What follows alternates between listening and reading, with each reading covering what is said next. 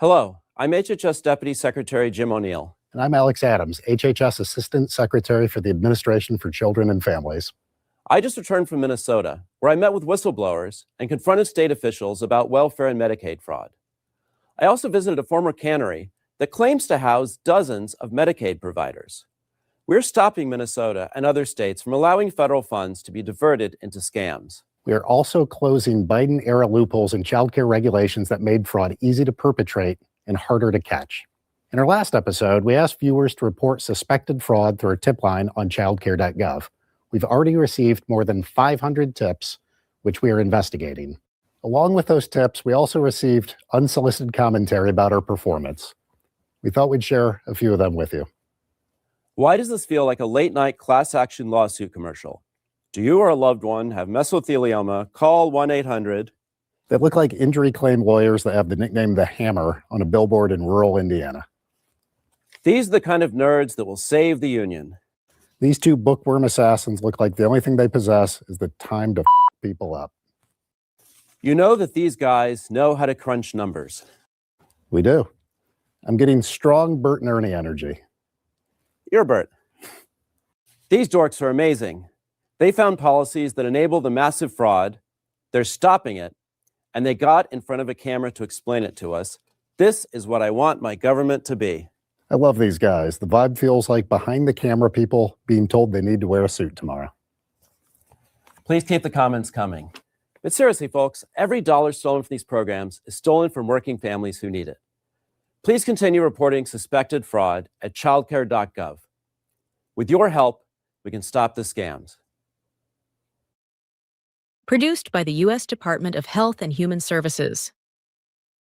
ICE arrests an illegal immigrant who allegedly caused a multi-car pileup while driving an 18-wheeler. That crashed last year severely injured 6-year-old Delilah Coleman, leaving her with critical and life-altering injuries. She's receiving physical therapy, occupational therapy, speech therapy. She hasn't said much since the accident, if maybe 2-3 words. She has a TBI. She is now diagnosed with cerebral palsy and global developmental delay. She doesn't walk. She receives nutrition through a G-tube. An illegal alien is now facing deportation after he was allegedly driving drunk when he killed a mother and daughter in a horrific wrong-way crash. The Mexican national has a lengthy rap sheet, including 2 DUI arrests this year alone. According to court documents, Velasquez Gomez squeezed the buttocks over the clothes of a 9-year-old girl in October and a 7-year-old girl and 11-year-old girl at the same TJ Maxx in April and in September. Her daughter was 13 years old when she met this man. In March, Pineville police charged Castillo Chavez with indecent liberties and other sex-related charges. He has since bonded out. An illegal immigrant driver was seen sucker punching him in the face and knocking him out. That attack left him hospitalized with a brain injury. He's an illegal immigrant from Russia, 42 years old. A 61-year-old Durham man died in a hit and run.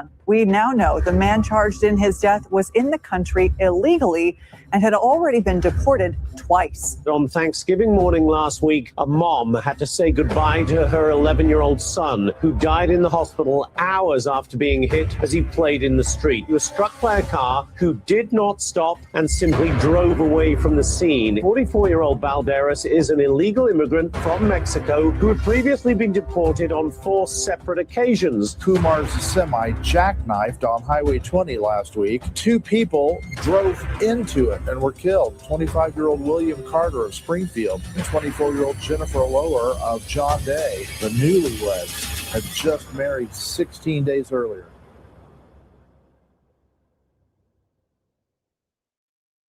In Minneapolis, we will not cooperate with ICE or any federal agency. What they are doing is causing chaos and distrust. These Border Patrol officers are... Of course, I bear responsibility to bring down the temperature. To ICE, get the f*** out of Minneapolis.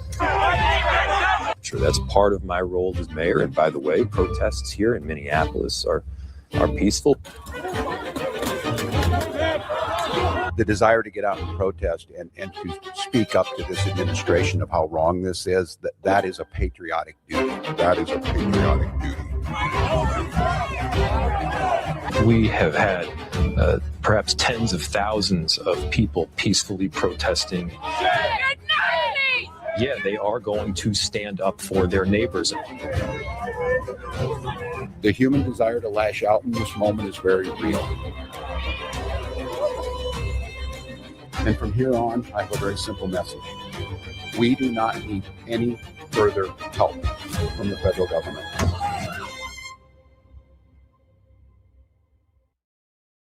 Why you should never get a dog once you hit 60 years old. My friends made fun of me when I ordered this AI companion dog, and now they're all asking me to buy them one. I got this Waggy dog, and honestly, I was ready to return it right away. I didn't expect it to actually feel like having a real puppy again, without the walks, the bending over, or the constant maintenance. But before sending it back, I figured I'd at least test it once, since I couldn't take care of a real dog at my age anyway. And guys, oh my God, this thing didn't just work. It completely brought back everything I missed about owning a dog, the happy greetings, the soft nudges, the comforting presence next to me, all without the draining responsibilities I can't handle anymore. That's when I realized I wasn't just keeping it. I had to get more for my brother and my isolated neighbor as fast as possible. And then I called their support team immediately. Hey, can I still get that 50% off promotion? They told me that since they're just launching, normally this deal would be over, but they've made a bit of an error and the deal's back. Apparently they completely sold out when they first launched, but then freaked out with all the orders flooding in. So they doubled production and made way too many units. Now their warehouse is packed and they need to move inventory fast, so they're running this crazy deal.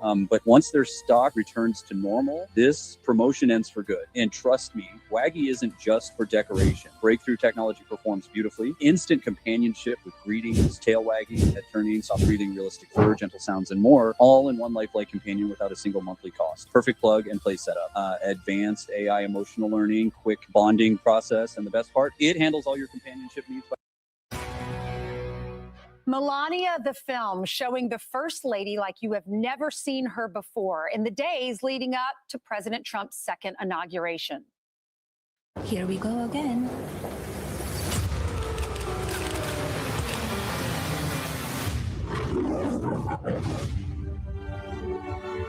You can come in. Come on in. My proudest legacy will be that of peacemaker. Peacemaker and in the fire.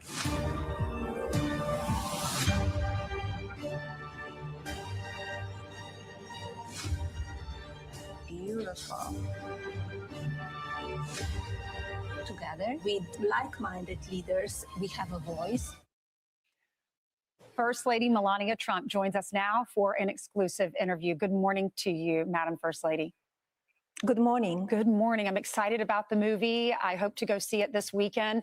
But first, let's talk about some of the news that's happening around our country. And let's start with what's happening in Minnesota. There are these protests, there are these shootings. The world is divided. There's pressure on both sides.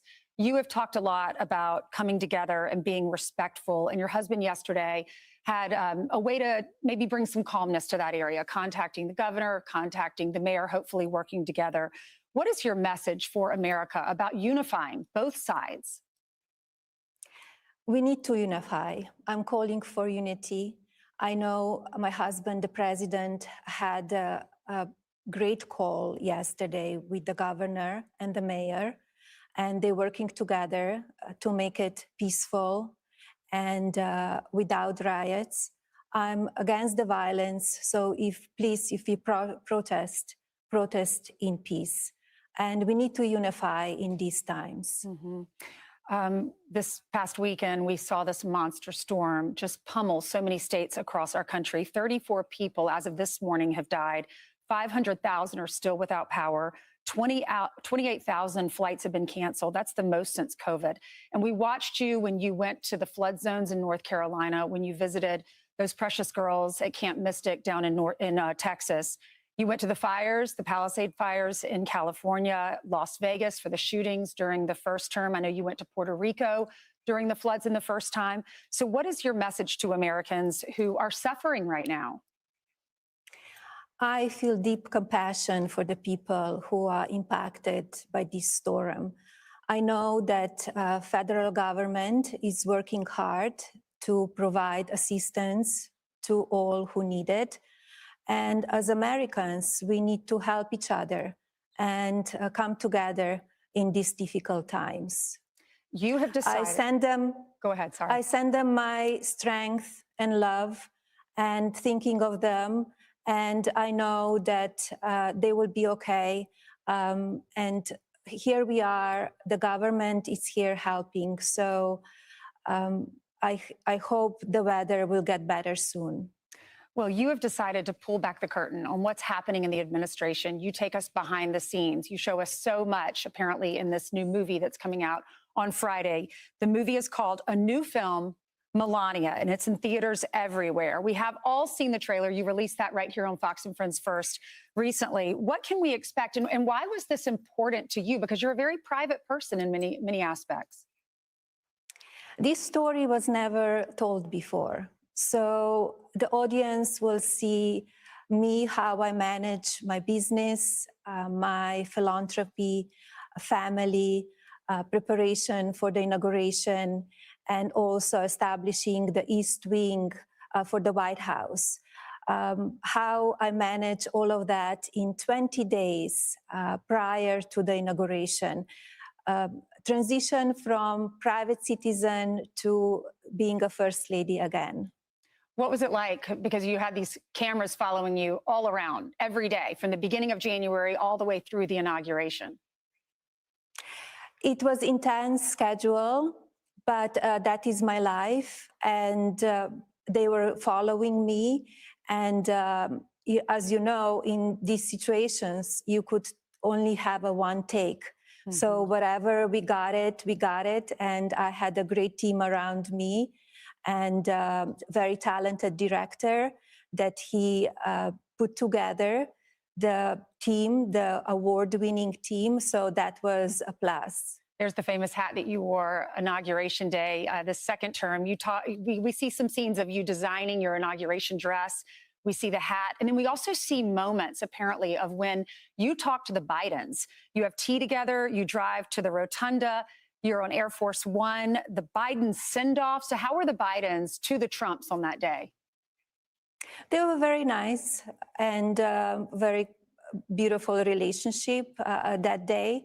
So it was a very special day that we spent it together driving to the Capitol. And it was very cordial relationship. There's another scene where the president is preparing a speech. I'm not sure which speech that was. Maybe you can tell us. You jump in and you add different language. You say, maybe you should say it this way. How involved are you in the president's day-to-day? I give him my advice and I tell him what I think. Sometimes he listens, sometimes he doesn't. But I am here to support him. I think it's very important to have an open communication. And that scene when he's at the podium and it's at the White House, I assume that's the inauguration speech. Is that what you were helping him with? Yes, it's inauguration speech. There's another scene with the Secret Service, and you're planning security for the inauguration. This is, mind you, after 2 assassination attempts on his life. There were death threats at the time on your life, too. So are those dangers always a part of your everyday, are those part of your everyday thoughts? You think about it, and I have a great Secret Service team, and you need to be very vigilant. What do you do? Where you go? We are living in the dangerous times, and preparation for inauguration was part of it. You show some scenes of a typical marriage, a typical dynamic. There's one that made me laugh at the very end of the trailer where you're calling the president. You say, "Hi, Mr. President, congratulations." And he says, "Did you watch?" And you said, "I did not. I will see it on the news." So typical dynamic. Why was it important for you to include that scene? Because you didn't have to do that, but I'm glad you did. If you own rental properties in Idaho and you're not sure if your manager's doing everything right or if you're doing everything right, this case study is for you. I'm going to be going over 2 different investor case studies. One that had a prior manager and was vacant for 3 months. Another that a different property manager managed him. I was very involved in the leading the production and choosing the trailer. I want to show the people that they will see the communications and private communications between me and my husband. So that was part of it. And I know that you had a private screening for the movie on Saturday. Just very, very close friends, family members. A source that was there told me that the college students, the teenagers were mystified. They were glued to the screen. They loved it. And what I was curious to know, what did the president say to you after the screening, after he saw it for the first time? Was that the first time you saw it Saturday night? It was the first time that he saw a whole film, and he loved it. He said, a must watch. And then what about Barron? Because I know Barron's in the film a lot. What did he say? What was his reaction?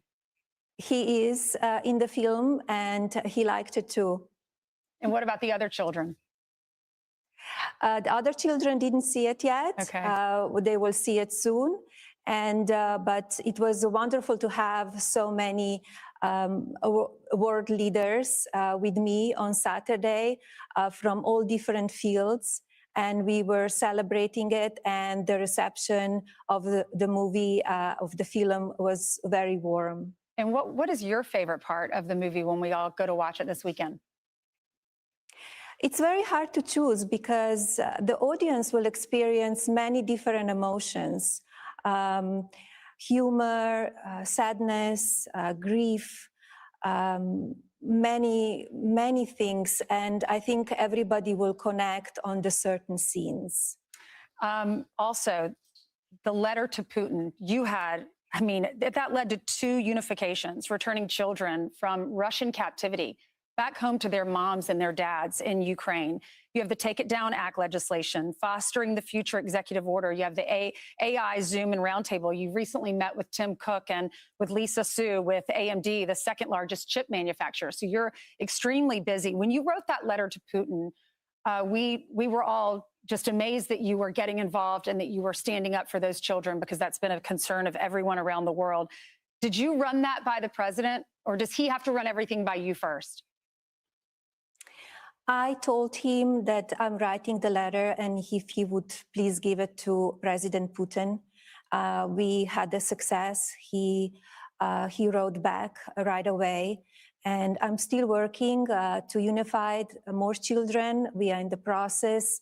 I hope we will have success soon again. Mm-hmm. And I'm very mission-oriented. I want to impact Americans' lives. And of course, I am honored to carry on the duties of First Lady, traditional duties, as planning state dinners, organizing Easter egg roll and Christmas, and all of the events that go in the White House. So I have a very wonderful team in the East Wing office, and they work tirelessly every day. And what is it like being in the White House for the second term? Compare that to the first term, because this is the beginning of moving back into the house you lived in 4 years prior. As I said, I'm very action-oriented, and we had a great success the first year. So many, as you just mentioned, Take It Down Act legislation. It was bipartisan. Was a big success. It was written into a law. I'm working on another legislation right now. I have Fostering the Future, and so many other points that you mentioned, 25 million to HUD for fostering the future children. So many different things that people can go on my website and read it. Madam First Lady, thank you so much for joining us. Thank you so much. You're welcome. The new film, Melania. It's in theaters this coming Friday, global in 30 different countries, and you can buy tickets right now in advance online. God bless you. Thank you. Thank you. Hey, it's Will Kane. Click here to subscribe to the Fox News channel on YouTube. It's the best way to get our latest interviews and highlights. And click to subscribe to the Will Kane podcast for full episodes right now. And that topic is the topic of choices. Choices. Now, choosing or making a choice is one of the only true freedoms that any of us really have, is to make a choice. whether that's the choice to be here today as the media, the choice to go to school, join the military, join law enforcement. Making a choice is a freedom that resides within us. Now, good choices are important in life, as we all know. And many actions that take place are due to our choices. The choice to, say, cross the border illegally, that is a choice that someone makes. To cross the border illegally, that's a choice. The choice not to utilize the CBP Home app, that's a choice. Not standing in line and doing it the right way, that is a choice. And there are always actions that result from our choices. When you choose to use your 5-year-old child as a shield to evade law enforcement, that is a choice that someone makes. And there are actions and consequences that result from that choice. Or when you're a politician or a community leader, you make a lot of choices there, some very important, wide-ranging, and in-depth choices. When, as a politician, if you choose collusion and corruption as a choice, then there are consequences and actions that take place because of that. That's one reason the U.S. Border Patrol and ICE are here in Minneapolis by the thousands, is because of those choices. When politicians, community leaders, and some journalists engage in that heated rhetoric we keep talking about, when they make the choice to vilify law enforcement, calling law enforcement names like Gestapo, or using the term kidnapping, that is a choice that is made. There are actions and consequences that come from those choices. And then when you choose, when someone chooses to listen to a politician, a so-called journalist, a community leader that spouted that type of vilification towards law enforcement or anything else, when you choose to listen to that, that is a choice, and there are consequences and actions there also. I think we saw that yesterday.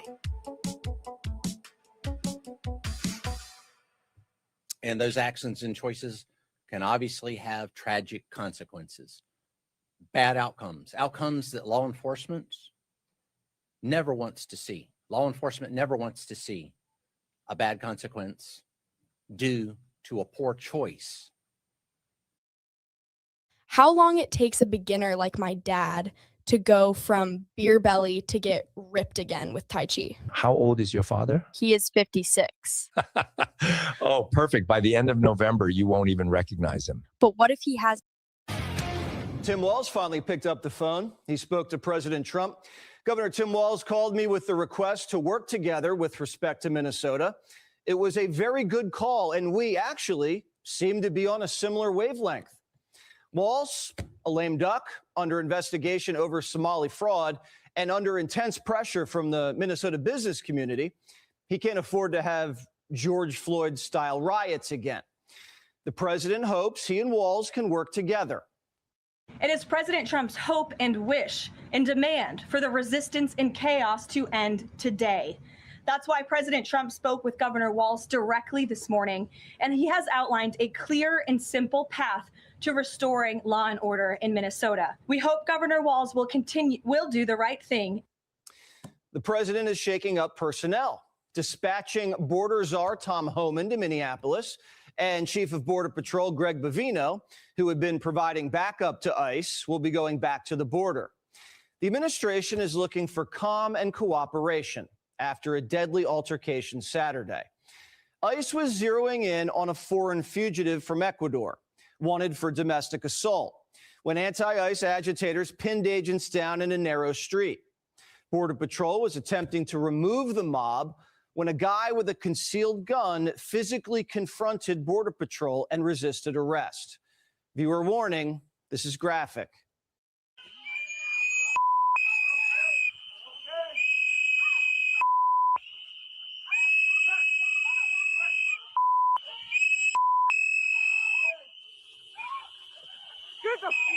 The people!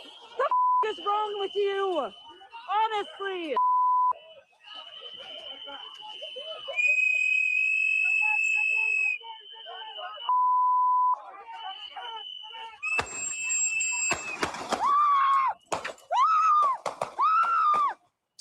The shooting's now under investigation, and body cameras are being reviewed.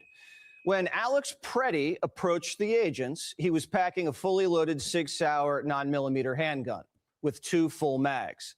He did have a concealed carry permit. Reports say he did not have an ID on him, and we don't know whether he alerted officers that he was carrying, which is what everybody with a concealed carry permit is instructed to do when encountered by law enforcement. Resisting arrest with a loaded gun is incredibly dangerous. Video of the shooting shows agents yelling "gun, gun, gun" during the struggle. One video is believed to show an agent removing Alex Preddy's weapon before the shooting, but it's still unclear. DHS is investigating whether Alex Preddy's gun may have accidentally discharged. This particular pistol has a history of accidental misfires that may have triggered Border Patrol to defend themselves with deadly force. It's a very loud, violent, and chaotic scene. And these are the types of things that happen, unfortunately and sadly, when you bring a loaded gun to a dangerous immigration raid, confront agents, and resist arrest. We wish it hadn't come to this. Lawyers will be determining whether the shooting was justified, but the Minneapolis police chief doesn't care. Even if there is an investigation that ultimately proves that at the time of the shooting it was legally justified, I don't think that even matters at this point, because there is so much outrage and concern around what is happening in the city. People have had enough. Immediately after the shooting, anti-ICE activists descended onto the scene and made mayhem. Go. Hey!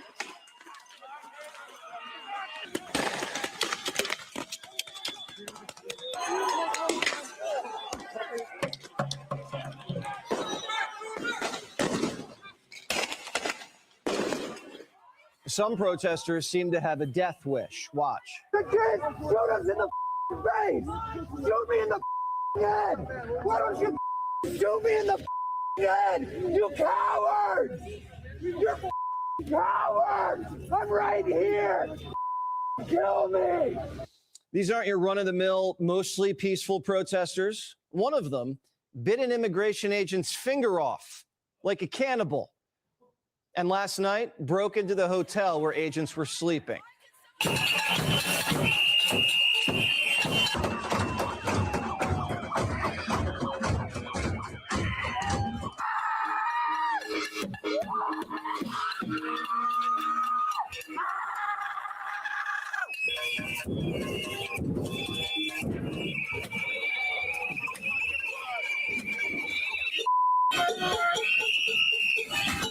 The Minneapolis mob is now pulling a Chaz and barricading themselves with dumpsters into no-go zones. The governor, who has not made any effort to chill out his citizens, told them to choose a side like it was the Civil War. What side do you want to be on? The side of an all-powerful federal government that can kill, injure, menace, and kidnap its citizens off the streets? Or on the side of a nurse at the VA hospital who died bearing witness to such government? Or the side of a mother whose last words were, "I'm not mad at you"? Walz even framed immigration police as Nazis. Listen. We have got children in Minnesota hiding in their houses, afraid to go outside. Many of us grew up reading that story of Anne Frank. Somebody's going to write that children's story about Minnesota. And there's one person who can end this now. The Holocaust Museum told Walz to pipe down and stop exploiting the genocide. Illegal aliens aren't Jews. The governor needs some accountability. He's been in open rebellion against the federal government for over a month. He's called immigration police Nazis, Gestapo, told his base to get in their face and to kick him out of the state. He's activated a Minnesota insurgency. Agents have been rammed with cars, kicked, punched, spit on, trapped. Their cars have been looted, and ice balls and fireworks have been hurled at their heads. They've stormed into churches and injured and doxxed dozens of officers. This insurgency is more sophisticated than you think. and it relies on a supportive local population. Definitely does feel organized to me, and I think you can tell these people are well connected. They are in communication with each other, and they are giving them instructions. This happened all so quickly. People knew where to go. They are taking commands. This is an organized movement here. There's communication, there's food, there's notices, there's notifications. They got out here in a hurry, and they outnumber this police force probably by about 10 to 1 at this point. These people are giving aid and comfort to foreign criminals. They're aiding and abetting foreign nationals escaping from justice. They're on encrypted messaging apps, sending each other specific coordinates all day and night. And like jihadists, their leaders don't care if they die. Independent journalist Cam Higbee obtained a video of orders being sent out. Watch this. The person that just asked for a plate check a minute ago that said 218. Yeah, it's a white Chevy truck, pickup truck. Thank you. If you can get documentation, video, or photos of that plate on that car, we can document. Thank you. This is how to tell if your olive oil is fake. You've been using olive oil wrong your whole life, and it's costing your health. My grandkids have been telling me I'm aging in reverse. This is my secret. Number 3, canola oil. If you can find organic canola oil, then it's actually a very good oil. The problem with canola oil is most canola oil in the United States is genetically modified. Number 2, coconut oil. Coconut oil has a very high smoke point. So yes, you can absolutely use it. Unfortunately, coconut oil has only about 1/10 of the polyphenols of olive oil. Crisco was actually developed as a candle wax replacement. Crisco is an abbreviation for crystallized cottonseed oil. Cottonseed was never used on food before. In fact, it was an industrial solvent, among other things. During World War II, Procter & Gamble realized that you could put food coloring and tell people it was just like butter. They gave generous grants to the American Heart Association for promoting Crisco as a heart-healthy alternative to butter and lard. So, believe it or not, the best oil for cooking is olive oil, but not all olive oils are created equal. Have some olive oil before your bed, and your sleeping partner will love you for it. Somebody told me olive oil could be used as shaving cream. Shaving cream? Yep. Swap out that spray can and slather on some olive oil instead. It can actually be really useful for moisturizing your skin and helping it look bright and fresh. Someone commented, does olive oil actually help prevent snoring?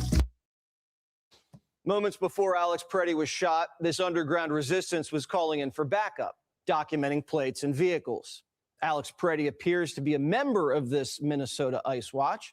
The group's mission is to swarm immigration police and prevent them from arresting dangerous Biden migrants, blocking them in with cars and physically interfering in arrests and crowd control. This movement is lethal to the country and also suicidal. You wouldn't do this with FBI agents or marshals or the NYPD. The consequences would be deadly. Renee Good and Alex Preddy would be alive if Minnesota would stop attacking the Trump administration for doing what voters put him in to do. Nobody in the White House, including President Trump, wants to see people getting hurt or killed in America's streets. This tragedy occurred as a result of a deliberate and hostile resistance by Democrat leaders in Minnesota. Obstructing federal law enforcement and inciting violence against officers is wrong and illegal. What's happening in Minnesota isn't happening anywhere else. Texas, Florida, Georgia, Arizona, Missouri, they're all cooperating with the feds. Local law enforcement's detaining bad hombres, and the feds are scooping them up and sending them home. Even raids in other states are conducted in coordination with the locals, who provide crowd control and backup and intel. It's just in Minneapolis and a little bit in Portland, Chicago, and LA, where there's violent resistance, all sanctuary cities. But Keith Ellison's saying they're behaving. ICE needs to do its job that it is paid to do. We're asking ICE to do its job as we do ours. Nobody in Minnesota is interfering with them. That's a lie. Only Minnesota state prisons hand over criminal aliens, and that's only after they're convicted and serve sentences. City and county jails don't cooperate at all. They're just releasing criminal aliens back out onto the streets. And it forces ICE to do these dangerous manhunts without backup. So they have to bring in Border Patrol for backup. And Border Patrol doesn't usually work cities. They work deserts. Look at this poll from over the summer. Majority of the country, 65% actually, are against sanctuary cities. 70% of the country says the locals should be cooperating with ICE. This isn't even a partisan issue. Just a small minority who are sacrificing lives to keep criminal aliens in their cities. These blue city streets are mobilizing like it's war. I'm Kyle. I'm Antifa. I understand that the women who see this are really scared that their husbands are going to go and not come back, and that's real. We can't end this without good men in the streets, armed and ready to protect innocent people from being gunned down by these masked murderers, these fascist occupiers. I need boots on the ground, and I need them prepared to do what needs to be done. There are hundreds of American citizens, thousands, threatening to kill ICE agents. This is on top of the cartels that have a bounty on their heads. Some of them are acting like kamikazes, like it's suicide by ICE. Hey, so they're going to kill us anyway, so I think maybe we should just mob them. If you comply, they're going to shoot you. If you try to leave, they're going to shoot you. Mob them. Like that. Like full American Revolution, like hiding in trees. I don't know. I don't know. The federal government has sole authority to enforce immigration law all over the country. That's not me saying it. It's the Supreme Court. And these Democrats are inciting mobs to violently resist the federal government. This is what happened during the Civil War. But it's not even half the country. It's just a small faction of hardcore militants, ICE mommies, BLMers, communists, trans radicals, and Antifa who want open borders, the obliteration of capitalism, and the complete overthrow of the Trump administration. These are the people who cheered when Charlie was shot. They hate white men, cops, and are bent on destroying Western civilization. Unchecked migration destroys civilization. Look at Europe. That continent's on its deathbed. They're using mass migration as a weapon to destroy this country. It's why the left wants to abolish ICE. Once Biden let them invade, they boost the census numbers and give Democrats more electoral votes and congressional seats. Mass deportations take that away. That's why they're literally biting off the fingers of ICE agents to try to stop it. And the more offspring they have, the more votes Democrats get. And the more migrants, the more welfare. And that powers the Democrat nonprofit industry that kicks back cash to the politicians' coffers. We caught them dead to rights in Minneapolis with the Somali fraud ring.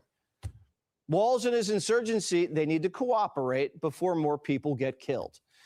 ICE also has to change tactics.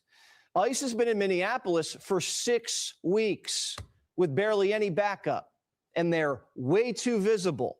Folks are crossing state lines to confront them, and now these agitators are coming armed to the teeth. ICE agents are sitting ducks in that city, and like any good boxer knows, you got to stick and move. You can't stand in the middle of the ring forever. All this manpower dedicated to Minneapolis, and we've gotten 3,000 bad hombres out of there in 6 weeks. That's good. 10,000 since last January. That's good. Force a deal with Walz to get cooperation. Force them out with cash if you have to get these known fugitives out cleanly. And then move on to Denver, San Fran, Detroit, wherever you have to go. But don't announce that ICE is coming to town. Be stealthy. You can always go back to Minneapolis when Walz leaves office, which is soon.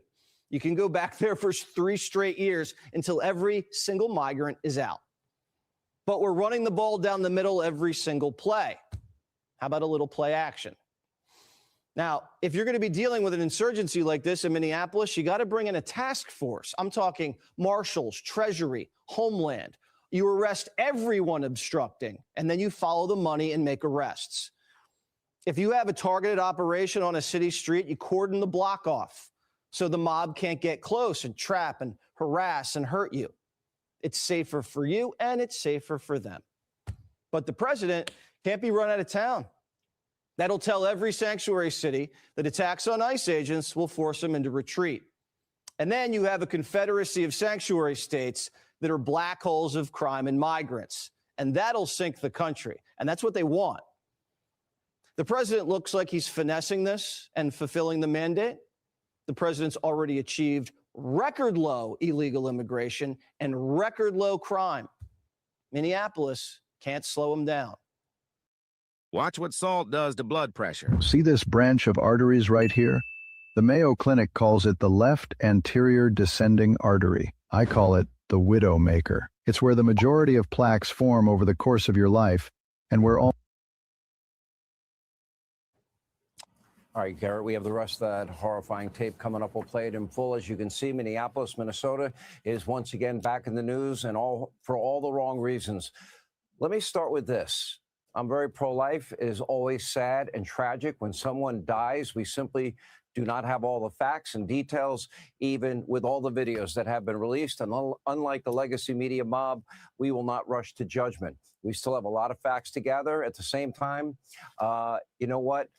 We're going to start with all of this and where it developed. And the facts, as they're developing, we'll bring them all to you live tonight.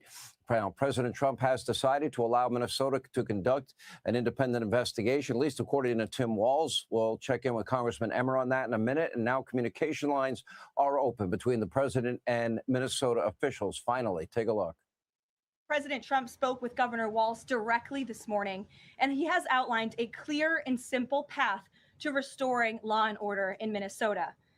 Number one, Governor Walz, Mayor Frey, and all Democrat leaders should turn over all criminal illegal aliens currently incarcerated in their prisons and jails to federal authorities, along with any illegal aliens with active warrants or known criminal histories for immediate deportation.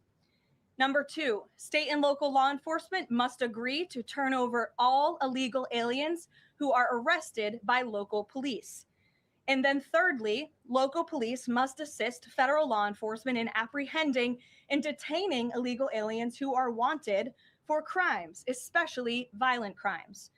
If Governor Walz and Mayor Frey implement these common sense cooperative measures that I will add have already been implemented in nearly every single other state across the country, Customs and Border Patrol will not be needed to support ICE on the ground in Minnesota.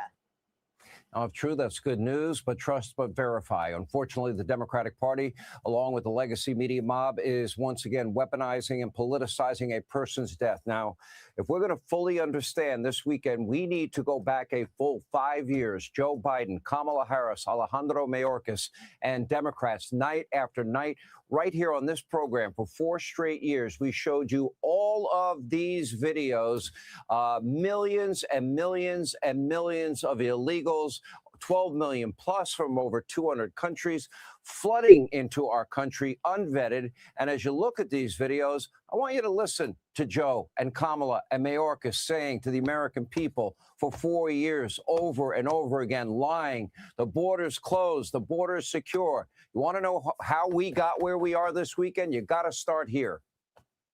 Efforts to secure the border, southern border is working. It is my testimony that the border is secure. We agree that the border is secure. That sounds to most folks like a crisis. Well, look, it's way down now. We've now gotten control. The border is closed. Nor could I have been clearer and continue to be so, which is the border is closed. Would you call the border secure? I think that there is no question that we have to do what the president and I asked Congress to do. Is the first request we made. Pass a bill to create a pathway to citizenship. The border is secure. We are going to the border. We've been to the border. So this whole thing about the border, we've been to the border. We've been to the border. You haven't been to the border. And I haven't been to Europe. And I mean, I don't understand the point that you're making. I haven't been to Europe. I haven't been to China either.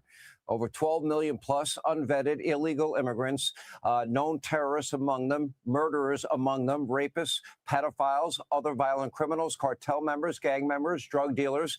That's who came into this country. Donald Trump was elected in large part to clean this mess up. It's the single most preventable national security disaster ever in our history, caused by the Democrats. And if they weren't talking about it, lying about it, they were silent. They were complicit in their silence, or they just went along with the big lie. Borders closed, borders secure, when we knew it wasn't. Look at the video on your screen. That was every day for 4 years. Now, let's look at how successful that ICE has been in Minnesota alone. This is all of these people that are threatening and inciting violence against ICE agents and hurling rocks and expletive at them. Look at all these unvetted Harris Biden illegals just from Minnesota that have been arrested by brave law enforcement agents, putting their life on the line. All federal law enforcement. Take a look. Masked men jumping out of unmarked cars, people disappearing, no due process. No oversight, zero accountability happening in the United States of America today. When I see ICE, I see slave patrols. These ICE agents running around our communities like masked bank robbers, terrorizing women. ICE federal agents pulling up, terrorizing our communities, hopping out of unmarked vans, stealing and, yes, kidnapping people. An authoritarian government in Washington, D.C. is dispatching masked agents to abduct immigrants from our streets. This is Gestapo-like behavior. There should be no question to what our country will look like had the Confederacy won. It does look like a Gestapo operation. Donald Trump's modern-day Gestapo is scooping folks up off the streets. They're in unmarked vans, wearing masks, being shipped off to foreign torture dungeons. We have got children in Minnesota hiding in their houses, afraid to go outside. Many of us grew up reading that story of Anne Frank. Somebody's going to write that children's story about Minnesota. See all these people? Murderers, rapists, child molesters, other sex offenders, domestic abusers, drug dealers among them. It's all there on the DHS website. Look at all of them. That's Minnesota. And that's the thanks these agents get for risking their lives being smeared and slandered, called Nazis and Gestapo.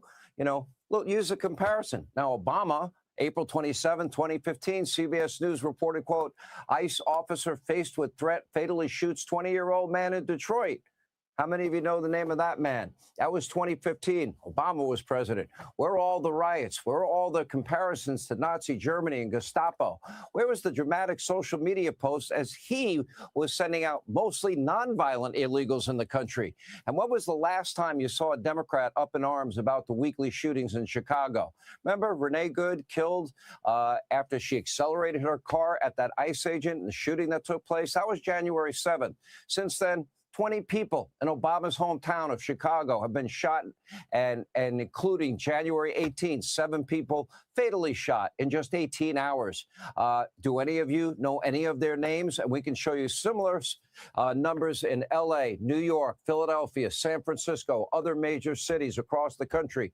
Where are the demonstrations for those lost souls? Where is the outrage? Does anyone know their names? No. Why? Because they can't weaponize and politicize those deaths in their lawless deep blue cities and states, their sanctuary cities and states, and they can't blame Donald Trump. So they say nothing and do nothing, which brings us back to the very reason that ICE exists, contrary to what Democrats would have you believe. Now, there are real victims of illegal immigration. Oh, we know some of their names, not most of them. Laken Riley's. We know Jocelyn Nungary, Rachel Morin. You know, raped, killed, criminal, illegal immigrants, unvetted by Harris, Biden, Mayorkas. Democrats, they didn't even stand up. They would not stand up and honor them when President Trump honored their families at a joint session of Congress speech that he gave. Every day, ICE is working to prevent more Americans from becoming victims, but it's not easy, is it? dating back decades, there have been numerous ICE officials shot and killed in the line of duty. They don't talk about that. And now they are also forced to contend with an angry mob of frankly, stalkers that are being incited by so-called leaders in Minnesota, leaders in the Democratic Party. Take a listen. You got to hear about this thing. There's this new pair of glasses out there. It's basically an automatic 20/20 vision device for your eyes. I mean, this thing is nuts. It literally automatically adjusts to give you perfect 20/20 vision at any distance instantly. It's even powerful enough to adjust from reading to driving without switching glasses, making it the perfect vision solution. If you're into vision tech like I am, you know, these eyewear companies have been ripping people off every year, just forcing you to buy multiple pairs of glasses, making prescription costs go through the roof. But there's a limit, right? They can't keep charging you hundreds for different glasses without people catching on, and nobody wants to carry around multiple pairs just to see clearly. But this thing, it just completely changes the game. It obliterates every other pair of glasses on the market. It's super lightweight and uses this cutting-edge auto-adjusting lens technology that was once only for military pilots. And man, it can correct vision from 100 to 700 diopters, do all this crazy stuff. And the lenses on this bad boy automatically calibrate in seconds. Just look at that. It's absolutely wild. What's unique about it is that it has this patented sliding glass technology, making it like 20 times more effective than anything you can pick up at an optical store. Here's where it gets really weird. It was only meant for advanced military applications, right? But then a couple of months ago, this optical engineer tweaks it for us regular folks while keeping all those insane features. Then when he tried making them at home, bam, eyewear companies show up telling him to stop, or he's in trouble. So what does he do? He decides, screw it, I'll just improve upon it so they can't sue me. The guy's got a knack for engineering, so he gets to work and ends up creating something even more badass than what pilots had in the military. Right now, it's totally legal to own. He's the only guy who's got the clearance to make and sell these things here in the US. He calls it Zoometra. It's the most powerful vision correction device ever made. Just look at this clip. It beats prescription glasses costing thousands without breaking a sweat. It's made from advanced materials originally developed for fighter pilot helmets. Totally scratch resistant, lightweight, and it can handle everything from reading fine print to seeing road signs miles away. I mean, you could throw every vision test at this thing and it would still give you perfect clarity. Plus, it's got blue light filtering and automatic sunglasses mode for when you step outside. And the kicker, the guy behind it is really pushing to get this out to as many people as possible without ripping them off. You can't find it on Amazon or any optical stores who just jack up the prices. And today there's a 62% off deal going on. But if you want one of these, you have to be fast. The eyewear companies are looking to ban them completely. Snag one for yourself, maybe grab a few as gifts, hit up their website, grab that discount, and get ready to own the most powerful vision correction glasses ever built.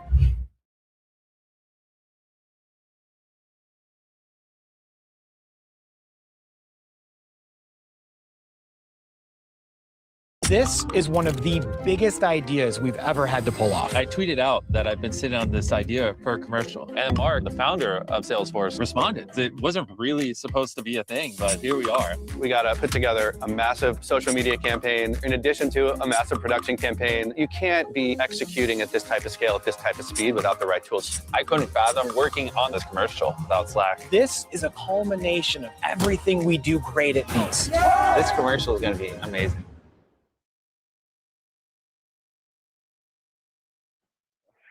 Fascist pig. You should kill yourself. I hope your wife dies. I hope your mom and dad die. I hope everything wrong that could go in your life happens. I hope you have the most miserable life. I hope you get hit by a bus. You are a traitor to the American people, to the values that made our very country. You should kill yourself. You're disgusting. I hate you. Everyone hates you. You're a murderer, and all of your friends are murderers, and your bosses are a bunch of pedophiles. Kill yourself.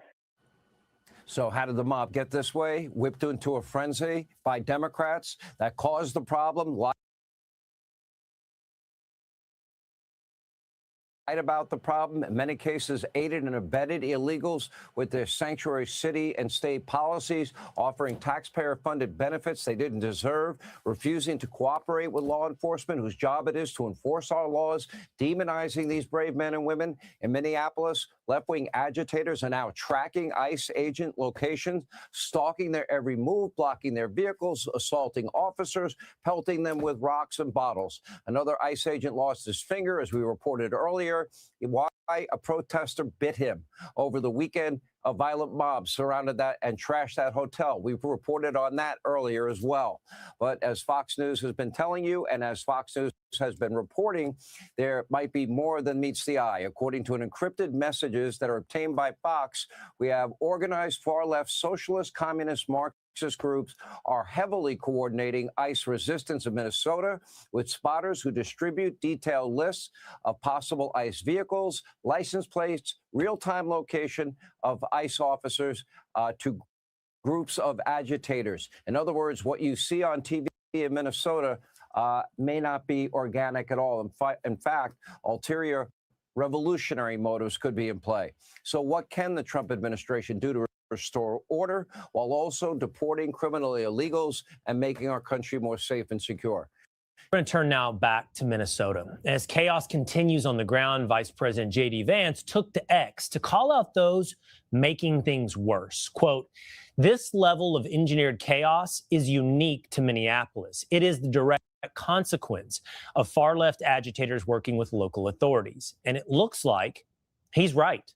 A Fox News digital investigation found encrypted signal messages showing anti-ICE, quote, rapid responders were actively tracking federal agents outside of Glam Doll Donuts. That's where 37-year-old Alex Preddy was shot. They were documenting alleged ICE vehicles in the area and keeping track of them in a database. And within hours, Fox Digital reports, networks involved in these chats leveraged the tragic fatality into a nationwide protest operation. So joining me now is Minnesota State Representative Walter Hudson. Representative Hudson, it's good to see you again. So let's just clarify what we're learning and what we're seeing here together. And it may come as a surprise or no surprise to you. This is not a spontaneous protest. It's not a spontaneous, passionate eruption of emotion. This is organized behind the scenes. This is coordinated. Well, that's something that's been apparent and kind of intuitively perceived by a lot of us for a long time. But these recent revelations with the receipts coming from these encrypted signal chats, and then there's a lot of other information that's being dumped out there on X by citizen investigators and journalists, and of course, outlets like your own, that are putting the receipts next to the claims that indeed this is not just, your Aunt Martha going down to a park to hold a sign and express her mind. This is a coordinated attempt to engage in organized crime. The crime specifically is the impediment of federal officers, which is a violation of U.S. code. Yes, it's been incredible reporting done on this by Fox News Digital and Cam Higbee. They also have gathered together various instruction manuals on what to do and how to, as to your point, impede law enforcement. Also, Representative, there's some indication that there are elected state officials involved in these signal chat groups. One state representative, I believe in particular, has not denied the claim. So does that come as a surprise to you? And what does that mean if there are elected officials participating in this, whatever we're going to call this, insurgency? Well, I laugh as you ask me if it comes as a surprise, because on Christmas Day, Brad Tapke, the representative in question, who I believe you're referencing, was out posting on Facebook publicly that he was out and about searching for ICE. So no, this is no surprise whatsoever. And of course, we still need to go through the names and do vetting and make sure that things aren't being doctored and what have you. But it seems to indicate that it's not just a few activists, but we're talking about folks who are known political operatives who actually work within the Democrat Party infrastructure, along with potentially multiple elected officials who have been, again, engaging in this conspiracy to commit federal crimes. What does that mean? Just before we go, I mean, to have elected representatives coordinating, organizing, to your point, what amounts to federal crime? If you're impeding law enforcement, that's a crime under U.S. code. If you are undermining the sovereignty of the United States federal government, you are violating the supremacy clause of the U.S. Constitution. And that is very understandably potentially defined as insurrection. And I believe that's what we're experiencing right now, is an ongoing, organized, not trying to hide it, insurrection in the state of Minnesota. And whatever progress President Trump is making with Governor Walz, which I'm slightly skeptical about just because I know Walz is so slippery, I hope it doesn't preclude holding all of these people to account. And for the record, that wasn't the name that I was thinking of. I was thinking of another name, which would only suggest there's possibly more than one elected representative participating in this organization. All right, Representative Hudson, thanks for being with us here today. Hey, it's Will Cain. Click here to subscribe to the Fox News channel on YouTube. It's the best way to get our latest interviews and highlights. And click to subscribe to the Will Cain podcast for full episodes right now. Now, these choices have reverberations throughout society. Let's take a look at, go ahead and put that on the screen, please. Yesterday, Border Patrol agents were engaged in a targeted law enforcement effort to apprehend this individual here, Mr. Jose Huerta Chuma. Look at his criminal record: domestic assault, intentional infliction of bodily harm, disorderly conduct. He's also got some other records there as well. This individual remains at large today.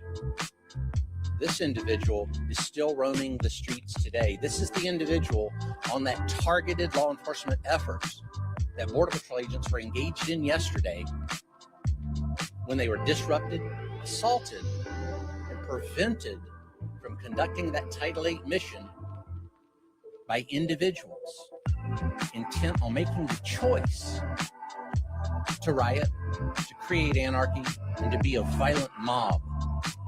This individual walks the streets today because of those choices made by politicians and those perhaps weaker-minded constituents that chose to follow directions of those politicians. Sad state of affairs. Now, enforcing the law is not a choice.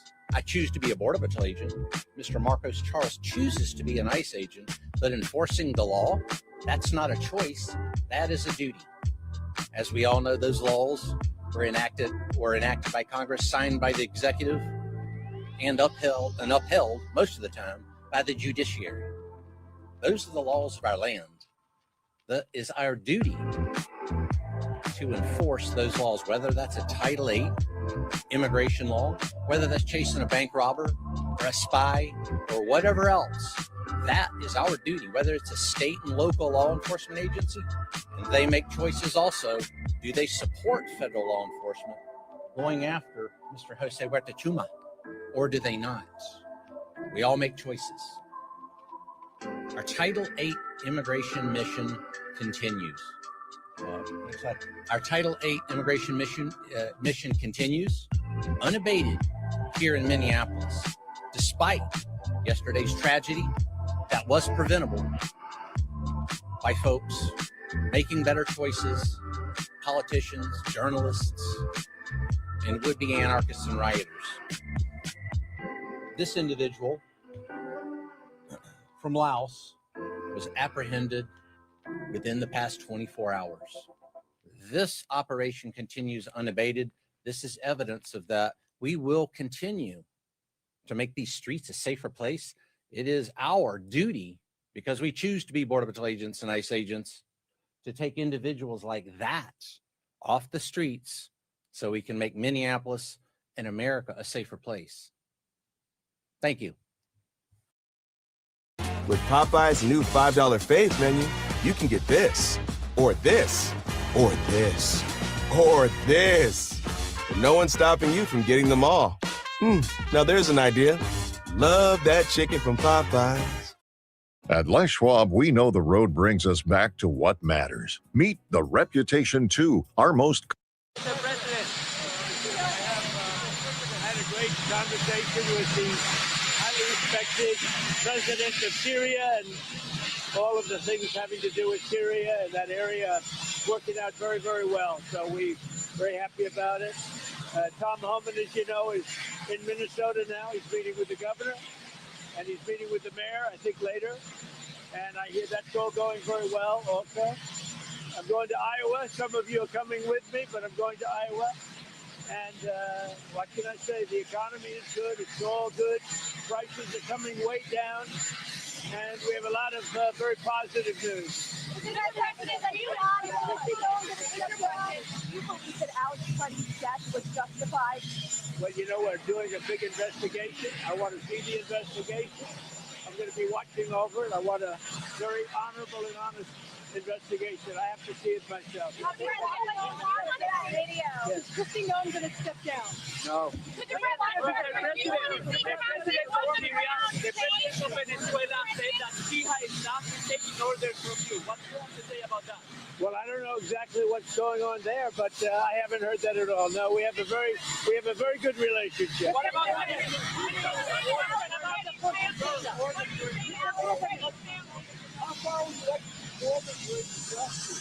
I'd like to see interest rates go down.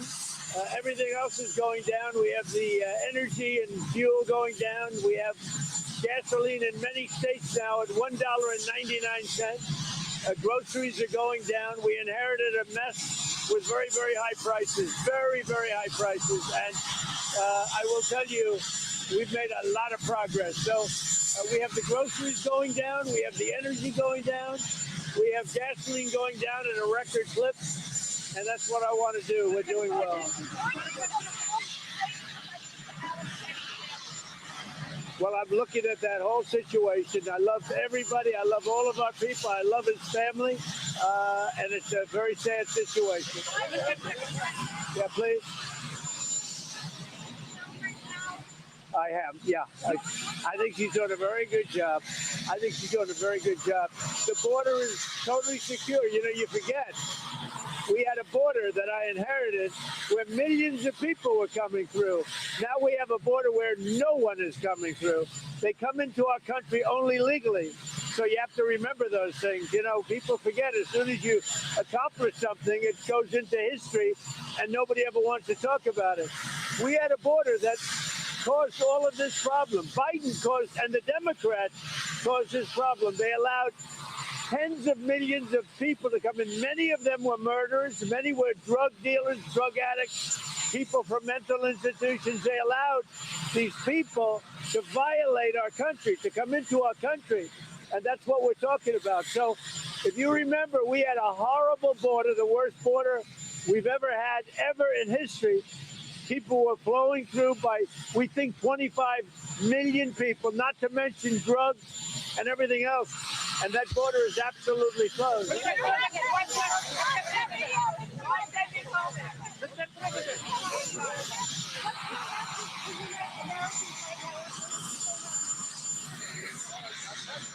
So well, prices are coming down. The border is really strong. You know, if you remember, I probably got elected more than anything else on the border. We had a border that was open with 25 million people coming through with an open border policy, which was insane. And that's the policy that caused the problems that we have. With all of that being said, other than, I would say, just to put it accurately, Minnesota, and in particular Minneapolis, because it's not all of Minnesota, every city that we've gone to has been, like, literally crime has gone down 50, 60, 70, 80. In Washington, it's gone down to practically no crime. You know, Washington is a great example, but you take a look at other cities, Memphis, Tennessee, the crime is down 78%. And you know where else it's down? It's down in Minnesota. It's down in Minneapolis, and it's down very much because of the fact that we're there. So we can't lose sight of the fact that we have to take murderers and drug lords and people from mental institutions that were dumped into our country through open borders of the Democrats, of Biden. And we're doing a great job. The other thing is that Tom Homan is there right now. He's with the governor and he's with the mayor. And I hear things are going very nice.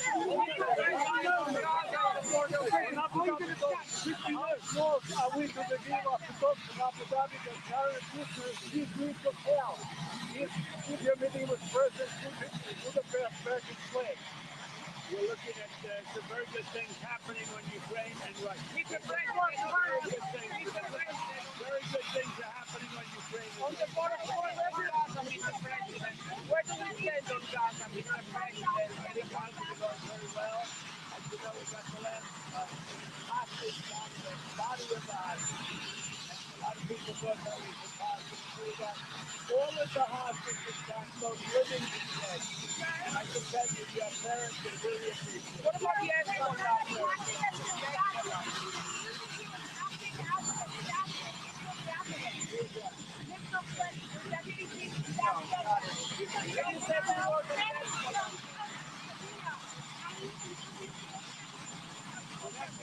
You know, you can't have guns. You can't walk in with guns. You can't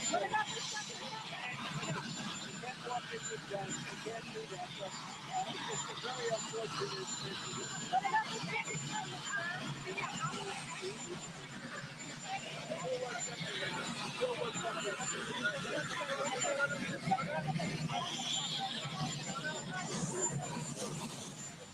Okay, it looks very cold. We know that the snap across the country, this extreme temperature snap, is punishing. The president standing out there to take all the questions. Kaylee, you and I were looking at each other as he said about that investigation into the death of the man by ICE agents in Minneapolis and that scuffle that we've all seen on video. I want a very honorable and honest investigation into the death of Alex Preddy. What do you make of it? That was a headline, and he said he'll be watching over it. And the other headline came just after it. It's hard to hear because it's chopper talk, right, that Marine One's going. But he was asked if Kristi Noem will step down, and he said no. But I think what we just saw is the challenge that President Trump is going to have. You watch him board Marine One, and you heard him talk about Ukraine. You heard him talk about the investigation in Minnesota. You heard him try so hard to get in points about inflation coming down. GDP was 4.4%. I mean, that's a huge number. He's going to Iowa to make this speech. But how do you drown out the noise that is coming from the media in an election year? They will contrive chaos where it does not exist. They will come up with, a negative storyline. So he's got to drive this message and drive it hard. Only he can do it. Well, I think, Emily, sending somebody who was awarded a rank award for his distinguishable service in Tom Homan under Obama is going to help change that message, because now you have deed over feelings and gossip and political driven messages. You have the facts of Homan on the ground in Minneapolis now. 34 years of experience. Yeah, that longevity, that was the first thought that I had actually when I read that headline a while ago, which was that he represents a continuity across administrations that I hope the people of Minneapolis, and by the people I mean those decision makers and elected officials there who have contributed to a very divisive rhetoric, will appreciate at least. I'm not holding my breath per se, but he represents a lot more, I believe, than just that current office holding position. And I definitely want to cede my time to Kevin's economic thoughts, because I feel like you got cut off earlier and I was like, hit us with the money, so grateful, Kevin. yeah. So this trip to the heartland, one of the challenges he faces is the tariffs are now starting to impact input costs for farming in a big way. And I'll give you an example. Potash was made hundreds of thousands of years ago just by chance in Saskatchewan. We don't have a lot of it in the United States. Why tariff it at all? Because all you're doing is it's increased input cost on something as a commodity that's required for fertilizer that no one else has. It's bat poo, and it was made in caves in Saskatchewan, nowhere else. Yeah. And so fine-tuning the tariffs would be good. Here's some other input costs that are hurting farmers. Softwood lumber. We still don't make enough. And so bananas, pineapples, all that, got to fine-tune that. Interesting. That $12 billion that's going to farmers via Trump's administration, that's going to help. But you're saying he's going to fine-tune now, and that's going to be huge. The inputs of tariffs. Yeah. That's the problem. Definitely. All right. Hey everyone, I'm Emily Campagno. Catch me and my co-hosts Harris Faulkner and Kaylee McEnany on Outnumbered every weekday at 12 p.m. Eastern, or set your DVR. Also, don't forget to subscribe to the Fox News YouTube page for daily highlights. The story of Kennedy and Trump has changed the course of history forever. August 23, 2024 will forever be known as the day we turned the corner and took back our great nation and changed the course of history and brought hope to a free world. Join me as we relive the strange relationship between Kennedy and Trump, leading to their return to the White House to make America healthy and great again. I spent 2 years following the Kennedy and Trump campaigns. Long before the two men ever considered running for president, Kennedy sued Trump and stopped him from building a golf course near the Hudson River. After Trump won the presidency in 2016, he recruited Kennedy to look into vaccine safety issues. Kennedy was forced out the door after clashing with a man by the name of Anthony Fauci. But the assassination attempt on President Trump's life brought Kennedy and Trump closer than ever. From rivals to collaborators, from foes to friends, this is the story of Kennedy and Trump. You can download the book for free right now by going to kennedyandtrump.com. That's kennedyandtrump.com. My name is Greg Fernandez Jr. God bless you all. In the sweltering summer of 1776, 56 patriots gathered in a meeting hall in Philadelphia and signed their names to a document that would change the course of history forever. The Declaration of Independence, and I have it right there. What a beauty. Not only did they sever the political bonds with Great Britain, they announced a new era in human events, proclaiming that all of us are endowed by our Creator with rights to life, liberty, and the pursuit of happiness.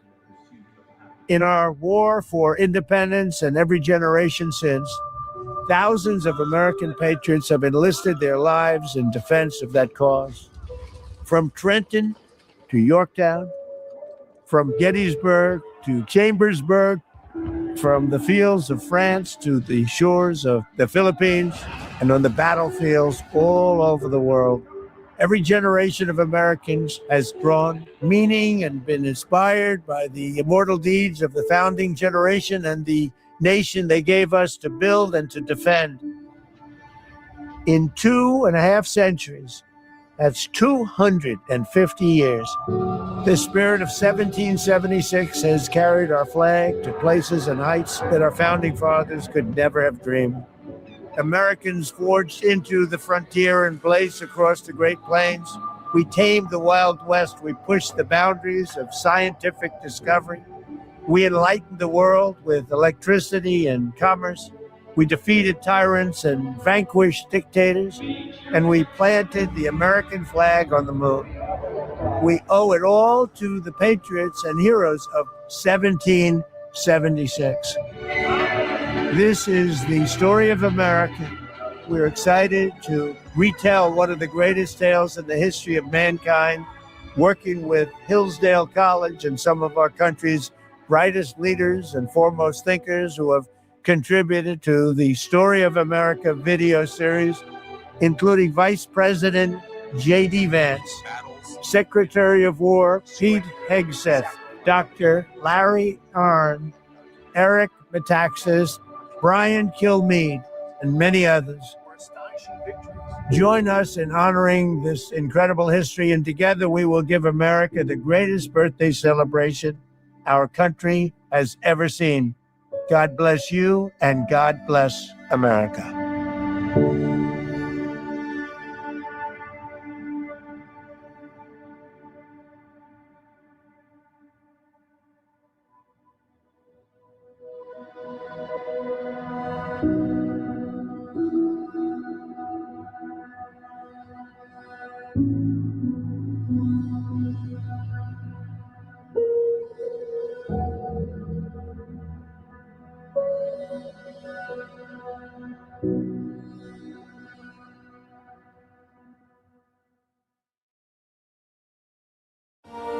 After the Intolerable Acts, the colony stood on a knife's edge, Boston punished, Parliament unyielding, and here we gathered to decide whether America would bow or stand.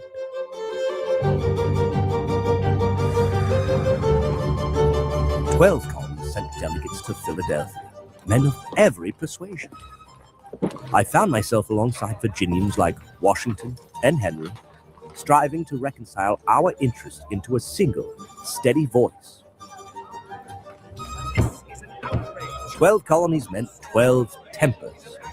The first couple of days, we debated over rules, over voting, and even quarreled over whether to begin with a prayer, due to the delegates' denominational differences. If this Congress was meant to unite the colonies, it began on rocky ground. Yet Samuel Adams steadied the room.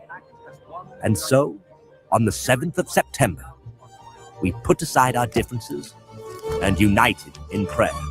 Plead my cause, O Lord, with them that strive with me. Fight against them that fight against me. Take hold of shield and... For nearly 7 weeks, we debated, without rest, until finally we adopted the Declaration and Resolves, asserting rights grounded not in loyal charity, but in the immutable laws of nature. And on October 20th, we bound ourselves to the Articles of Association, a united boycott of British goods, and, if necessary, a halt to our own exports the following year. Peaceful measures, yet resolute enough to show Britain our unity.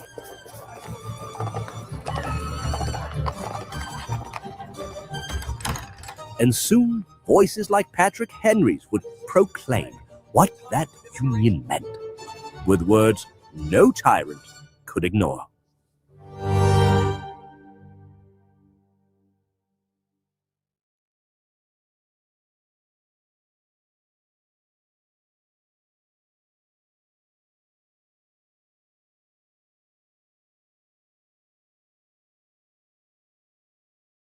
Hello to everyone at the March for Life. For 53 years, students, families, patriots, and believers have come to Washington from every corner of the country to defend the infinite worth and God-given dignity of every human life. In 2026, as we celebrate 250 years since our founding fathers recognized the right to life in our Declaration of Independence, I want to thank every single one of you who was out on this winter day, a beautiful day, but it's winter nevertheless, to stand up for the unborn. 6 years ago, I was proud to be the first president in history to attend this march in person. Since then, we have made unprecedented strides to protect innocent life and support the institution of the family like never before. There's never been anything like it. In my first term, I was honored to appoint judges and justices who believed in interpreting the Constitution as written. That was a big deal. And because of that, the pro-life movement won the greatest victory in its history. Now the work to rebuild a culture that supports life continues in every state, every community, and every part of our beautiful land. This is a battle that must be fought, must be won, not only in the corridors of power, but above all in the hearts and souls of the people. That is why under the Trump administration, we're strongly defending religious liberty. We're bringing back faith in America. We're bringing back God. We have stopped forced taxpayer funding of abortion at home and abroad. We're championing faith-based adoption and foster care and supporting our parents by investing $1,000 into an account that will grow over time for every newborn baby. With your help and support, we will continue to fight at the eternal truth that every child is a gift from God. Thank you, and God bless America.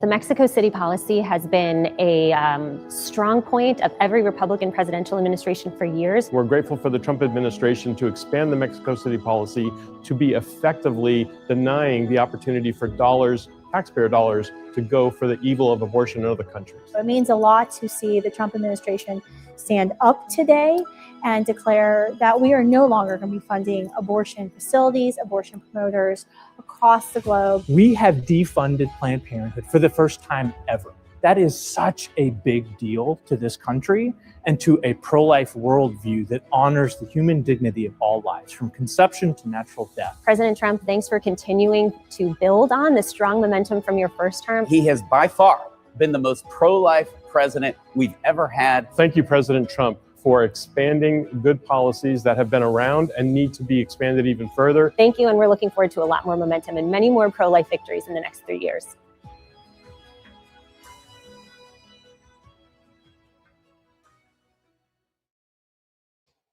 Hello, I'm Admiral Brian Christine, the Assistant Secretary for Health at the U.S. Department of Health and Human Services, or as we call it, HHS. And I'm Tom Ingalls, Administrator of the Health Resources and Services Administration, or HRSA. January is Cervical Cancer Awareness Month, and we're here to share an important update. Cervical cancer is one of the most preventable cancers that we have, but about 1 in 4 women in the United States is not up to date on screening, and that puts lives at risk. As a clinician, as a surgeon, I've cared for women suffering from metastatic or late-stage cervical cancer that might have been prevented with earlier screening. That's why this update matters. Across HHS, we're working to make it easier for more women to get screened. Every part of the department plays an important role, from the FDA approving safe and effective screening tests, to CMS overseeing coverage and payment for preventative services, to HRSA setting evidence-based preventive care guidelines that improve access and outcomes. HRSA recently updated the Women's Preventive Services Guidelines to add a new screening option for average risk women aged 30 to 65. That new option is self-collection for HPV testing. This option lets women choose what works best for them. It expands, not replaces, in-office screening. Women can still have a pap smear or clinician-collected test if they prefer. Strong evidence shows that self-collected HPV testing is as effective as clinician-collected samples, and it can help reach women who face barriers like transportation challenges, limited time, or discomfort with in-office exams. Access and cost matter. Starting in 2027, most private health insurance plans will be required to cover screening and any follow-up testing needed to complete screening for malignancies without cost sharing. And that means more choices, fewer barriers, and early detection. Detection at a time when treatment is most effective. It's a powerful step forward for women's health, grounded in gold standard science and evidence, because that's what Secretary Kennedy demands. By expanding options and removing cost barriers, and with Admiral Christine's leadership and collaboration, we're helping more women take control of their health and prevent cervical cancer nationwide. To learn more, go to hrsa.gov/women's-guidelines. And we thank you. Thank you. Produced by the U.S. Department of Health and Human Services.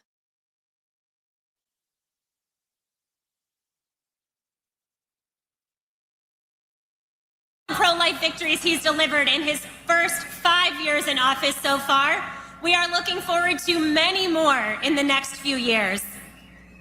We have some folks here with us today from the president's team in the White House, and I'm asking them to make sure that the president hears of your excitement about and gratitude for his pro-life policies. Can we thank President Trump once more?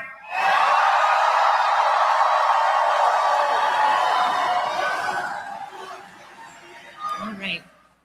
And now, he stood on this stage last year in his first public appearance after a pretty important day in his life, and he promised he'd return.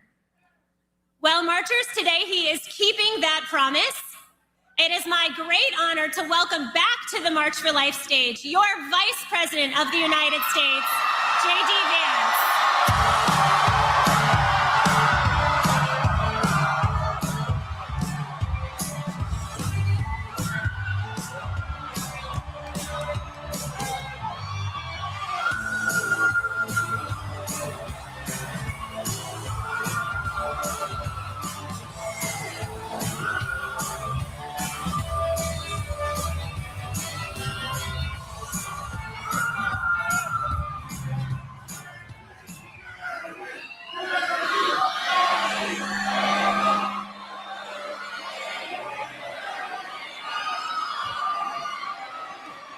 Good morning, marchers. How we doing?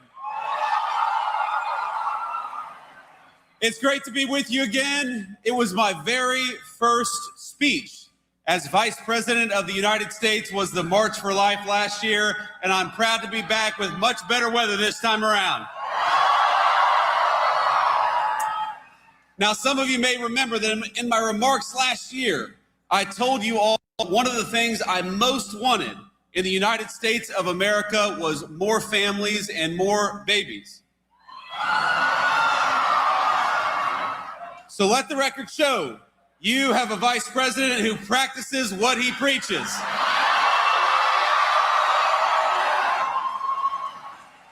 Usha and I announced this week that we're expecting our fourth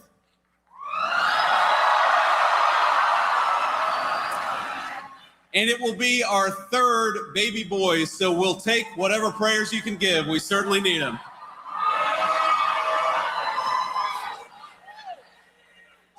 And when I was here last year, I had one other piece of advice for this group, and that was very simple. to be joyful in your advocacy. And looking out at this crowd today, it seems like you took that suggestion very well to heart. Because I see joyful people, I see grandmas, I see parents, I see beautiful little kids with incredible green hats.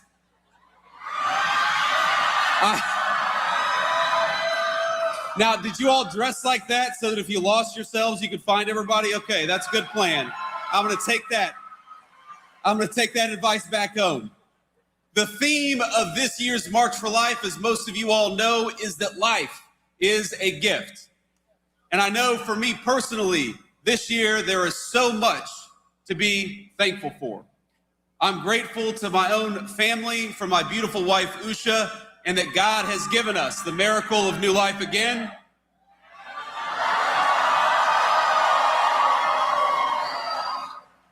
I'm grateful for this movement, for the truth that is on our side.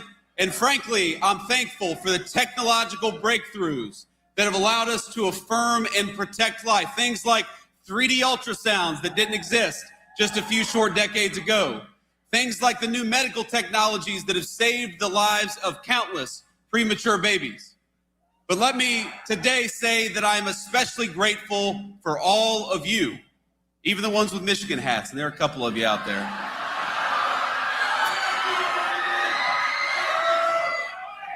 For the thousands of men and women and children, for the church groups, the school groups, the grandparents and the toddlers and everyone in between who braved this chilly Washington afternoon. All of us in the Trump administration, from the president on down, we thank you for your prayers, we thank you for your perseverance, and we thank you that for today, we are all marching for life.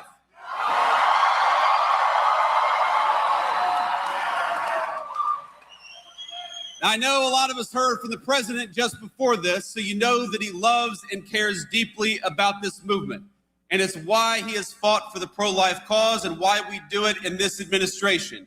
And it's why 3 years ago, we cannot forget, he delivered and his Supreme Court justices delivered the most important Supreme Court decision of my lifetime.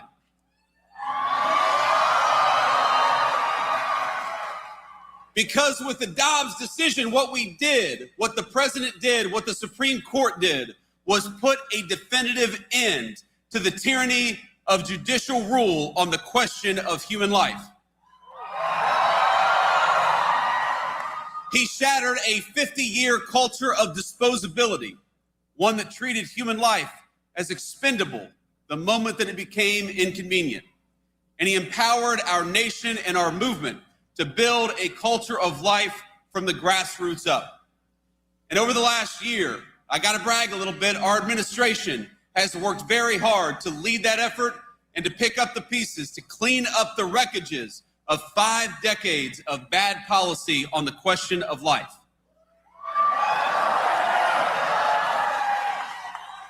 It's an amazing crowd. Now, our vision is simple. We want life to thrive in the United States of America. We want Americans, every American from all walk of life, to have happy, healthy children. And we want them to raise those kids with confidence that their kids are going to do well and grow up in safety and prosperity, that they'll have access to good jobs, great schools, safe streets, and warm houses in which to raise their kids. And we want all of our American families to be able to do it with the confidence that their nation will stand with them just as they have stood with the United States of America.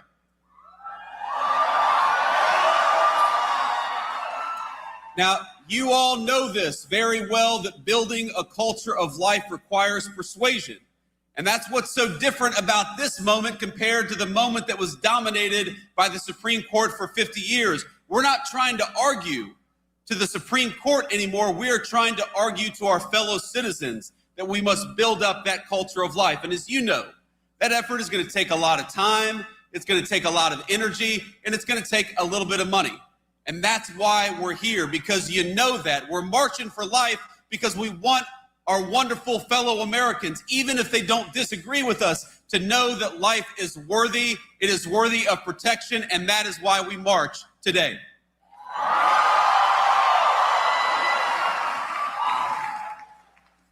So let me tell you something very simple. That under this administration, again, from the President of the United States, the Vice President, you have an ally in the White House. Now, some of our work over the last year has been very straightforward and very easy. We started by undoing the evils we saw under the previous administration. Like, for example, throwing priests and grandmothers in prison for praying outside a clinic. That's over. We stopped it.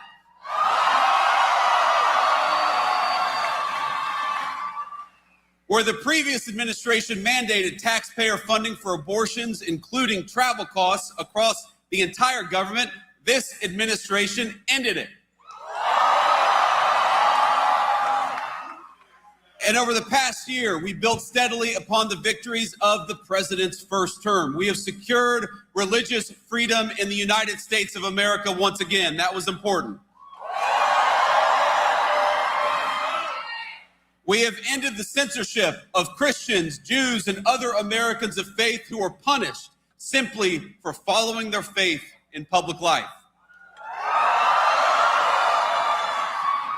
We have expanded conscience protections for healthcare workers and defended faith-based foster care and adoption. We gutted Biden-era rules and ensured that no nun, no nurse, no pharmacist, and no physician has to check their faith and their values at the door of their workplace.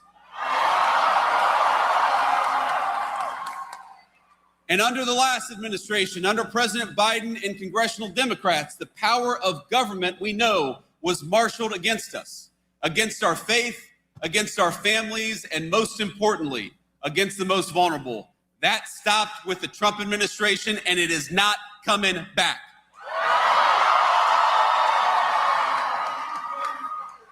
Just this week, we took action to force Illinois into compliance with the Weldon Amendment and stop making healthcare providers refer for abortions. That was a big one. And as the president knows better than anybody, if we want to convince more Americans to choose life, we must also choose policies that make family life possible. So we've done that as well. With the Trump accounts, we started at the very beginning of life, investing in every new American child from day one onward. We've stood with parents by boosting the child tax credit as well, because no family should be penalized for choosing to have kids. In fact, we ought to be rewarding for families for choosing to have kids. And when Usha and I were having the debate about whether we were going to have a fourth kid, I said, honey, we've got an expanded child tax credit and we've got the Trump accounts. We got to take advantage of this stuff. We're restoring homeownership for real families. And you may not think this is connected to the pro-life cause, but when we ensure that real families, moms and dads, instead of Wall Street, have access to American homes, we help create that important culture of life. And the thing that I'm perhaps the most proud of is that we have been responsible stewards of your tax dollars on this question of life. And so just yesterday, this administration launched fraud investigations into Planned Parenthood affiliates.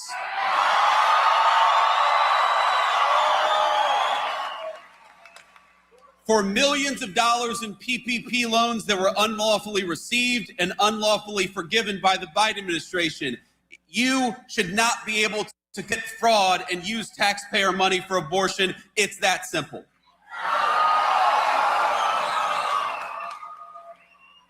At many of our departments, we've reinstated a ban on the use of fetal tissue in federal research. That's another big one.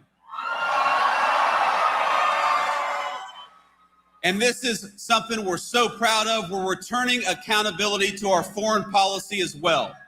Under Joe Biden, It was the policy of the United States to export abortion and radical gender ideology all around the world. That is what they did with your tax money. They would relentlessly bully developing countries into parroting their far-left views. But under President Trump's leadership and with our great Secretary of State, we believe that every country in the world has the duty to protect life. And then it's not our job as the United States of America to promote radical gender ideology. It's our job to promote families and human flourishing. Now, that's why we've completely realigned U.S. foreign aid and turned off the tap for NGOs whose sole purpose is to dissuade people from having kids. It's why we rejoined the Geneva Consensus Declaration to promote maternal health and strong families all over the world. And it's why we speak up when other nations throw pro-life and pro-family advocates in prison for silent prayer, which we've seen way too much, but it's got to stop. And today, our administration is proud to announce a historic expansion of the Mexico City policy. We're going to start blocking every international GO that performs or promotes abortion abroad from receiving $1 of U.S. money.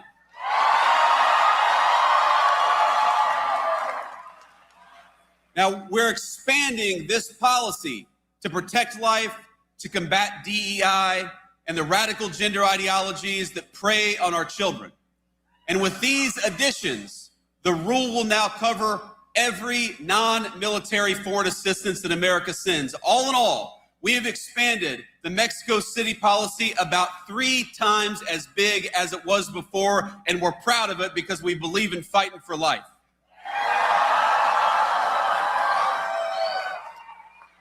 And a lot of you may know that under the Biden administration, they used Medicaid and other programs to launder your tax dollars into abortion money all over the United States of America. And with the help of our Republican majorities in Congress, with the Working Families Tax Cuts, we stopped that practice once and for all. It's illegal now, exactly as it should be. Let me just say, my friends, that we have to be clear. We cannot be neutral. Our country cannot be indifferent about whether its next generations live or die. Because, think about it, what ultimately gives meaning and life to the United States of America, this is not a new question. Every civilization has been forced to answer it. You march today, we march today, because you have an answer to this question about what kind of civilization we are and about what kind of civilization we're going to become in the future. I read an article some time ago. It was about classic archaeology, of all things. And one particular piece of information has haunted me. That one of the telltale signs of an ancient brothel in the pagan world was that you'd always find a large number of baby skeletons nearby. A lot of baby skeletons. And those bones predominantly belong to boys. Because unlike little girls, those boys would be of no use to the future adults who are running those brothels. Now, this is shocking to us because we grew up in a Christian culture and were formed by religious values. Even those of us who aren't particularly faithful, it's a shocking thing to hear. But we have to remember that in the ancient pagan world, discarding children was routine. From the skeletons in brothels to the child sacrifice of the Mayans, the mark of barbarism is that we treat babies like inconveniences to be discarded rather than the blessings to cherish that they are. But the inheritance of our civilization is something else. The fact that, as Scripture tells us, Each life is fearfully and wonderfully made by our Creator.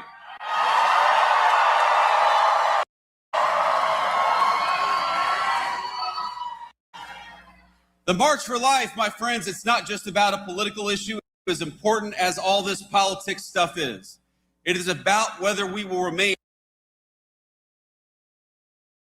a civilization under God, or whether we ultimately return to the paganism that dominated the past. Today, the far left in this country tells our young people that marriage and children are obstacles, that it's irresponsible, even immoral because of climate change or some other reason to encourage our young people to raise a family. They tell us that life itself is a burden, but we here at this march, we know that it's a lie. We know that life is a gift.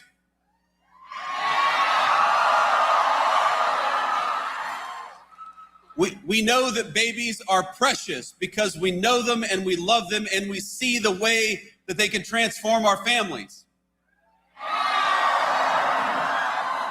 We know that family is not just the source of a great joy, but it's part of God's design for men and women, a design that extends outward from the family to our neighborhoods, to our communities, and to the United States of America itself.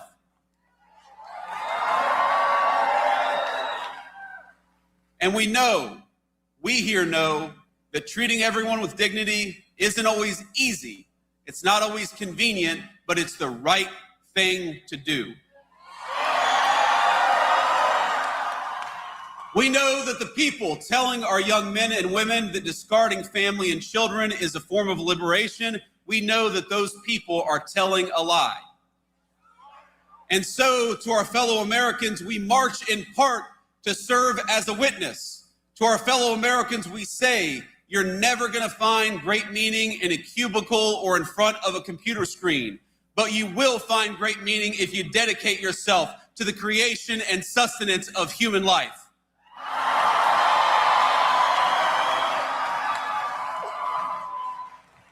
Now, I must address an elephant in the room, and I've heard the guy over here talking about it. A fear that some of you have that not enough progress has been made, that not enough has happened in the political arena, that we're not going fast enough, that our politics have failed to answer the clarion call to life that this march represents and that all of us, I believe, hold in our hearts. And I want you to know that I hear you and that I understand. There will inevitably be debates within this movement. We love each other. But we're going to have open conversations about how best to use our political system to advance life, how prudential we must be in the cause of advancing human life. I think these are good, honest, and natural debates. And frankly, they're not just good for all of you. They help keep people like me honest. And that's an important thing.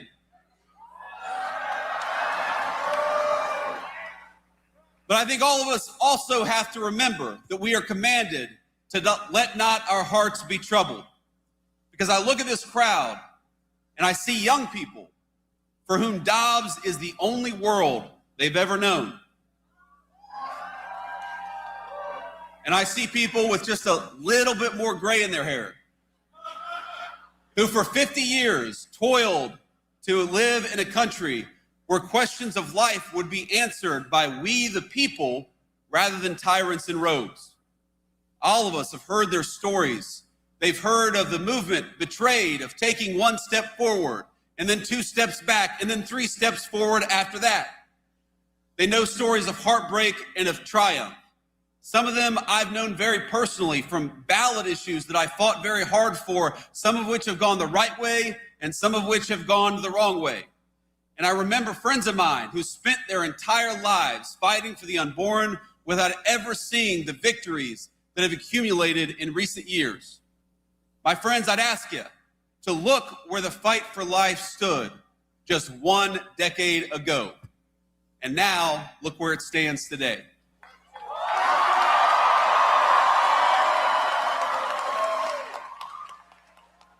We have made tremendous strides over the last year, and we're going to continue to make strides over the next 3 years to come. But I'm a realist. I know that there is still much road ahead to travel together. Take heart in how far we've come, but don't lose sight of why we march. And so long as you are out there marching for life, I hope you know that the Vice President of the United States will march with you. God bless you all, and thanks for having me.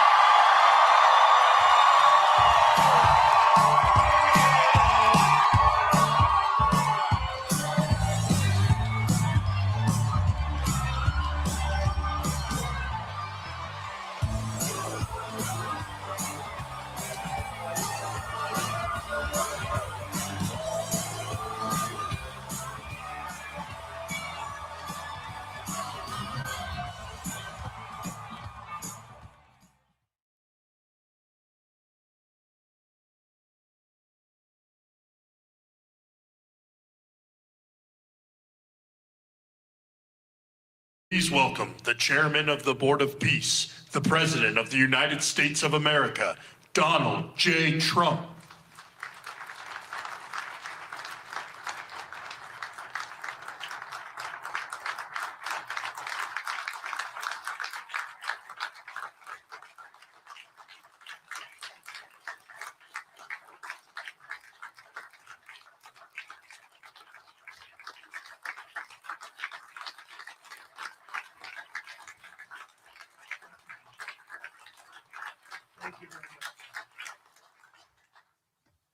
Well, this is a very exciting day.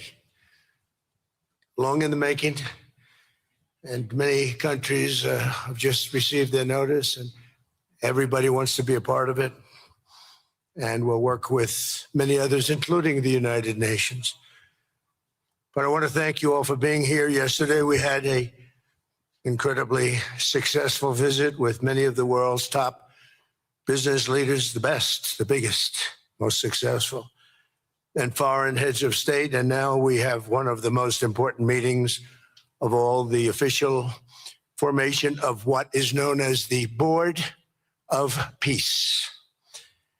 I want to thank the Secretary of State, Marco Rubio, Special Envoy Steve Witkoff, and Jared Kushner, and their extraordinary work. I mean, they have done an amazing job. We have peace in the Middle East. Nobody thought that was possible. We've settled 8 wars, and I believe another one's coming pretty soon. You know what that is? The one that I thought was going to be an easy one has turned out to be probably the most difficult. Last month, 29,000 people died, mostly soldiers, Ukraine, Russia. Think of that, 29,000, 27,000 in the month before, 26,000 in the month before that. It's terrible. But we have meetings and we think we're making a lot of progress.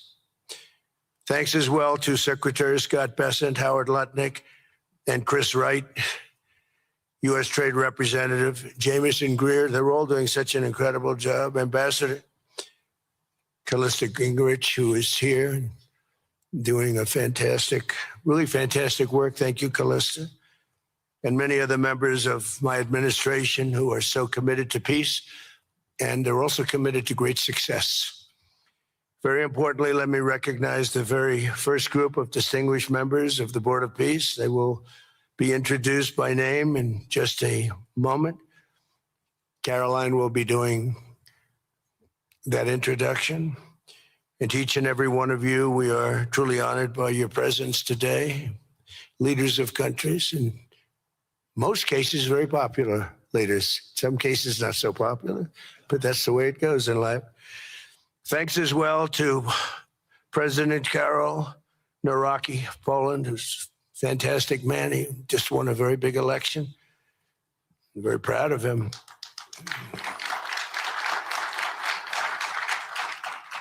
Amazing. Along with former Prime Minister of the United Kingdom, Tony Blair. Thank you, Tony, for being here. We appreciate it. And members of the Board of Peace Executive Board, great group. This week marks the 1-year anniversary of my second inauguration as president. No administration in history has achieved such a sweeping turnaround in 12 months' time at home and abroad. We have a tremendous mandate. We won the popular vote by millions. We won every every swing state to 7. They were saying, can he win all 7? Is it possible? Because it's not done. And we won all 7. We have a great mandate back at home. As I said yesterday, the U.S. economy is booming with virtually no inflation. It was 1.2% for the last 3 months. And we inherited the worst inflation in the history of our country. And we have economic growth now of 5.4%, looks like. And I think that number can double and triple if we do the right things. And if we change thinking so that if you announce good numbers, the markets go up, instead of if you announce good numbers, the market goes down because everybody tries to kill it by lowering or raising interest rates depending on the situation. When America booms, the entire world booms. And we have secured commitments for over $18 trillion in new investment coming into our country, which is a record by many times over, not just by a little bit, by many times. There's no country ever in history that's gotten anywhere near that number. Slashed our trade deficit by 77%. This is in 1 year. Yesterday was 1 year. And signed historic trade deals with nations from all over the globe. Today, the world is richer, safer, and much more peaceful than it was just 1 year ago. We put out all those fires. A lot of people didn't know, including me, that some of those wars were going on. And some of them were going on for, in one case, 32 years, in another case, 35 years, and another one, 37 years. We were very happy to stop the war that had started with India and Pakistan, 2 nuclear nations. And I was very honored when the Prime Minister of Pakistan said President Trump saved 10 and maybe 20 million lives by getting that stopped just before bad things were going to happen. As president, I ended those 8 wars in 9 months, including Cambodia and Thailand. And by the way, many of the leaders are here. Kosovo and Serbia, the Democratic Republic of the Congo and Rwanda, Pakistan and India, Israel and Iran, Egypt and Ethiopia. We're working on that right now. I met yesterday with a very good general and a very good leader of Egypt. We're working on a dam that was built which precludes the Nile River from getting water. It's a little tough situation, but we'll get that settled. I really had it just about settled in my first term, and then we had a rigged election. Took me out of commission for a little while, but here I am back. We'll get it settled. But it's a pretty tough situation. A dam was built and the water doesn't come down to the Nile. When I think of Egypt, I think of the Nile, but I think of the Nile with water in it. Armenia and Azerbaijan, a lot of these leaders have become my friends. They become my friends. They're here. And of course, the war in Gaza, which is really coming to an end. We have little fires that we'll put out, but they're little. They were giant, massive fires, and now they're down to little fires, and we can put them out very easily. We have 59 countries that are involved in peace in the Middle East. Many of them not in the Middle East. They're near the Middle East, but they're not in the Middle East. And many have said that if Hamas doesn't do what they promised they would do, and I think they probably will, but they were born with rifles in their hands. Literally born. The first day they had a rifle put into their hands, but they have to give up their weapons. And if they don't do that, it's going to be the end of them. But many countries have told me we want to go in and do it. And they really aren't countries that you traditionally think of as being involved in that. But that's a fire. Hezbollah in Lebanon, we have to do something about that. But these are, I call them remnants. They're small remnants compared to what it was before. It was massive, large, powerful countries fighting each other. In another great victory for the ultimate goal of peace in June, we obliterated Iran's nuclear enrichment capacity with operation. We call it Operation Midnight Hammer. And it was midnight, it was dark, no moon, and every single one of those bombs from the B-2 bombers hit the air shafts and went deep into the earth and totally obliterated everything that they were doing. They were 2 months away from having a nuclear weapon. Can't let that happen. And Iran does want to talk, and we'll talk. We've also hit ISIS in Syria, and very strongly, as you know. In my first administration, I took out al-Baghdadi, the founder of ISIS, and he was trying to start it up again because due to the tremendous talent of General Raisin Kane, as I call him, he wiped out ISIS in a period of 3 weeks in my first term. You know, we had a great first term, but the second term is, I think, blowing it away, actually.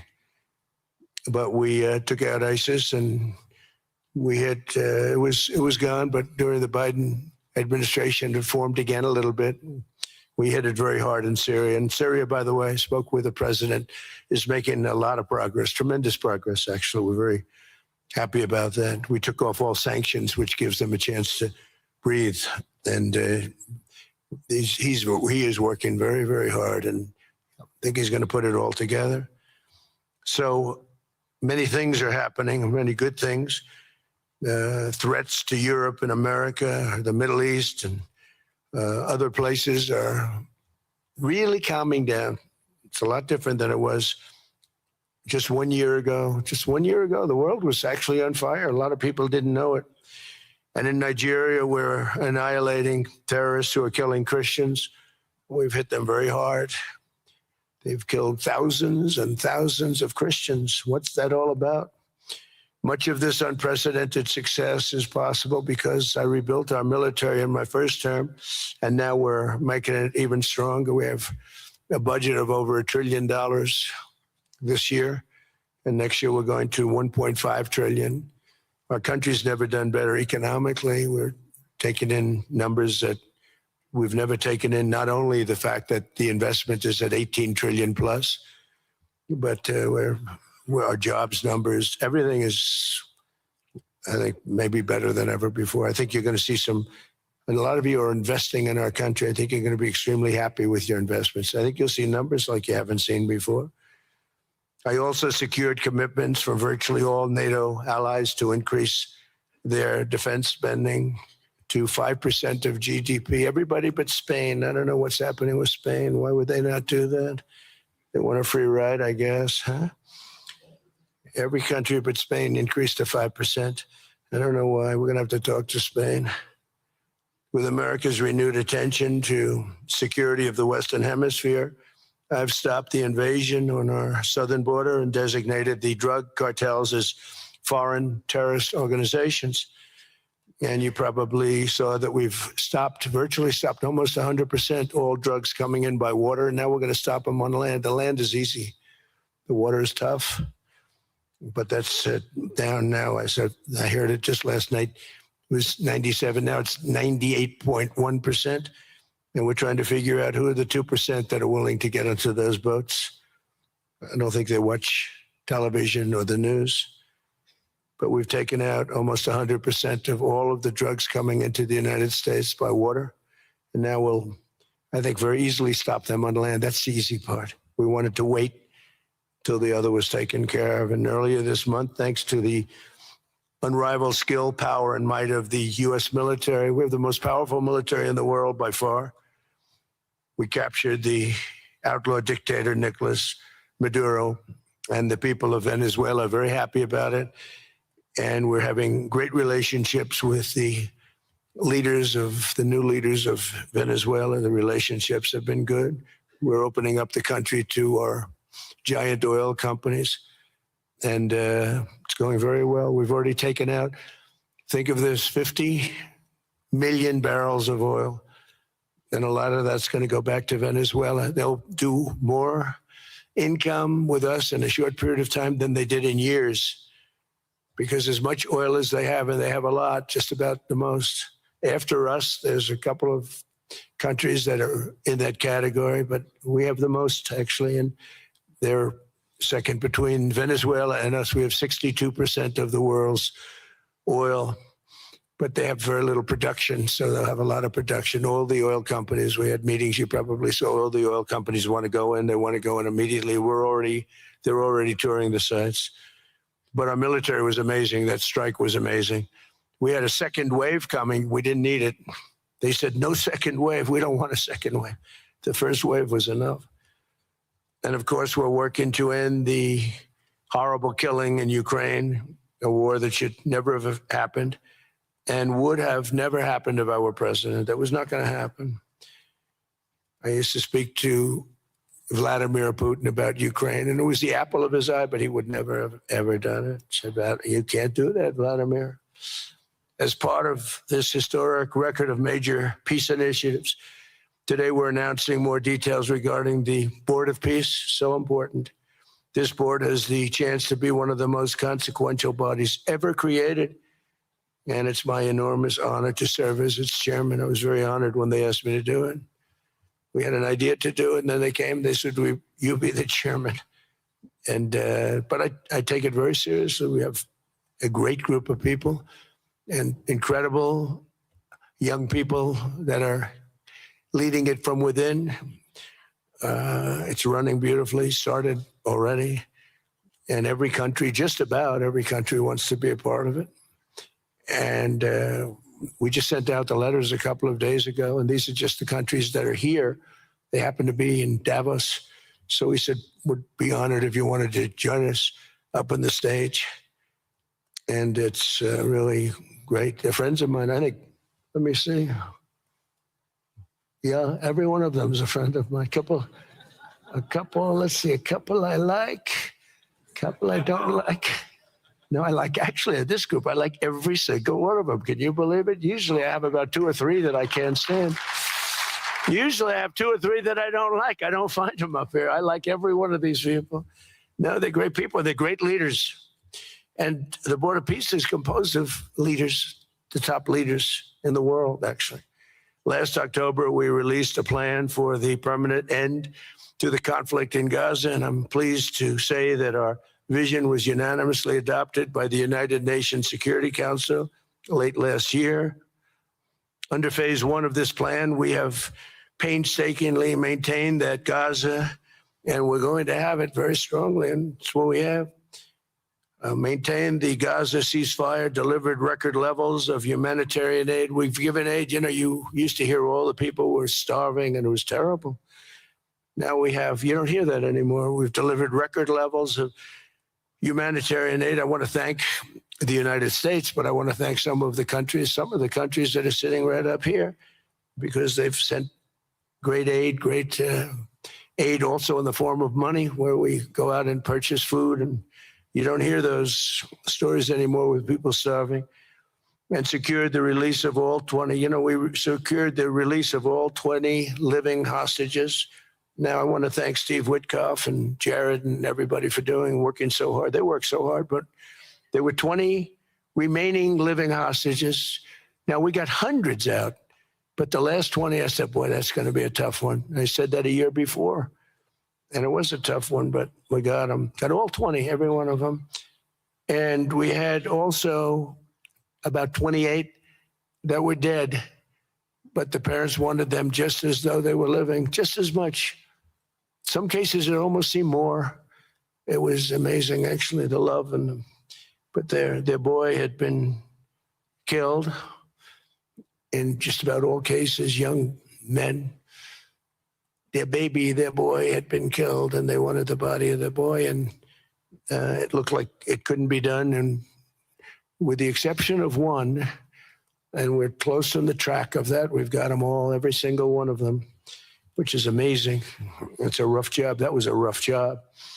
And I've been very clear that Hamas must return that last remaining deceased hostage as well, and that will be the full commitment.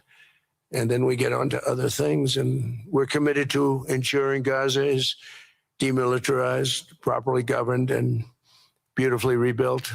It's going to be a great plan, and that's where the Board of Peace really started. And I think we can spread out to other things as we succeed with Gaza We're going to be very successful in Gaza.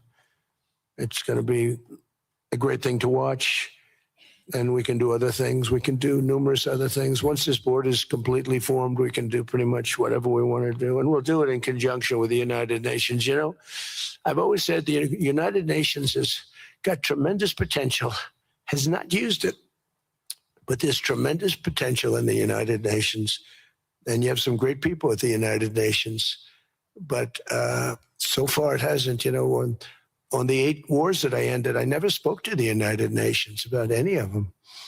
And you would think that I should have. You would think they could have done those 8 wars, but they couldn't have. And they tried, I guess, in some of them, but they didn't try hard enough. But there's tremendous potential with the United Nations. And I think the combination of the Board of Peace with the kind of people we have here, coupled with the United Nations, can be, you know, something very, very unique for the world. It's for the world. This isn't United States. This is for the world.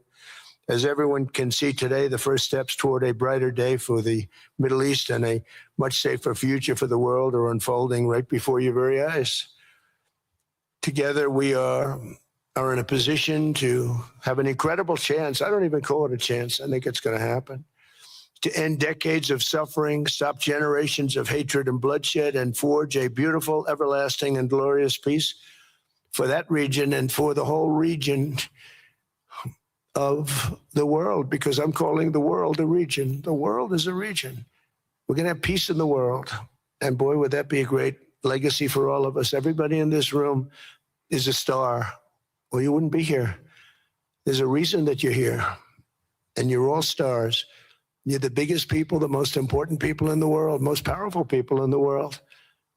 And when you use that genius that you have, that very unusual, very inspired genius, when you use that for peace, the opposite of peace has no chance. So I just want to say it's tremendous to be with you. And I think this is something that we're doing that's very important. This is the most important. I was so looking forward to being here. And yesterday was a tremendous success. A lot of good things happened, but this was something that I really wanted to be here and do, and I could think of no better place because so many people were together.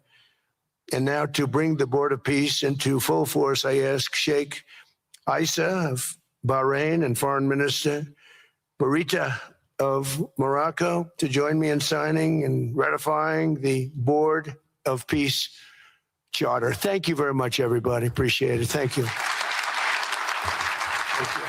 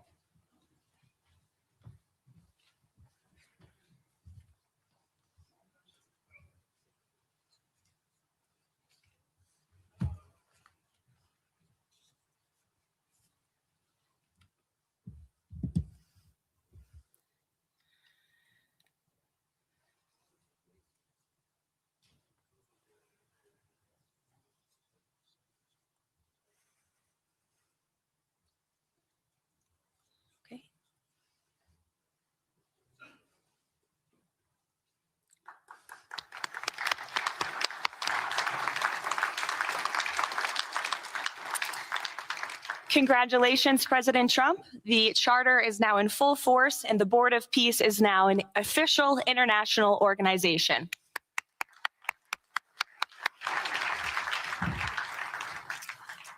We will now continue the signing ceremonies, beginning with the President of Argentina and the Prime Minister of Armenia.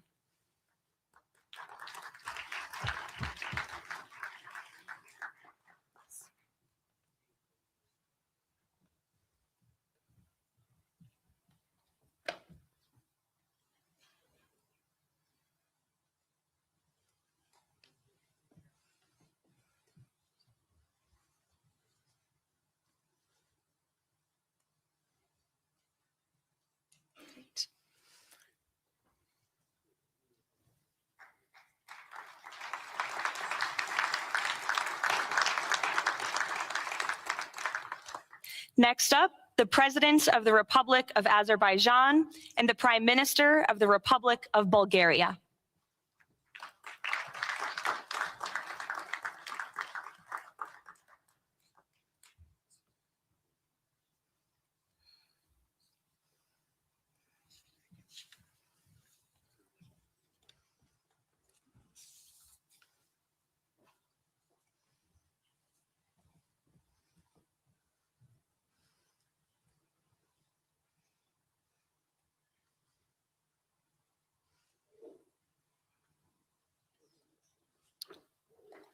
Thank you.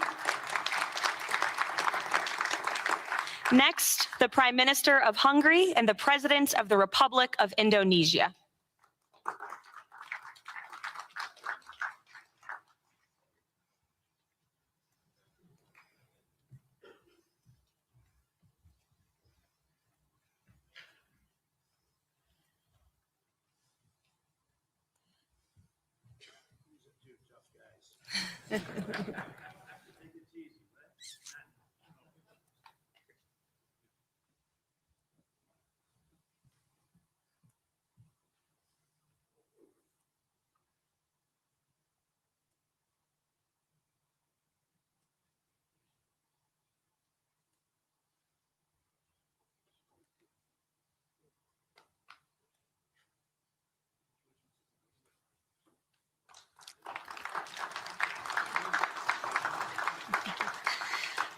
Next, the Deputy Prime Minister of the Kingdom of Jordan and the President of the Republic of Kazakhstan.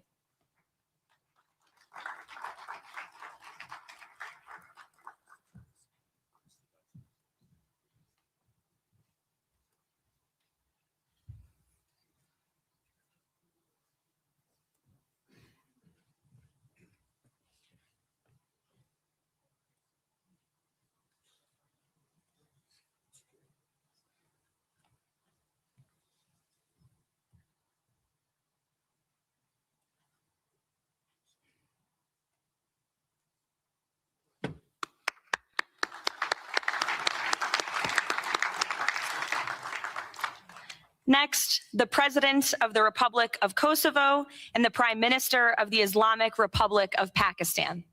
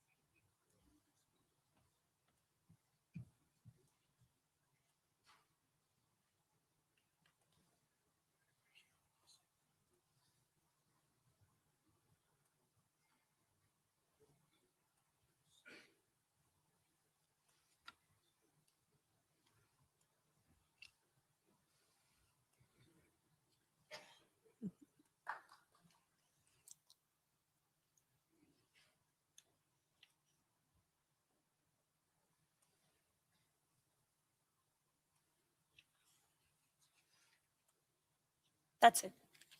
Yes, thank you.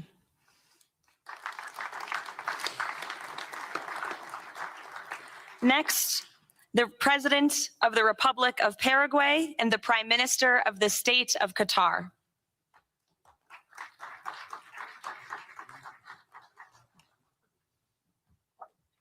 Hello, good, how are you?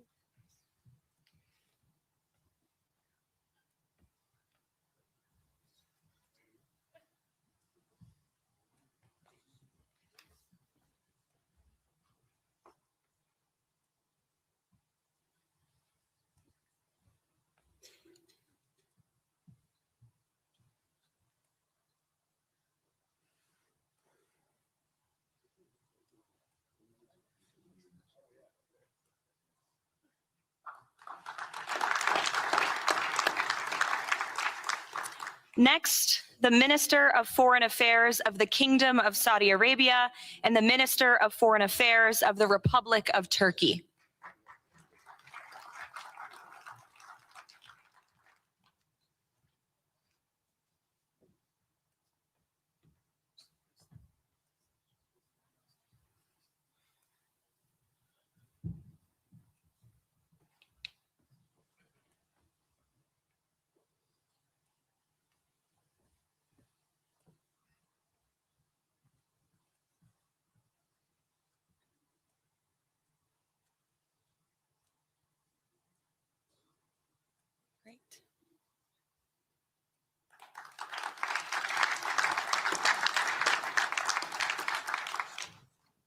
Next, the chairman of the Executive Authority Affairs of the UAE and the president of the Republic of Uzbekistan.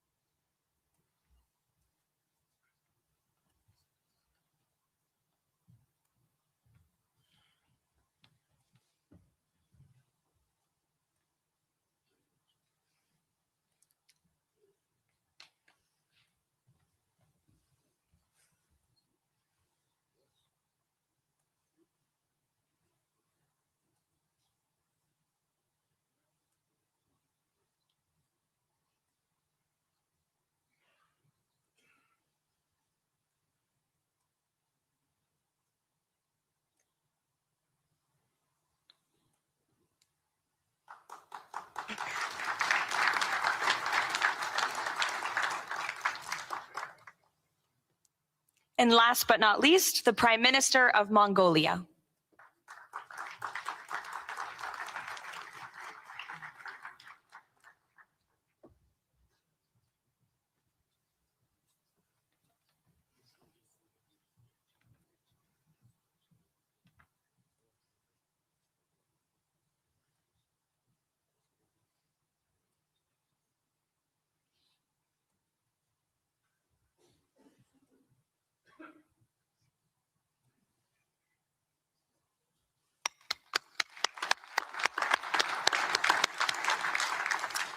Congratulations, everyone. This concludes the signing ceremony. If President Trump and all of the Board of Peace members could please join the president around the table. The president is now going to sign the inaugural resolution that will resolve the Board of Peace's Gaza mandate per the United Nations Security Council Resolution 2803.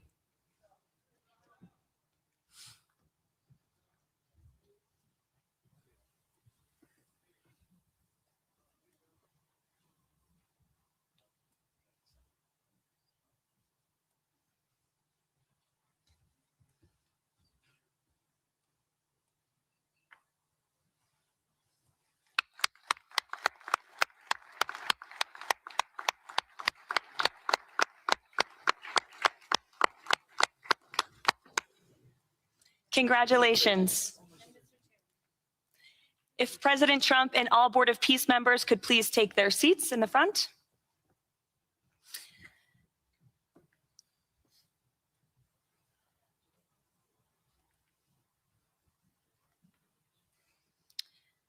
Now it is my honor to introduce the United States Secretary of State Marco Rubio, who will speak about President Trump and his accomplishments. Without further ado, Secretary Rubio.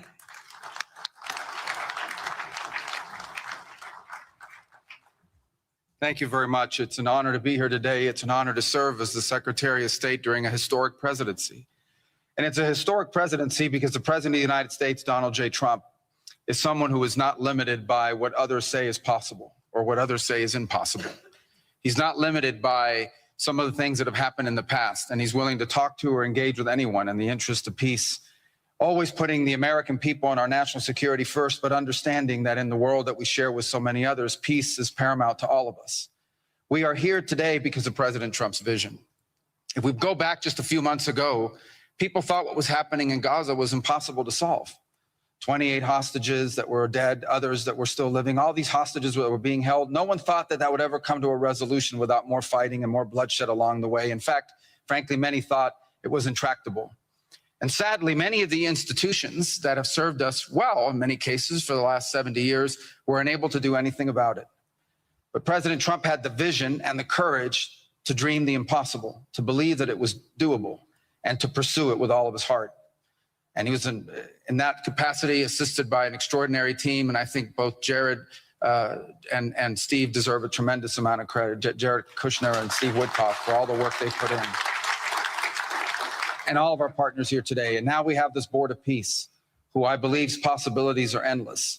Obviously, with a focus first and foremost on making sure that this peace deal in Gaza becomes enduring. And I know this president has it as his highest priority, and will give it everything he has to make sure that this is successful. I also want to acknowledge the extraordinary leaders that are here today. This is not just a board of peace, this is a board of action. Just like President Trump is a president of action. A lot of times people like to give speeches. I've been to many of these forums, and they're not useless, and they're not, they have utility in many cases. But oftentimes in international affairs, we often find ourselves at events where people are reading these scripted statements, these strongly worded letters that they put out, but no action, nothing happens. This is a group of leaders that are about action.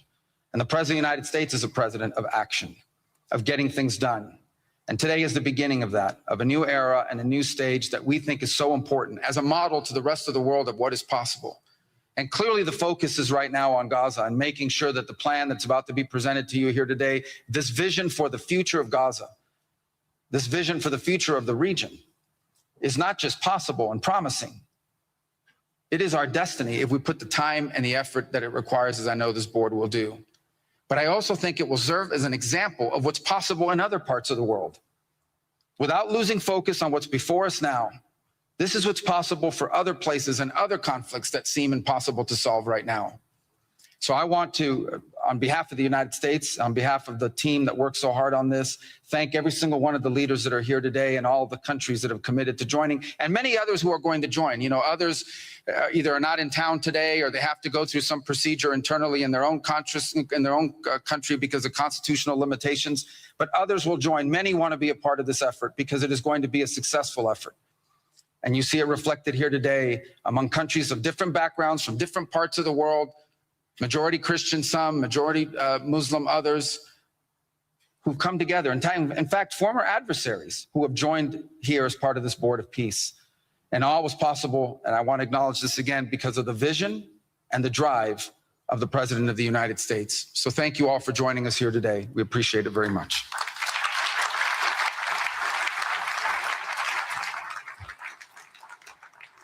Thank you, Secretary Rubio. Please, if you could now turn your attention to the screens for a video message from the head of the National Committee for the Administration of Gaza, Dr. Ali Shaith. Distinguished leaders, colleagues, and friends, it is an honor to be here today.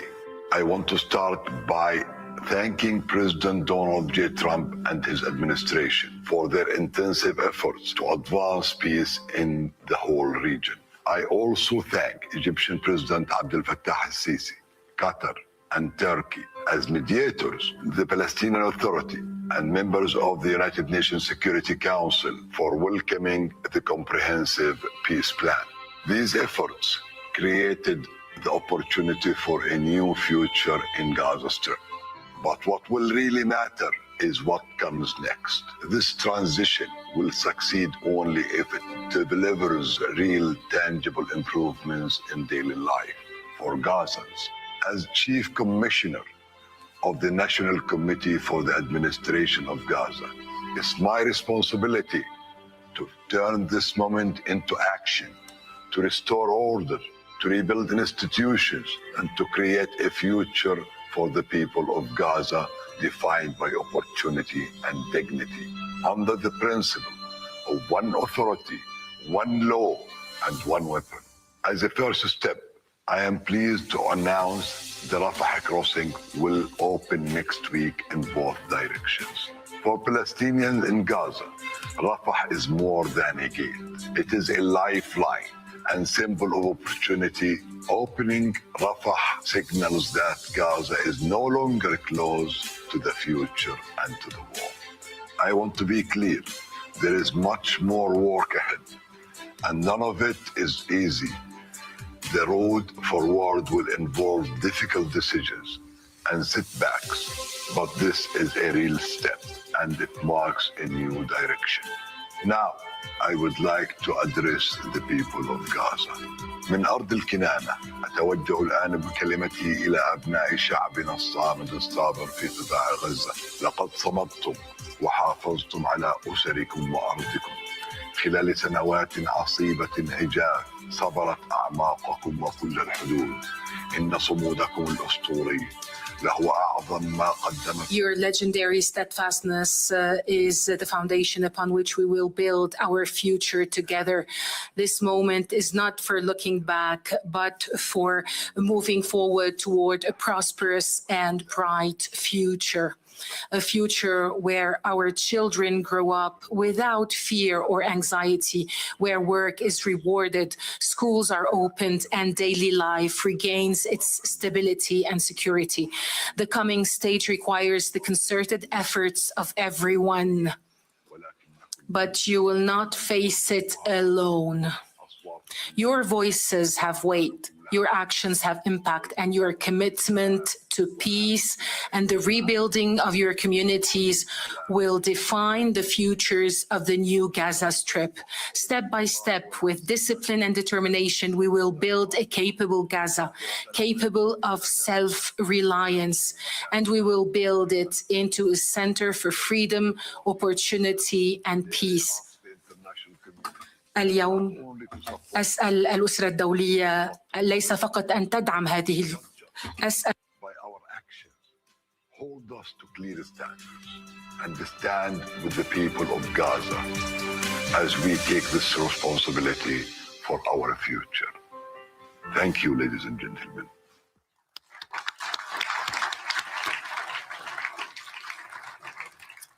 I now would like to welcome to the podium U.S. Special Envoy Steve Witkoff and Jared Kushner.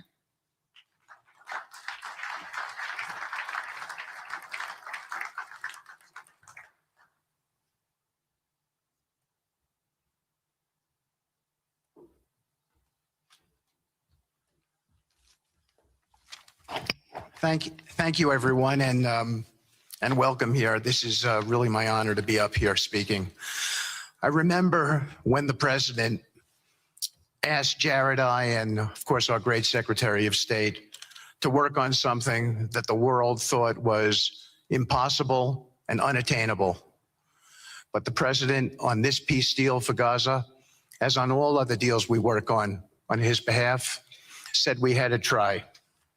And of course, we were inspired by that. We have achieved a peace deal in Gaza. We have brought the hostages home, all of the bodies except for one, and we will bring that body home too. And maybe most importantly, we have created a sense of hope for what the future can bring in Gaza and all other places where the Board of Peace will operate. And I am so honored, Mr. President, to have worked on this on your behalf. I'd like to thank some people here who are here with us tonight who have done so much, done indispensable work to bring this deal together.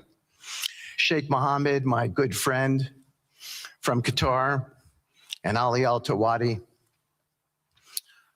Hakan, Fidan, and Ibrahim, General Hassan, and Foreign Minister Badr Abdulati, and of course, President Sisi, and Prime Minister Netanyahu, former Special Envoy Ron Dermer, and Michael Eisenberg for all that they did. I would also like to thank our core working group and members of the Board of Peace who have been working nonstop on behalf of this incredible, noble effort, around the clock for months on end, sacrificing time with their families and their own personal lives because they believe in the mission and the vision that the president has set out for us. I'd also like to thank, those people include Tony Blair, Yakir Gabay, Josh Grunbaum, Aryeh Lightstone, Laron Tonkman, Admiral Cooper, General Frank, and I probably have forgotten some along the way. And then perhaps most importantly, I want to thank our administration. We have an incredible team. It's amazing to work for this administration. I think you see the results that we get on behalf of the president because he inspires us so much. So I'd like to thank the Vice President of the United States, J.D. Vance, for all of his help and guidance, our Treasury Secretary, of course, the Secretary of State, who we work hand in glove with, and a special thanks to our Chief of Staff, Susie Wiles, who is always available to us for consultation, for steering, and for all else that she does. Thank you.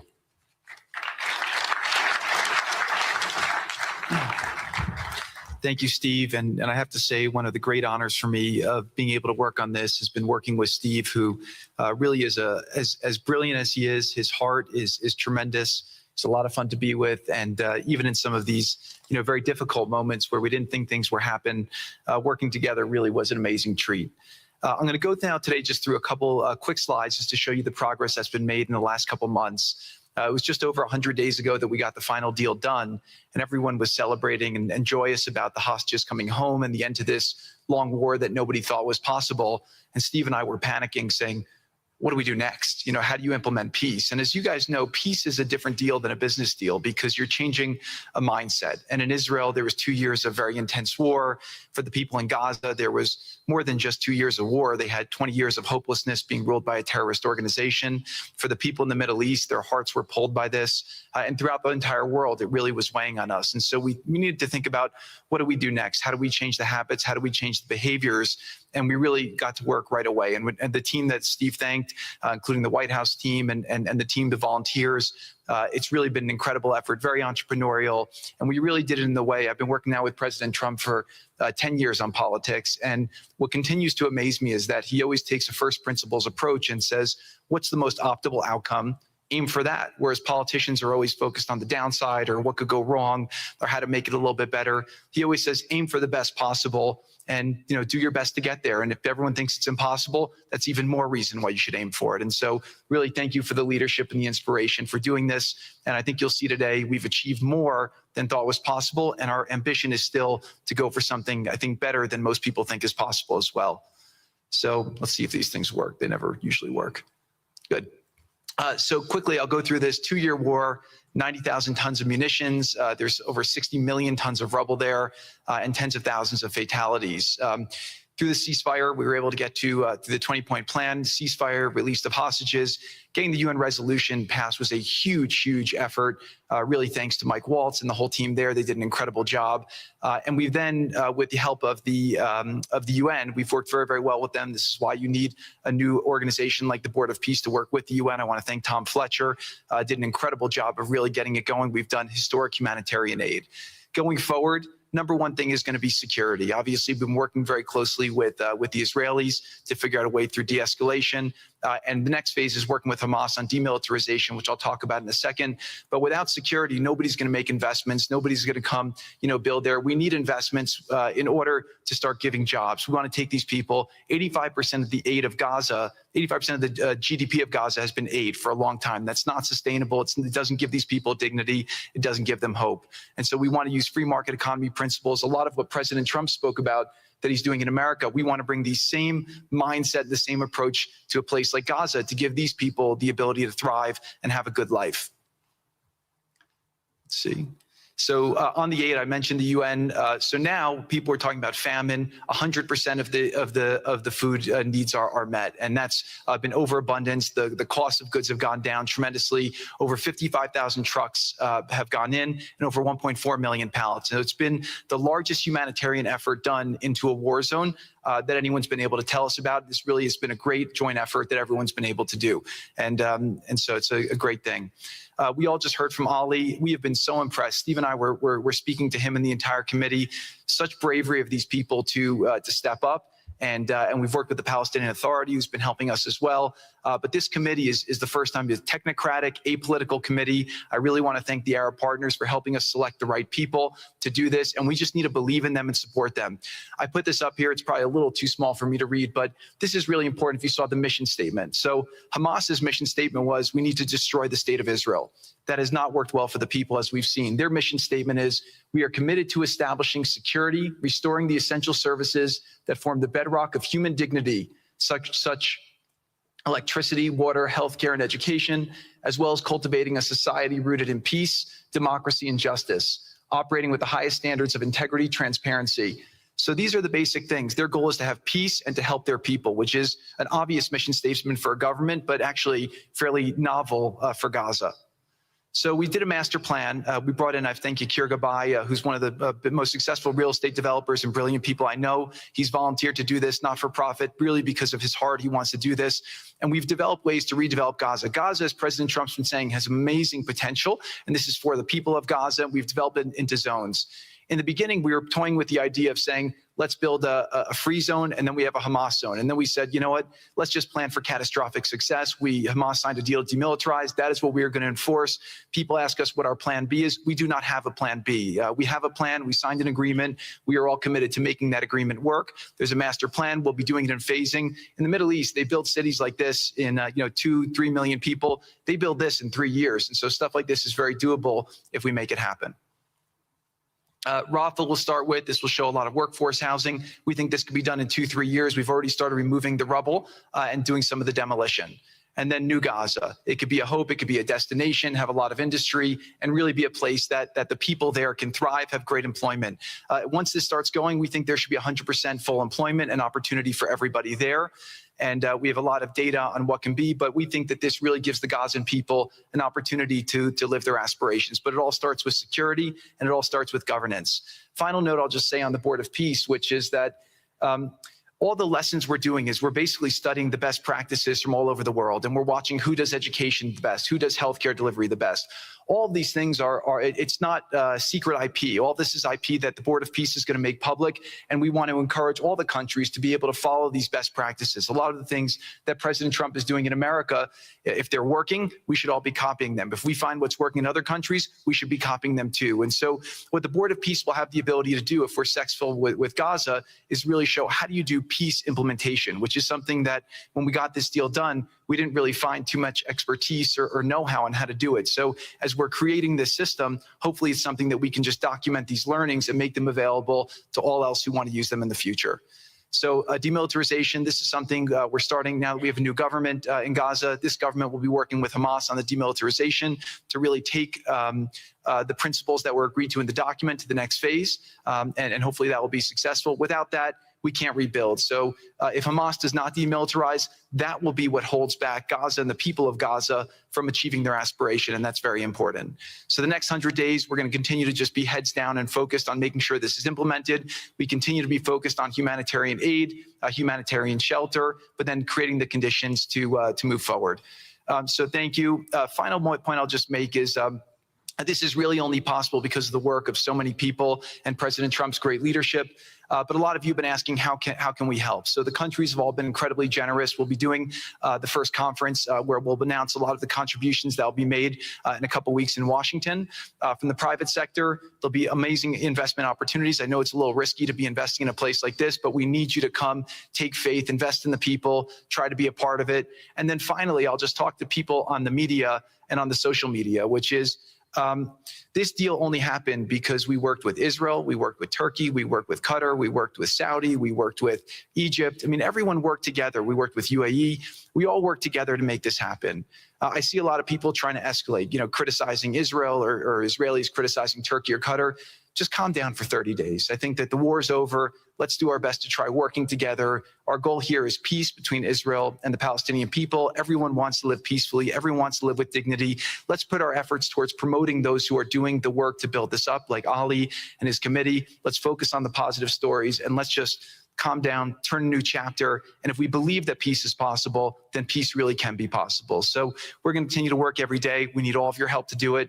And again, I just really want to thank President Trump for his leadership in doing this. This would not have been possible without your commitment to this. Everyone thought it was impossible to end this war. You never gave up. You never stopped. Every time there was a setback, you told us to try harder. You gave us different ideas. And we've made several impossible things happen just in Gaza to date. And there's no reason why we shouldn't be able to make even more impossible things happen. So really thank you for your amazing leadership.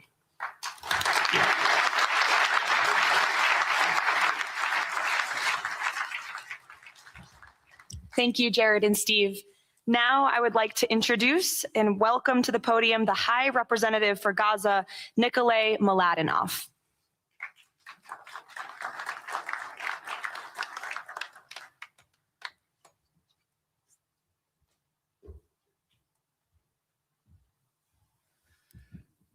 Mr. President, it's a great honor and a massive responsibility for me, for my team, for all of us to be here with you to begin this journey.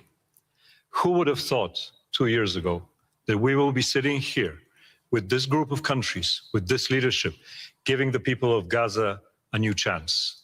Who would have thought that last Friday I would be sitting, Mr. President, in Cairo with an amazing group of Palestinian technocrats, people who you don't see on the news, people who are not media personalities, but who are experts, who are committed to giving their people a chance in life.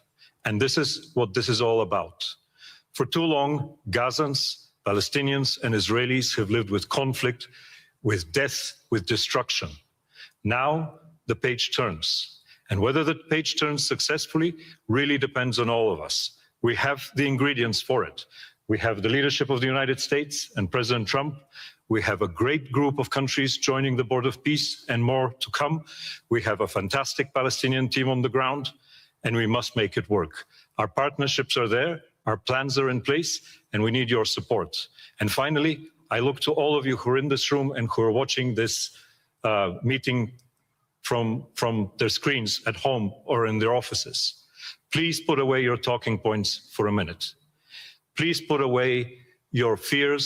Please put away your concerns. Please stop listening to the rumors and to the gossip. Focus on what we have to do today, because the future of 2 million Palestinians is at stake. And if we give them a chance, we will do more than that. We will create opportunities for 1 billion people who live in the Middle East and beyond, and who are responsible, also who want to see transformation and a chance in life for the future. So please join us on this journey, join the Board of Peace, and join us in supporting this excellent initiative. And thank you again, President Trump and the United States, for taking this decisive leadership forward.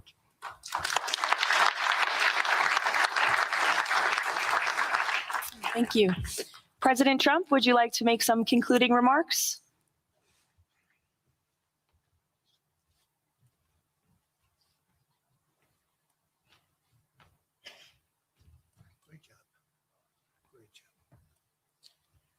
Well, I just want to tell you it's all happening. And one of the first things I said when we really got involved in this project, and it's a big one, but it's very doable, I said to Jared and Steve and some of the other folks, including Larry Fink, and congratulations on the great success. The two of you have done a fantastic job. This is bigger and better than ever. We usurped some of your time for a very important reason, and you understand that better than anybody, and we appreciate that you're here very much. Thank you both very much. But I said that, this is a great location. It all begins, see, I'm a real estate person at heart, and it's all about location. And I said, look at this location on the sea. Look at this beautiful piece of property, what it could be for so many people. It'll be so great. People that are living so poorly are going to be living so well. But it all began with the location. That's the vision. They look out on the waters, and very few places are like it. So we put together a team that's outstanding, a team that's done it before, a team that I think has done tougher jobs. If you want to know the truth, we've done some tough jobs. And we continue to. As far as the United States is concerned, we're behind it. And the United States has never been stronger, never been bigger, better. It's doing really well. You see that, building thousands of businesses, plants, factories all over the United States are right now under construction. Nobody's ever seen anything like it. And this is just an honor to be involved with this, and to be involved with the great people in this room and the great leaders that are sitting on stage. We thank you very much. And we have many others that have signed up, and they all want to be members of the Board of Peace, because it really will be important. This is not going to be a waste of time. We waste so much time on things that never happen. This will happen, and it's already happening. Thank you very much, everybody. It's a great honor to be with you. Thank you. Thank you.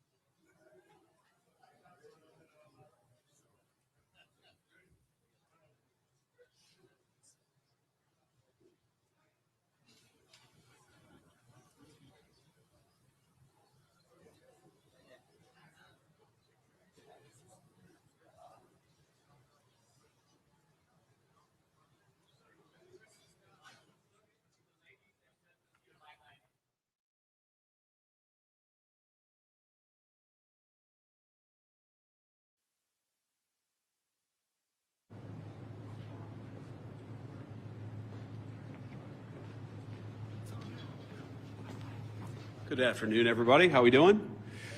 Good. So I want to thank the law enforcement officers behind me for being here. I'll answer a few questions, but I want to say just a few things at the outset, just about what I've learned today and what I'm trying to do here. You know, first of all, I want to give a shout out to the Annunciation school shooting families, because, you know, the last time I was in Minneapolis, it was, of course, to meet with some of those families. And I understand that a couple of the students have made near miraculous recoveries, and just that was a very special moment for me to be invited into that community at a time of grief. And I hope that all of them know that though I didn't get to see them this particular time, I've been thinking about them and their families quite a bit.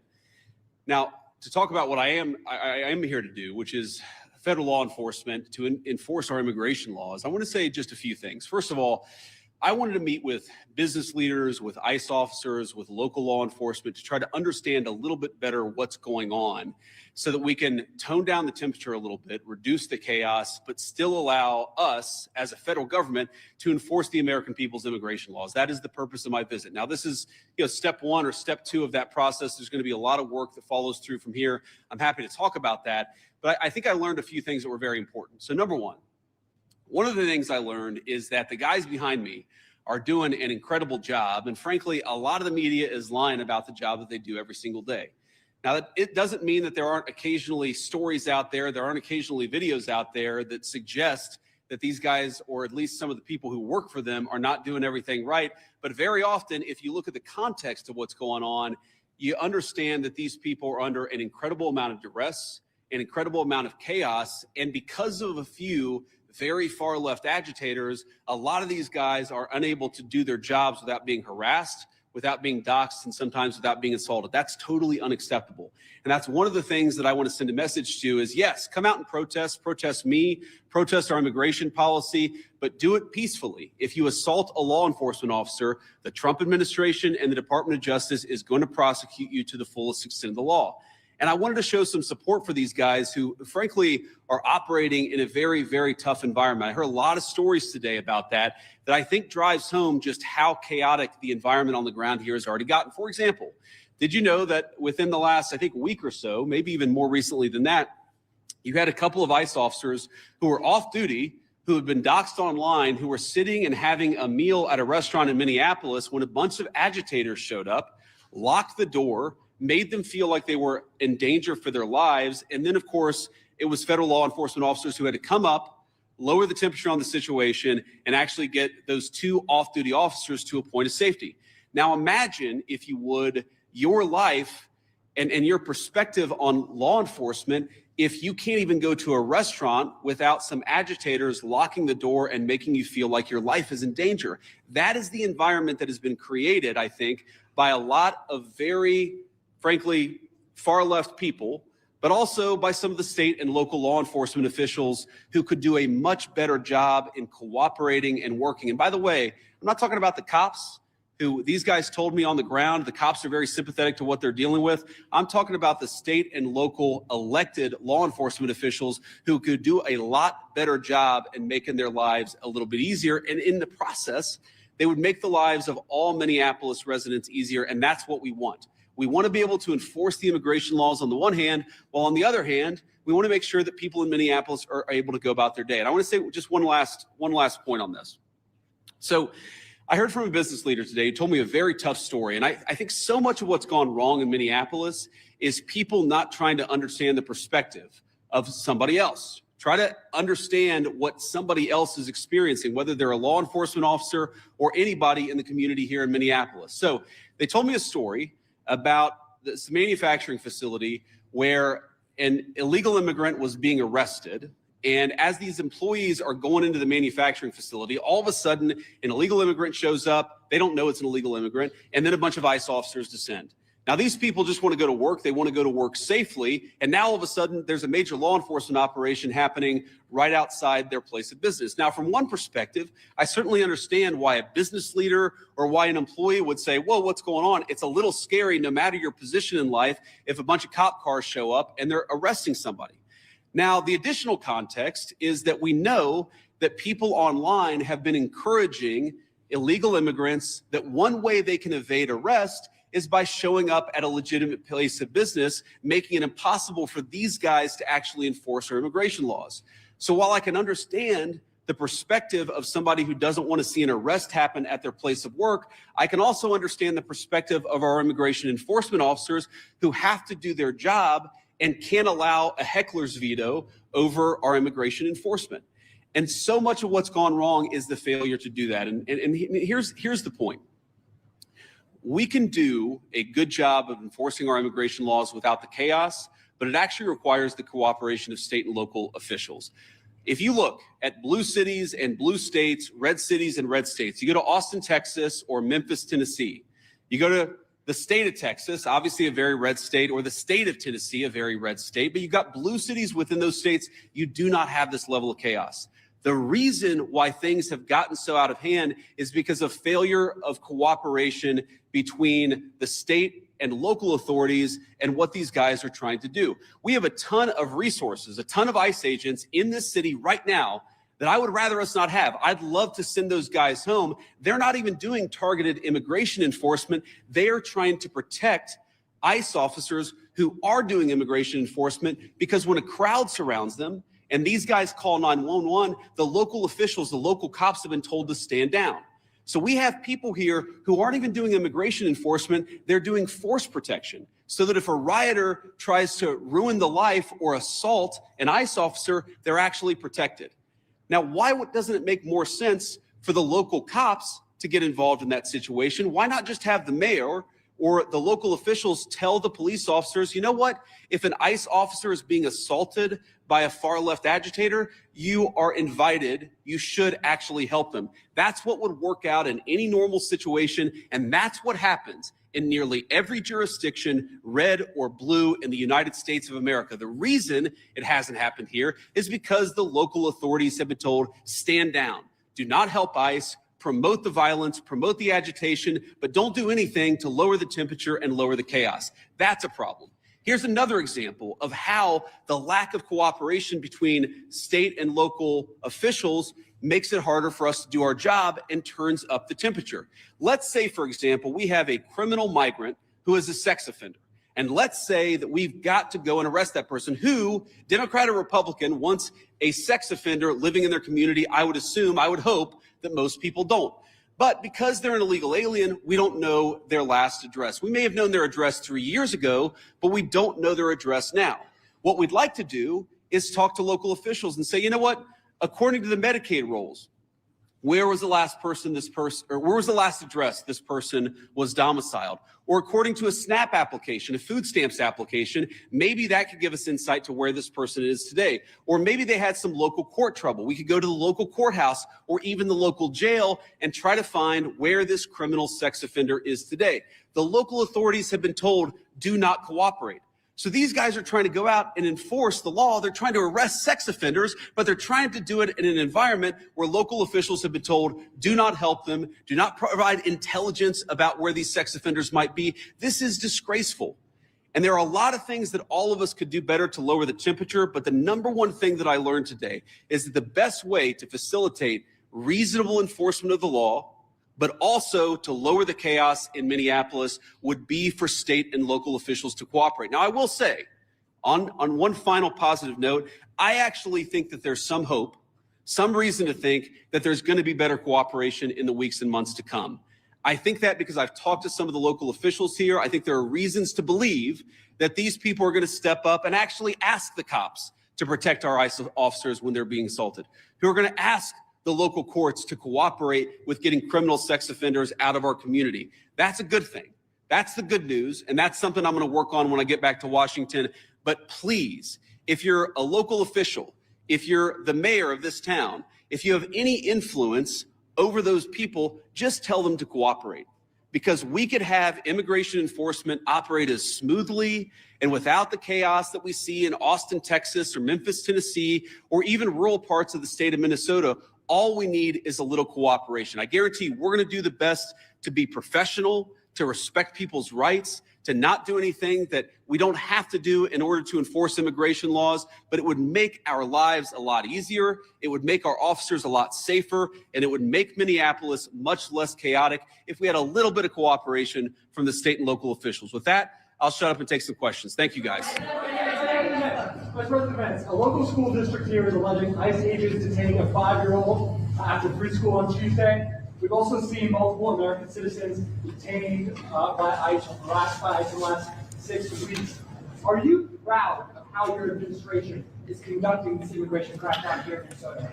Well, I'm proud of the fact that we're standing behind law enforcement, and I'm proud of the fact that we're enforcing the country's laws. But, you asked a question about this 5-year-old kid. I actually saw this terrible story while I was coming to Minneapolis. We just left Toledo, Ohio this morning for an economic messaging event. And I see this story, and I'm a father of a 5-year-old, actually, a 5-year-old little boy. And I think to myself, oh my God, this is terrible. How did we arrest a 5-year-old? Well, I do a little bit more follow-up research. And what I find is that the 5-year-old was not arrested, that his dad was an illegal alien. And then when they went to arrest his illegal alien father, the father ran. So the story is that ICE detained a 5-year-old. Well, what are they supposed to do? Are they supposed to let a 5-year-old child freeze to death? Are they not supposed to arrest an illegal alien in the United States of America? If the argument is that you can't arrest people who have violated our laws because they have children, then every single parent is going to be completely given immunity from ever being the subject of law enforcement. That doesn't make any sense. No one thinks that makes any sense. Now, there are so many of these cases like that where if you just understand the context, there have been a number of situations that I've looked into personally where I say, wait a second, we don't want ICE arresting American citizens. They're supposed to be enforcing the immigration laws against illegal aliens. So then I look into it and I find out that the American citizen who was arrested took a swing at an ICE officer. You can't have that happen. And of course they have to defend themselves. And of course they have the right to detain somebody who assaults a law enforcement officer. Now, this is my point.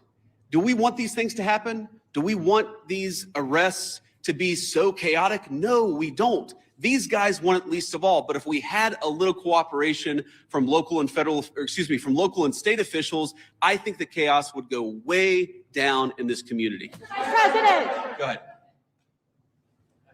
After the Renee Good shooting, sir, the administration seems to say... Yeah, well, you can go next. Oh, no, I'm sorry. I thought you pointed it out. No, that's fine. I'll take both. After the Renee Good shooting, sir, the administration seems to... After the Renee Good shooting, the administration seems to suggest that ICE officers enjoyed near complete immunity. But today you told the Washington Examiner that when appropriate, the administration might take disciplinary actions against ICE agents. So is that a change in opinion? And if so, why the change in tone?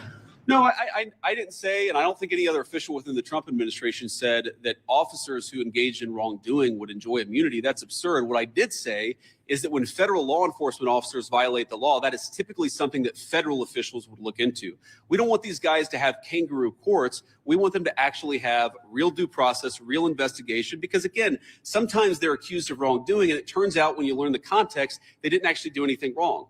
But of course, we're going to investigate these things. Of course, we're investigating the Renee Good shooting, but we're investigating them in a way that respects people's rights and then ensures that if somebody did something wrong, yes, they're going to face disciplinary action, but we're not going to judge them in the court of public opinion. I've spoken at length on this particular case. I think that Renee Good's death is a tragedy. I also think that she rammed an ICE officer with her car. So the tragedy here is multi-layered. The tragedy is there was a misunderstanding. The tragedy is that Renee Good lost her life. The tragedy is that you have ICE officers who are going into communities where they're worried that if they call 911, no one's going to come to help them. That is what produces this terrible situation, and it's something state and local officials here in Minnesota could solve.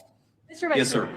Could you give us a message towards March for Life tomorrow, especially regarding the cooperation and values? It's a shame that kids have to get caught up in all this, and towards that, sir. Well, it is a shame that kids have to get caught up in this. I am speaking at March for Life tomorrow. I'm pro-life, and I'm very excited to speak there. I want to talk about local law enforcement, but I am.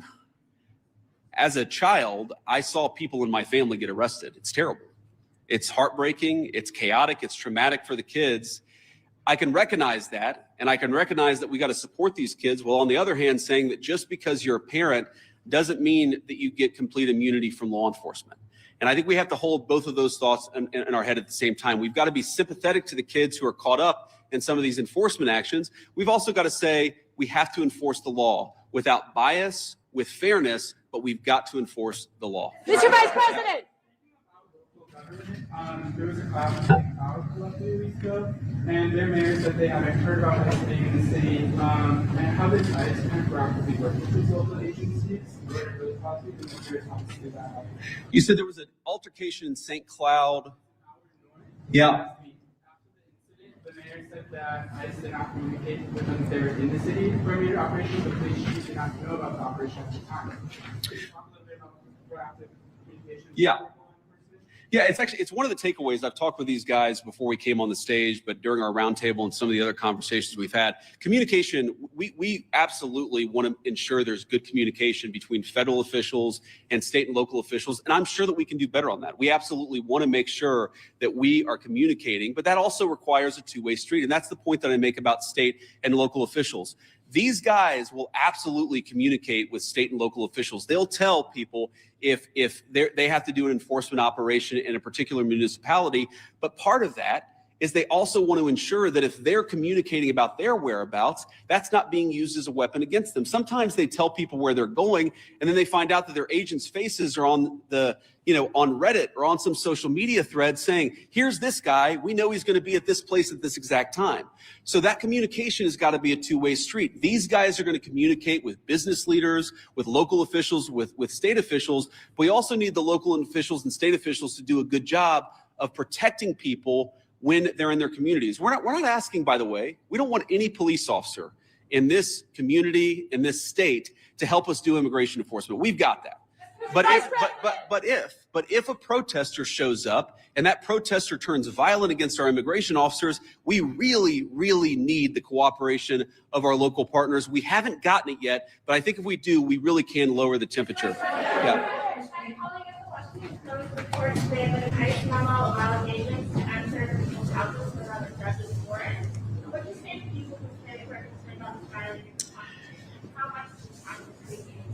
Yeah, so I saw that story, and the story is like so much that I read in the mainstream media. It's missing a whole lot of context, and we appreciate the context. It makes sense.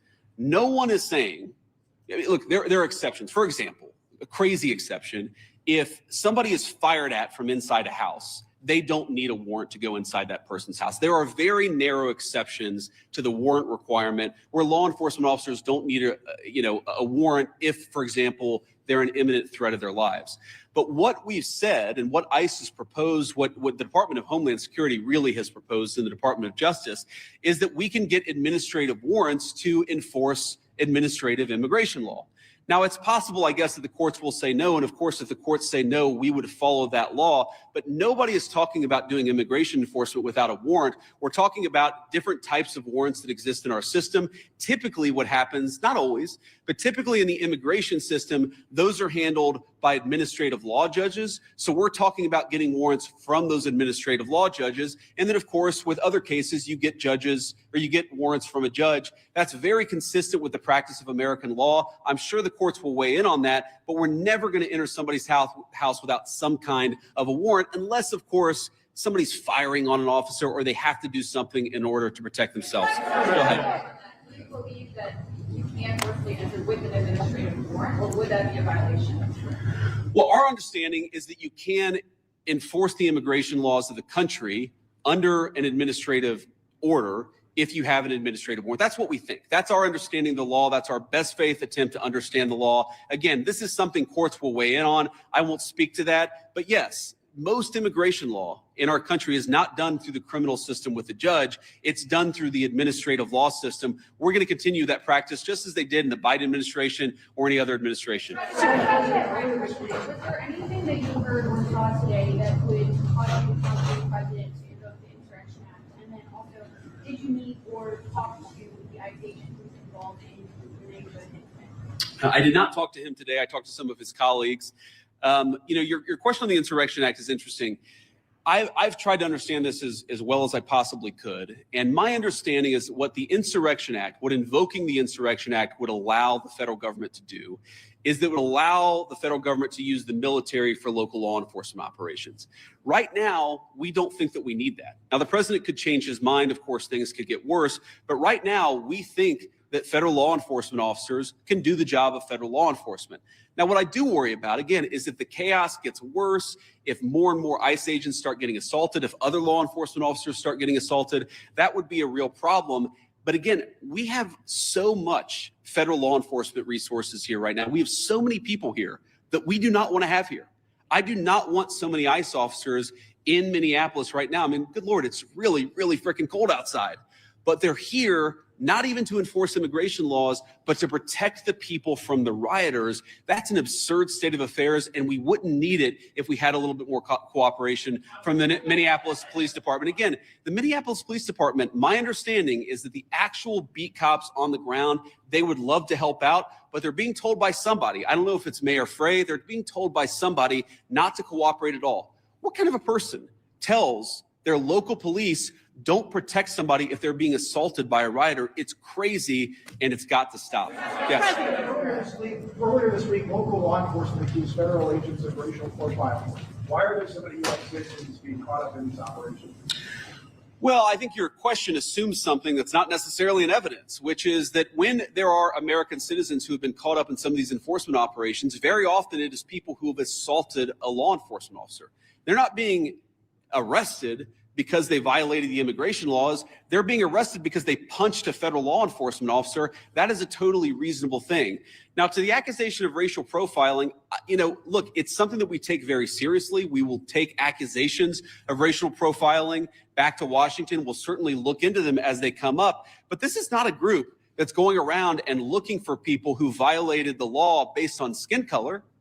They're looking for people who violated the actual law, the law of our immigration system in this country. And so long as we had more cooperation, I think they could do these things in a much more targeted way. They would actually know where some of the bad guys are. I mean, again, you hear things that are hard to believe, but I've confirmed that they are true.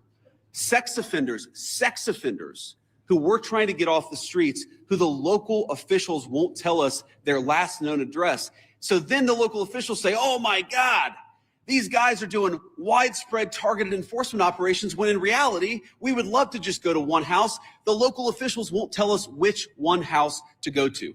Mr. Vice President. Mr. Vice President, to that question, the local police chiefs have said their own off-duty officers, so police officers, are being targeted because they are a person of color and asked to show their papers. Is that a concern of the administration of the Department of Homeland Security? If local law enforcement says their own officers are being targeted, and they describe it as, quote, civil rights violations in our streets. So I saw one story about this and one local police officer who said this. And look, certainly is it a concern? Absolutely. The first thing we have to figure out is whether it happened or not. And then if it happened, whether there is a good explanation or a bad explanation. And of course, if somebody violated the law, if somebody racially profiled, if somebody violated the rights of one of our fellow citizens, that is something we will take very seriously. What I also would say is that many of the most viral stories of the past couple of weeks have turned out to be, at best, partially true. So we want to try people based on reality, based on the truth, based on context. We're not going to prejudge people just because of viral social media story that turned out to be half false. Mr. Vice President, a quick question. About the roundtable you just had, I presume that happened. Did you invite anybody with an opposing point of view to get an idea of why people are upset here? It's just as a quick follow-up. Have you reached out to Governor Walz at all in an attempt to turn down the tent? So I haven't talked to Governor Walz on this particular trip. A number of members of our administration, I believe our chief of staff, spoke to the governor and has been in constant contact with his staff over the past week. We've been in my office in constant contact with people here on the ground in Minneapolis. There were certainly people at our roundtable with opposing views. And look, I don't even know, whether it's public, but yes, we met with people with opposing views here at the roundtable. I wanted to get a perspective from everybody, but also, of course, offer my opinion that with a little bit more cooperation, we can lower the chaos. We're going to keep on doing that. If Governor Walz wants to call me, we'll absolutely continue talking. I will say that my sense of this situation, having talked to these guys for a long time, is this is primarily a law enforcement issue. This is the Attorney General. This is the local mayor. This is all of the organs of local and state law enforcement. That's who we focus on, but we've certainly been in communication with the governor and his office as well. Vice President. Yeah. Local law enforcement obviously has been really helping out with the agents who've been assaulted repeatedly. What's the plan if nothing changes there here locally and this operation has attracted thousands of agents? Are there any plans to go into any other cities from here?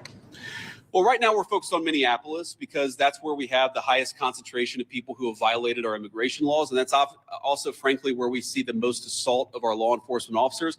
I mean, our plan is very simple. If you assault a federal law enforcement officer, we're going to do everything that we can to put you in prison. It's very simple. And most of these protesters, as much as I may disagree with their politics, most of them have been peaceful, but a lot of them have not been peaceful. And if you go and storm a church, if you go and assault a federal law enforcement officer, we're going to try very hard. We're going to use every resource of the federal government to put you in prison. Respect people's rights. Respect people's rights to worship. Respect people's rights to do their job without being assaulted. If you follow that basic principle, the Trump administration is going to do everything that we can to protect your rights. But if you go after somebody, if you assault somebody, if you make a 9-year-old girl cry because you walked into her church and harassed her, we're going to go after you with every single tool that we have.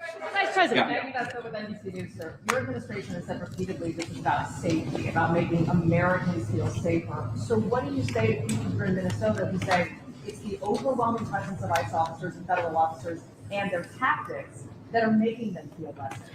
Well, one thing I would say is, first of all, we saw in 2025 the biggest one-year drop in murders in the history of the United States of America. Significant reductions in violent crime. The reason why we have less violent crime is really two reasons. Number one, because we're enforcing the immigration laws and getting very violent criminals out of our country. And number two, because we're enforcing our criminal laws and putting guys who assault and murder behind bars. This is part of a broad effort to make us safe. And the chaos that people are seeing, and I understand there is frustration of the chaos, I'd say that we're doing everything that we can to lower the temperature, and we would like federal and local, excuse me, state and local officials to meet us halfway.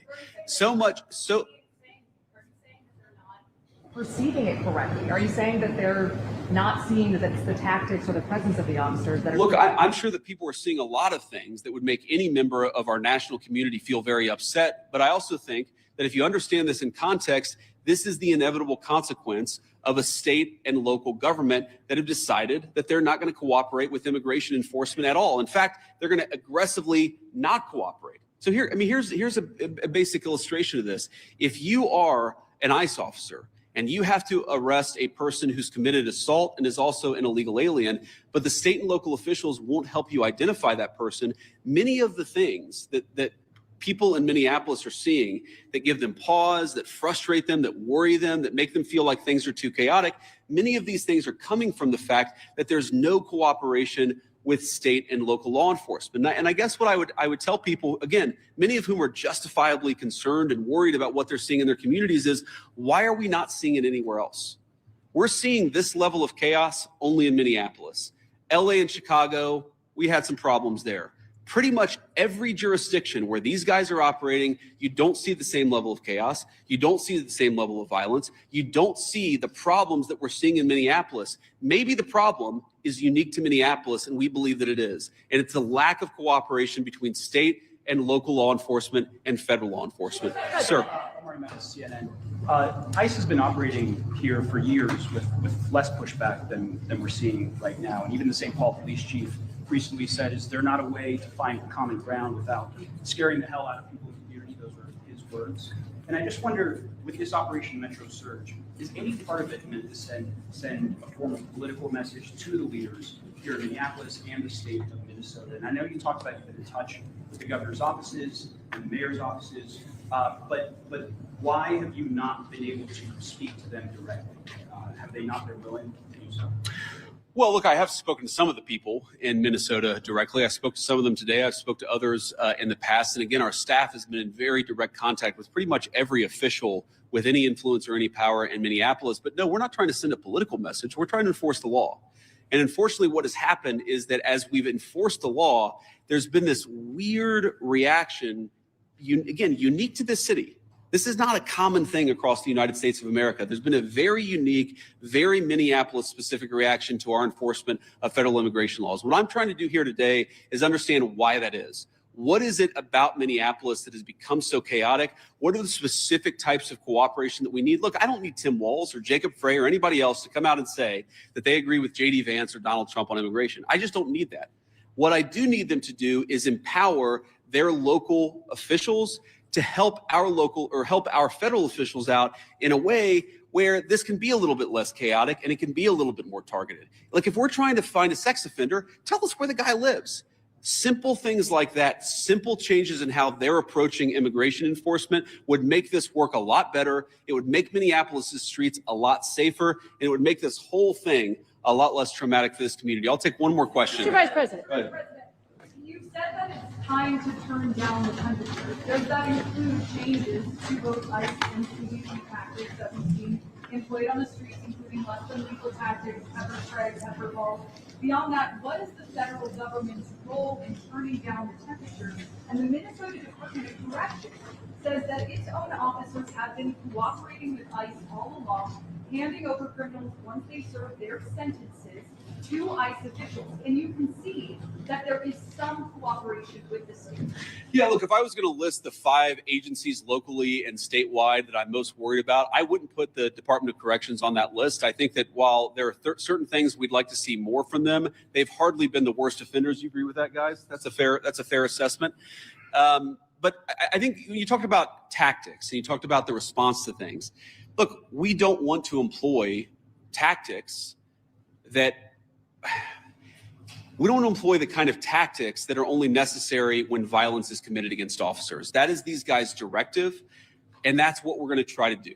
And again, the president said this a couple of days ago. Whenever you have a law enforcement operation, even if 99.99% of the guys do everything perfectly, you're going to have people that make mistakes. That is the nature of law enforcement. What I do think that we can do is working with state and local officials, we can make the worst moments of chaos much less common. And all they've got to do is meet us halfway. These guys want to communicate with them. They want to talk to the local business leaders. Many of these guys, many of the people standing behind me are members of the Minneapolis community. Many of the officials that I met today who work in federal immigration enforcement, this is their home. They love this place. These are their neighbors. They want this to work a lot more smoothly. I think that we can get there. We just got to work at it a little bit, and we need some cooperation from state and local officials. The last thing that I'll say is I just hope they give it. This is a beautiful city. I've only been here a few times. I love it. Even in this weather, I love Minneapolis. We could do a lot better. We could do a lot more with more cooperation. The Trump administration, the directive that I got from the President of the United States is meet these guys halfway. Work with them so that we can make these immigration enforcement operations successful without endangering our ICE officers, and so that we can turn down the chaos a little bit, at least. I think a lot, actually. But for us to do that, we need some help from the state and local officials. We will keep on working with them. And so long as they're willing to work with us, they will always find a partner in public safety and law enforcement in the Trump administration. Thank you all.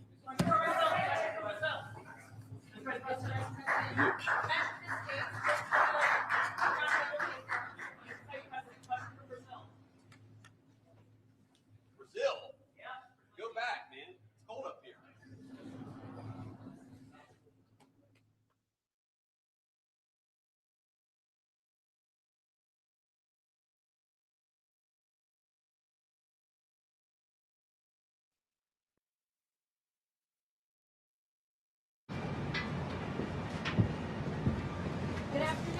Good afternoon, Jackie. Thank you for that. Thanks for coming in on a snow day for the rest of the government in the country. And as much of the country feels the impacts of that winter storm, President Trump continues to monitor the situation closely, and he has remained in constant contact with FEMA and emergency responders. President Trump also quickly approved 12 federal emergency disaster declarations within 24 hours for the states of Arkansas, Georgia, Indiana, Kentucky, Louisiana, Maryland, Mississippi, North Carolina, South Carolina, Tennessee, Virginia, and West Virginia, enabling these states to access critical federal resources to supplement their response efforts if needed. These declarations will help state-led efforts of turning power back on, clearing roads for emergency services, and keeping communities safe. The White House will continue to correspond directly with governors and local officials in the coming days, especially in those states that were harshly impacted by this storm. I would also like to address the chaotic scenes in Minnesota over the weekend. Nobody in the White House, including President Trump, wants to see people getting hurt or killed in America's streets. This includes Renee Good, Alex Preddy, the brave men and women of federal law enforcement, and the many Americans who have been victimized at the hands of illegal alien criminals. Saturday's shooting remains under active investigation by Homeland Security Investigations and the FBI. The Customs and Border Protection is also conducting their own internal review. As President Trump said yesterday, the administration is reviewing everything with respect to the shooting, and we will let. We won twice. We got to do it a third time. Should we do it a fourth time? Four victories. Four victories. We got the right team over there. The right team over there. Well, that would be easy for you. That wouldn't even be work. But you came out by the thousands on a cold and snowy winter evening. Remember that beautiful evening? And together we won the Iowa caucuses in a 30-point landslide. That was great. I'll never forget it. It was so freezing. You think it's cold now? That blew it away.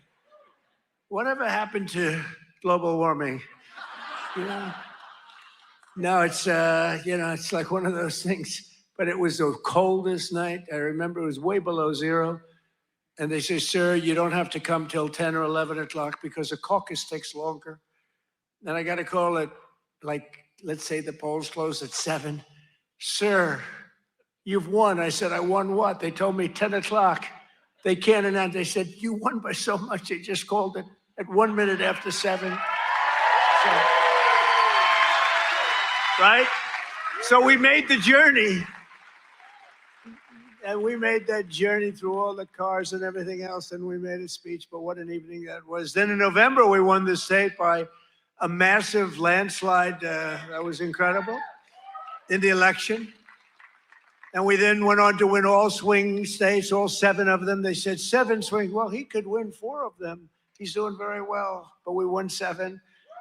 We won the Electoral College 312 to 226. We won the popular vote for the first time of any Republican in many decades by millions and millions of votes.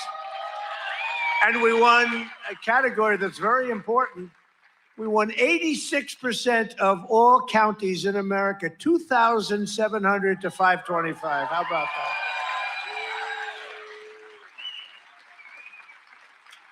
Other than that, we didn't do too well. So now we're back where it all started to celebrate the greatest first year of any administration in American history. They say that. Even the radical left is saying, only we did a lot of things. 12 months ago, Joe Biden handed us a mess. We inherited the legacy of record high inflation, the highest inflation in the history of our country. They say the fake news, ooh, that's a lot of fake news. No, the fake news said it's 48 years. I remember recently I said the highest inflation, the worst. I believe this, by the way, worst in the history of our country. They said it wasn't the worst. It was 48 years. I said, that's okay, too. Somehow that sounds even worse than when you say the history, right? 48 years. I accepted that, but I think it was in the history. A mass invasion of our border in our country was being laughed at all over the world. We were being laughed at. We were a joke. Yeah, we're not a joke anymore.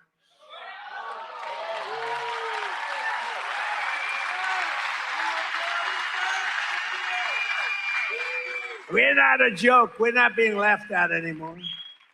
But today, just after 1 year of President Trump, our economy is booming, incomes are rising, investment is soaring, inflation has been defeated. Our border is closed, totally closed. And America is respected all over the world like they've never been respected. 1 year, I thought it would take us 2 years. I guess I'm following in the great path of John Deere. We got the chairman of John Deere here. Chairman and CEO, that's pretty good. I even signed a John Deere hat for him. He said, I'm going to put this in the museum. I said, that's good. No, it's a great company, And you just said you're opening up 2 massive plants because of tariffs. You're opening up one in North Carolina, one someplace else. And then you're expanding all over the place. You're doing a great job. I bought a lot of John Deere stuff.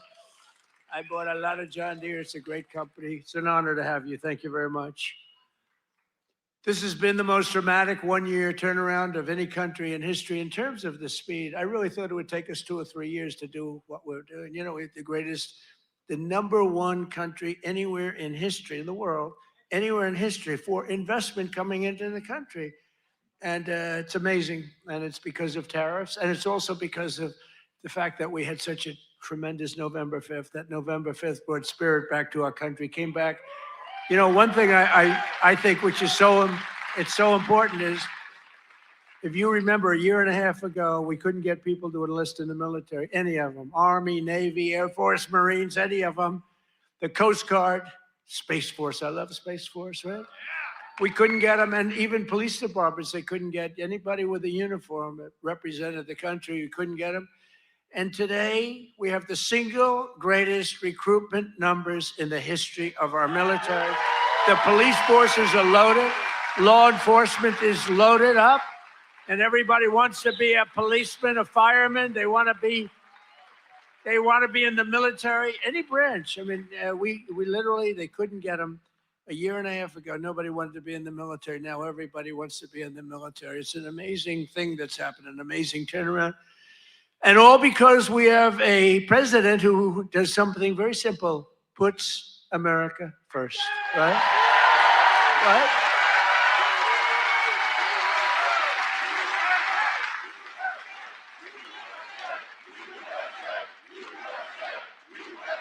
Thank you.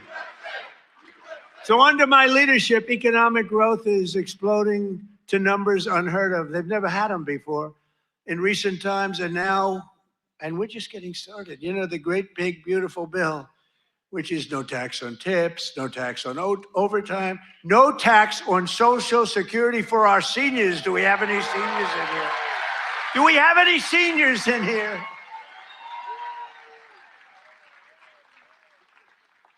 One of the fake news said he did that because he doesn't want to pay tax on his Social Security. Don't you believe? That's what I never thought of. These are sick people. But despite the fact that we've just really started, it's just kicking in because we inherited such a horrible situation with all of the high prices and the inflation and everything else. And by the way, the open borders, we had millions and everything you see today wouldn't happen. They opened the borders, but we had a 5.4%. And since the election, the stock market is at 52 all-time highs, adding $9 trillion in value to your savings, retirement accounts, and 401ks. So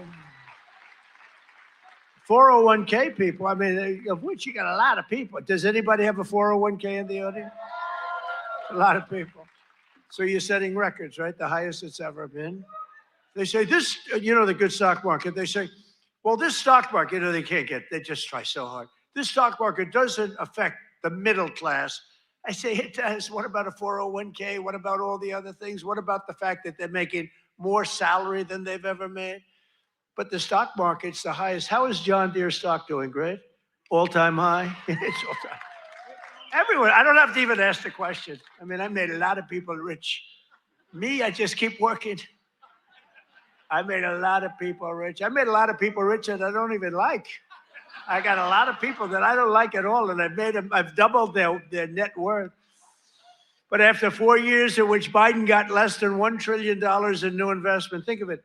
He took in substantially less in 4 years than $1 trillion. We secured commitments for a record-breaking plus $18 trillion. So in 1 year, we did over $18 trillion, and he did less than $1 trillion. Just over 1 year ago, under Sleepy Joe Biden and the radical left lunatics, we were a dead country. We were a dead country. I'll tell you, 1 year ago, a little more than 1 year ago, we were a dead country. The king of Saudi Arabia told me that. You've heard me say it. He said it better than anybody else. He said, you know, I can't believe it. A few months ago, he said a year ago, you were a dead country. Now you're the hottest country anywhere in the world. He said, I can't believe it. And today I'm pleased to announce one more historic investment. The great American company that we just talked about is doing so much. I have to give it really. I buy so much equipment from so many of the people in the, you know, we have a lot of very successful companies in here, but I know it's a very special deal because John Deere is doing $70 million in factory in North Carolina. It's brand new, the best in the world. And I think it's going to pay off very, very big. And if it doesn't, I have nothing to do with it. But if it does, I'm going to take full credit. But what it is an excavator factory, as I understand it, and it's going to be the only excavator factory.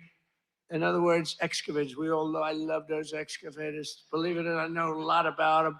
We don't make them here. This is going to be the only excavator entirely made in the United States of America. So that's good. That's good. I love it. I love it. It's great. And they'll all come. I hate to tell you, but they're all going to be coming too. You're going to have some competition, but you'll be ahead of them. If congressional Democrats had their way this year, would right now be facing the largest tax hike. So they wanted to give you, this is what I was running against, the largest tax hike in the history of our country. I wanted to give you the largest tax cut in the history of our country.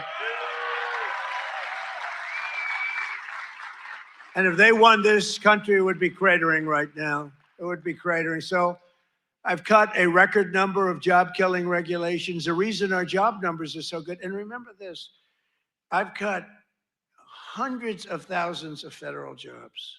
Now, if I didn't do that, our numbers would be even more through the roof. Or I could get them. You know what they do? In order to have decent numbers, they hire 1 million people. You hire 1 million people, all of a sudden you're down to 3.5%. We don't do that. We get rid of that job where you have 10 jobs for you have 10 people for every job. And they are all now, and they hated me. They hated me. Now they love me. You know why? They all got jobs in the private sector, making twice as much money as they made from the federal government, sometimes much more than that. So a year ago, they hated me, and now they love me. But it includes dozens of burdensome regulations that were crushing our amazing farmers. We love our farmers. We won this thing. I think I'm at 97% with farmers. Well, who the hell is voting for Kamala? You know, it was a crazy election because we were doing great against Biden. Our hope, nobody even knew who the hell Kamala was. All I knew is she was the border czar. We had millions of people pouring through, and she was the border czar. So I like that. But I will tell you, the amazing, we didn't know much about her. And you know, when you're running a campaign, you're focused on the person you're running against. So we're running against Sleepy Joe Biden. Crooked, I call him Crooked Joe, Sleepy Joe. They're both accurate. And we're running against him. All of us, and he's way down in the polls, down by a lot. And all of a sudden, they take him out and they put a new. This is like I told Dana White the other night. It's like taking a fighter, putting him in. He's getting the hell beat out of him. You take him out and you put a new fighter in. I said, that's not fair, but that's what happened to me. The stuff that happened to me can only happen to me. But I repealed the Biden's EPA ridiculous water restrictions to keep federal bureaucrats off your land and out of your business. That was a big one. That was a big one. I terminated the so-called diesel exhaust fluid requirement. You know what that is? Saving family farmers more than $1 billion a year. And we're going to do a lot more. We're going to do something on tractors. You know, they never took we did it with cars. We took all that nonsense off the cars. You couldn't start your car. You'd have to go to MIT to get somebody to fix your car with all the crap they had on it in order to save a quarter of a glass of this much little tiny bit of gas. These people are crazy. And I'm going to do that, I think, for tractors, too, because we're going to get the tractors back where you don't have to be a PhD in order to start your tractor, in order to keep the environment clean. So much nonsense. I think it makes the environment dirty, actually. And very importantly, on day one, I kept my promise to the people of Iowa and abolished the insane electric vehicle mandate, which would have obligated you to go out and buy an electric car, but it would have obliterated a thing called ethanol. Do you like ethanol? Is it big? A lot of people are asking me about ethanol. I don't know. Do you want me to do something with ethanol? Maybe. After years of the United States getting ripped off by other countries on trade, I'm standing up for the workers and the farmers of our country like no other president has ever. No other president has done this. I mean, no other president has done this. I could have had an ACC presidency. I probably have this little piece of ear back, you know? Could have it, and I wouldn't have to listen to lunatics like this up there. I wouldn't have to listen. Isn't that nice?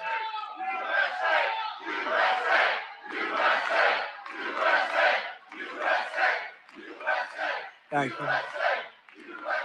Boy, they're good here. Do we love our law enforcement? They work very quickly.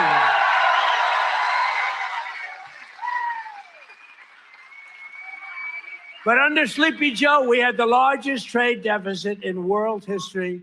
But in 1 year, I've slashed our gaping trade deficit by a staggering 77%. How about that? What about that? That's pretty good, right?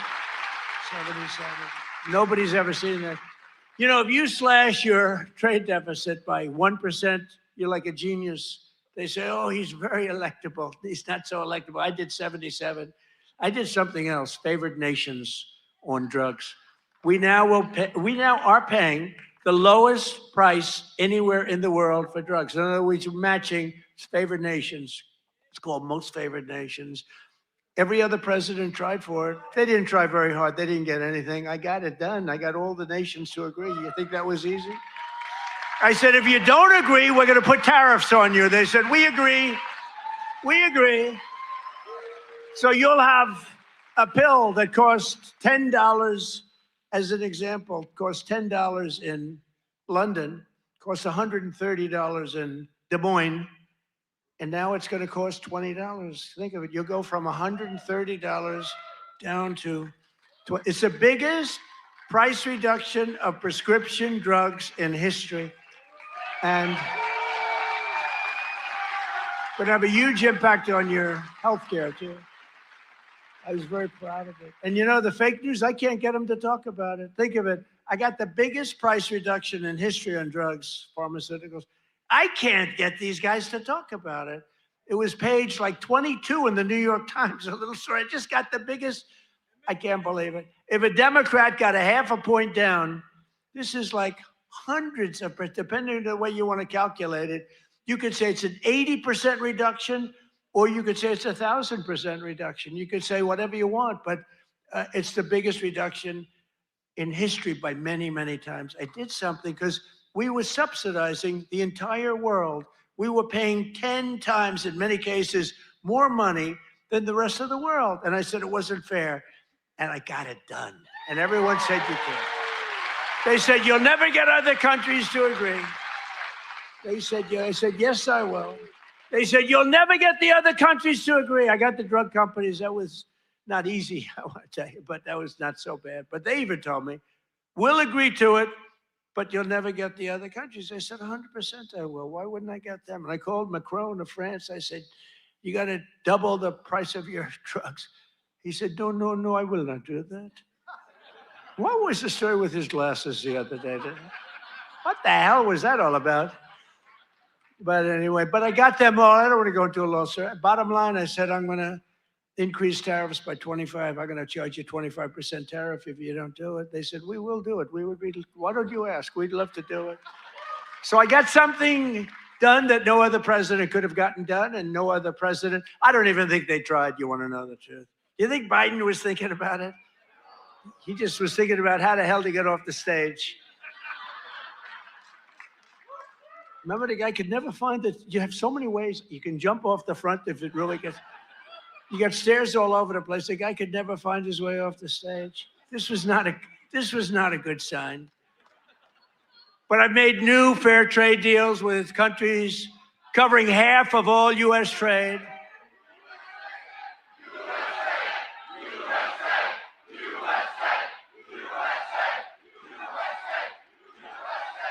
You do know they're paid agitators, right? They're paid. They get paid. You know, do you ever see their signs? You know, we used to have protests and you'd have guys making a sign in a basement. These are all paid agitators. That's all they are. They get paid to go, and they don't even know what, when they interview them, why are you here? I don't know. They have no idea. They're paid insurrectionists, really, in some cases. They're sickos.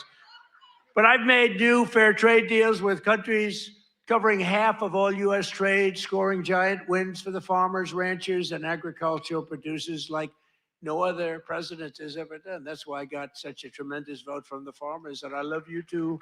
I do love you too. So Japan will now allow the United States to supply up to 100% of automotive ethanol, and import large amounts of aviation biofuels from the United States. That's great for you. That was part of the deal that we made. The United Kingdom will import nearly $1 billion of ethanol. That's part of their deal. Australia is allowing American beef into its market for the first time in more than 20 years. Did you know that? And beef is doing great, and we got to get the prices down a little bit, and they're starting to come down pretty much. China has agreed to purchase over $40 billion of U.S.-grown soybeans. You know that. You're selling them. They're selling them. And I went to President Xi, and he's upping it. I mean, it's $40 billion. The European Union will dramatically increase purchases of American pork, dairy, and soybean oil. They never did that before. They're all doing things that they never did before because you have a certain president that's a little bit different from the presidents that you had before. And nations from Cambodia to Thailand to the Philippines and Indonesia are eliminating all trade barriers to agricultural products. Your agricultural products had trade barriers that didn't allow them to be sold in countries that are now saying, oh, please, we'd love to accept your product. So that's great. It's going to be, you're going to see it starting to kick in now for the farmers. And to further help our farmers recover from the really a catastrophe of the Biden years, what a period of years that we had. We had a country that was just dead. We had a country that was just not respected by anybody. We had a guy who didn't know where the hell he was. Do you think he worried about his farmer at night? No. He just wanted to go to sleep. This is what we had. This is what we had in our fake election. We recently issued $12 billion in farm relief. We gave them because you were screwed by other countries. I said, how much is the number? To our great Secretary of Agriculture, Brooke Rollins. She's doing a great job. I said, Brooke, what's the number? And she said, $12 billion. And I wrote a check for $12 billion because we have so much money from the tariffs coming in. So you couldn't have done that before. We're a rich country now. I hope we win that Supreme Court case. You know, we have people that are China-oriented. They're people from literally that very China-oriented and foreign country-oriented trying to stop that. But we'll get it done one way or the other. We're going to do it. If we have to do it a different way, we'll do it. But we're taking in hundreds of billions of dollars. We're doing amazing. Nobody can even believe it. Foreign countries cannot believe what's happened. They're studying us, but it won't work. But I'm also working hard to expand your markets domestically. And in the campaign, I promise to support E15 all year round.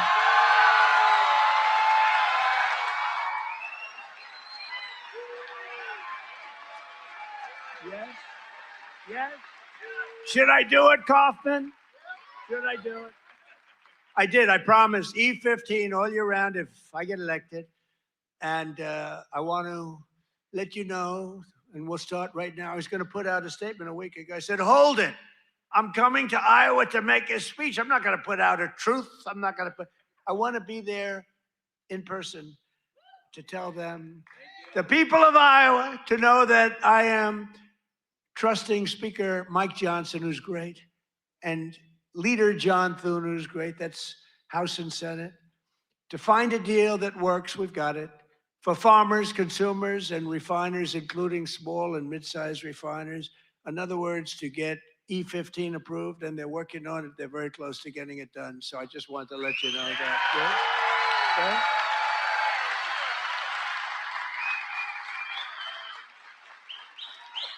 And China will be sending me a bill very shortly supporting year-round E15 to my desk very quickly, and I will sign it without delay.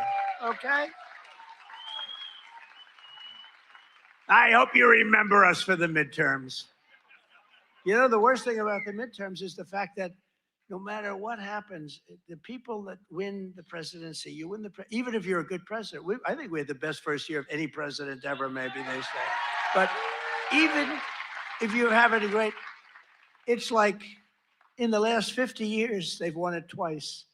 Can you believe it? With the voters. So even if it's a Democrat or Republican, whoever wins the presidency has a hard time with the midterm.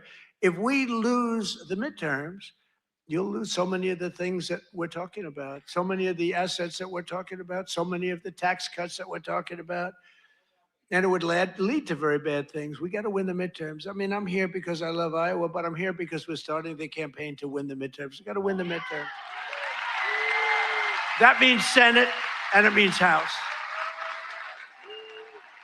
Got to win them. It's crazy. You know, you think it would be like a 50-50 deal or something. It's like, for some reason, and this is Democrat too, Democrat wins the presidency, for some reason they lose the midterms. Now, maybe they don't campaign as hard because they've I don't know, but I campaign hard. We gotta win the midterms. So remember that you gotta get out and you gotta vote. The midterms are very important. We're gonna really work hard on winning the midterms. We have great candidates. Again, Senate and House. We have great candidates. We got to win them. And we have candidates that rule with common sense, not this craziness. You know, we're not going to be supporting transgender for all, men and women's sports, open borders. Open borders. The worst is open borders because, you know, I take care of things and, you know, inflation I had to beat very quickly and all, but this open border thing, you know, it's a lot of work. You're taking criminals in that they allowed into our country where the jails are opened up. Remember the jails, the prisons all over, from all over the world, they're opened up. The Congo, all over South America, Venezuela, they opened up their jails. We got to get them out. I mean, it's really, really, we can never forget what that group of morons did to this country. We can never forget. And we've got to win the midterms. That's why we've got to win the midterms. As we bring trillions of dollars pouring into our country from overseas, we're also making America affordable again, a problem caused totally by the crooked Joe Biden administration. I mean, you know, I inherited this problem. They say, prices are too high. I just took over. They said, I'll never forget, I come here, I'm in 3 days, I have a news conference 3 days into my administration. What about the price of eggs? They've gone up like 5 times more. I said, I just got here. I didn't know about it. I'm sorry. And we got eggs down very quickly, remember? But I was standing there. I'm so happy. I just won. I thought the press was going to be so nice. And some lunatic right there, actually. What about the price of eggs? Eggs have gone up. I said, oh, tell me, give me a little, because I don't know. I just got here. I'm sorry. But I fixed it. Now I fixed it pretty much all, but it's going to go down even further. No, but they caused the problem. And then they came up, you know, it's a word that they came up with, affordability. Every time you hear the word, remember, they're the ones that caused the problem. And first time you heard about it was like a few months ago. This election's all about affordability. Well, they're the ones that caused the problem. But nobody knows that. You know, people forget. So they say, oh, affordability, let's vote for the Democrats. It's no, affordability. They caused a tremendous price increases. It was caused by the worst inflation we've ever had. And they come up with this word affordability. And I saw it even, although you're not hearing it so much anymore. You know why? Because the prices are coming down so much. They don't want it to be an election based on lower prices. But we're bringing down the lower, I like that term better. It's the lower prices. We're bringing them down. But we inherited the highest prices in the history of our country, and we've rapidly brought them down. And that's what we want to do.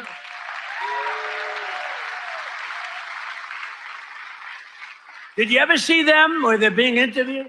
This will be an election on affordability. And I say that, but they never talk about it after. That's all they say. They just say affordability. but they never do anything, Mr. Chairman, right? They never say, they don't talk about what do they mean. So everyone says, you know, look, you people are doing a lot of things. You're not into politics that much, although you like it, you like Trump, but you're not into politics. But you're not going to go back and examine. All you know is, oh, therefore, I guess that means they did a good job. They almost destroyed our country. They were pricing you out. When gasoline's at $4.50 and now it's at $1, I was told, you know, I was saying $1.99 today in Iowa. I was told that it was $1.85 it hit a gallon in Iowa. And you know, that's like a massive tax cut. That's actually like a massive tax cut. So the Biden nightmare cost a typical American family $34,000 in 4 years. But after 1 year of Trump, real wages are already up more than $2,000. Think of it. That's a $5,000 swing, much faster. Wages have gone up much faster. Think of this than inflation. With him, it was just the opposite. Wages in the United States in the last year have gone up. And remember, the first part of the year, actually, you could say almost the first year, I was fixing the country from the horror show that we inherited. Grocery prices, airfares, hotels, car payments, and rent prices have all come down, and they've come down very fast. And thanks to our tax cuts, millions of Americans will soon receive record-setting tax refunds, an average of more than $1,000. Think of that, $1,000 compared to last year, $1,000 just in what you're going to save with some of the tax cuts. And that number goes up exponentially over the course of 4 years. So it's amazing. It's called the Great Big Beautiful Bill.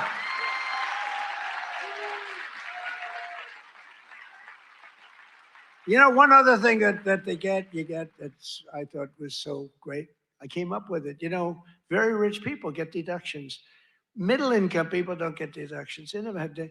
I said, why is it that when a rich person buys something, they get a deduction on interest, but when somebody that's working like hell, they don't get it if they want to buy a car? And I said, why can't somebody buying a car in America, only if it's made in America, if it's made in some other country, we have no interest. So I got it approved in the Great Big Beautiful Bill. You get a full tax deduction against your income tax. You get a full tax deduction. Think of it. If you purchase a car in America, if you borrow money, the interest that you're paying on that borrowed money is a full deduction for your tax purposes. And that's a tremendous deal. And you know what? It's also great for the car companies, because the car companies are going to be making a lot more cars that they couldn't believe it. And I got it passed. So just remember me as you take those deductions, please. The king of deductions. No, but it was always unfair the way a lot of people got treated. You take that deduction. One of those who will be seeing a big benefit thanks to our tax cuts is Erica Perltel. Where's Erica? Is she here? Erica? Where is Erica? Right here. Where is she? Oh, she's so beautiful. I'm not allowed to say that anymore. If I say a woman is beautiful, that's the end of your political career, you know? But she is beautiful. How are you?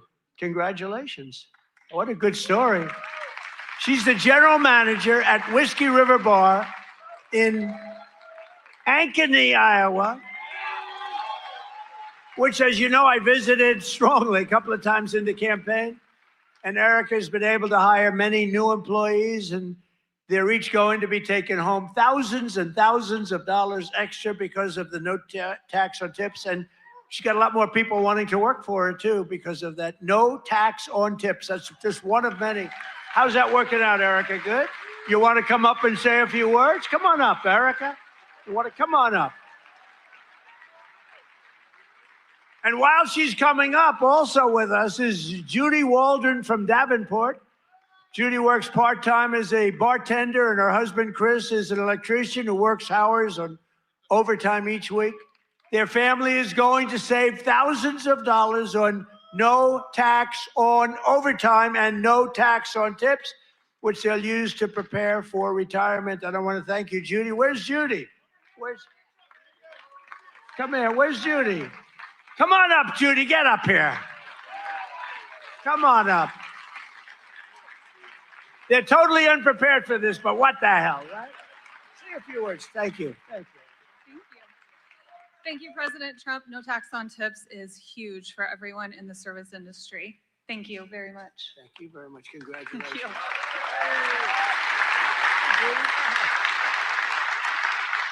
I would just like to say the same thing. Thank you very much. We appreciate it. Thank you very much, Anna. Good luck. Thank you, Becky.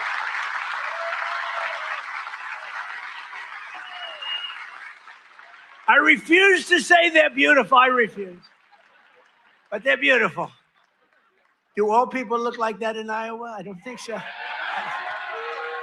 Thank you both. Congratulations, too. Great. That's great. We're not supposed to come up, but I looked at both of them and I said, get up here. We're also pleased to be joined by Governor Kim Reynolds. Kim, thank you. Thank you. Thank you, Kim. Great. A man who's become a real star, Treasury Secretary Scott Bessent. Scott. He's become a star. He's done a real job. He knows his business. And he's a big cutter. He cuts a lot of things. Small Business Administrator, another real star, Kelly Loeffler. Kelly, thank you, Kelly. Thanks, Kelly. Great person. Those are great people. Also with us are Representatives Ashley Hinson. These are people running for office. We have to vote them. Randy Feenstra, Marionette Miller Meeks, and Zach Nunn. I want to thank you. Thank you. And I want to tell you that they're all great and they're all running and they should be in good shape, but you got to get out and vote. Got to get out and vote. Iowa Attorney General Brenna Bird. Where's Brenna? Hi, Brenna. Boy, she was early to endorse me. She was so early. We appreciate it. We'll never forget that. That was great. Thanks a lot, Brenna. And you're doing well. I hear you're doing great, right? Thank you. She's running again. You got to vote for her. State House Majority Leader Bobby Kaufman. Bobby. Guys, you gotta move her there. Thank you, Bobby. Great job. Great family. Former State Senate President Leader. Now, I have to tell you about this guy. He endorsed me, the first person in the entire United States of America. It was a year before I even knew I was running, he endorsed me. He endorsed me because he thought I would be good. I wasn't even thinking about running. He was so early. He was the first person in the United States before my wife, before my kids. State Senate President. He's the Marlboro man. He looks like the Brad Zahn. Where's Brad? Where are you, Brad? Come on up here. Get up here, Brad.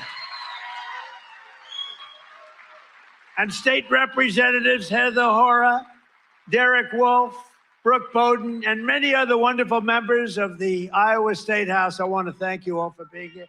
Brad, you got to say, look at this guy. Can you talk, Brad?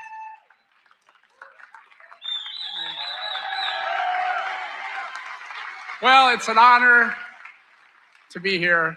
And you know, my wife is a Fox News junkie and she loves Laura Ingraham. And I tell her, I said, enjoy every second because you are the GOAT. Promises made, promises kept. Thank you. Great job. He's the Marlboro man, right? He can do that, do whatever he wants. He was so early. I said, who the hell is that guy in Iowa that keeps endorsing me? Thank you, Brad. We won't forget. The Trump administration has done more in 12 months than most administrations achieve in 4 years or 8 years. We've done a lot. I've recently introduced my plan to repair the damage of the Unaffordable Care Act, the worst disaster, which now costs many families more than a mortgage. If you look, a number came out, it's a bigger cost than a mortgage, and it's bad health care. Obamacare was created to make insurance companies rich with government subsidies. I want all that money that gets paid to the insurance companies to get paid directly to the people. That's all I want. so that you can buy better health care at a lower cost. The problem is the Democrats don't want to do that because they are owned by the insurance companies. So they say, oh, we don't want to do that. I want the money to be paid to the people to go out and buy their own health care. You'll buy much better health care. You have a lot of money left over. And I'm also making it a lot easier to buy a thing called a house, the American dream. Last week, I signed an executive order to ban Wall Street and large institutional investors from buying up all the single-family homes in America. Because we don't want America to become a nation of renters, and that's what they forced happen. I mean, you have these companies, they own 5,000 houses, 20,000. One has hundreds of thousands of houses. We don't want that. We want people to be able to buy houses. At the same time, I want to keep the value of the house very high of those people who already own a house. We're not forgetting about them because they don't necessarily match those two things. You know, we get the prices down. Well, what does that do? Very important to me, more important to me, is, you know, people have become rich by owning their home. We're going to keep them nice and rich. Is that okay? You know, nobody, I'll bet you've never heard that before, right? But people own a home, and for the first time, their home, it's a certain, we're not going to bring that price down. I want to say, let them be rich. But we're strengthening Fannie Mae and Freddie Mac that you've heard about. And in the last 12 months, those institutions have supported over 22,000 Iowa families in purchasing or refinancing and saved over 3,000 Iowa families from losing their homes. We've come out and really helped a lot of people keep your home. And despite a bad Fed chairman, a guy that has no, we call him too late. He's too late. Jerome Too Late Powell, he's too late. He wasn't too late before the Democrats won the election, then he was too early. But he wants to keep rates as high as possible. Despite that, we've driven rates down. You know, when you're really good, you can get them down despite everything, because ultimately it just sort of follows nature. Mortgage interest rates are now at the lowest level in 3 years, and new mortgage applications are up 30%. By the way, well, we have a great Fed chairman. I think we're going to have one. I'll announce it pretty soon. You'll see rates come down a lot. And refinancings are up 100% compared to the end of the Biden term. Up 100%. We're also working tirelessly to bring back a thing called law and order. You know, there was a time.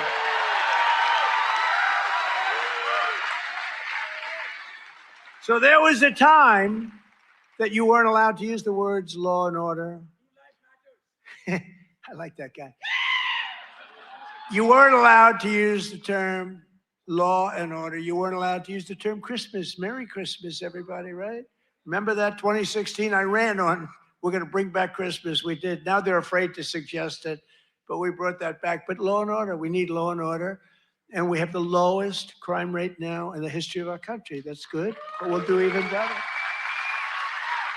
And as everyone is aware, we've totally and completely closed the southern border with little fanfare, but tremendous success. When the southern border is closed, nobody's coming in.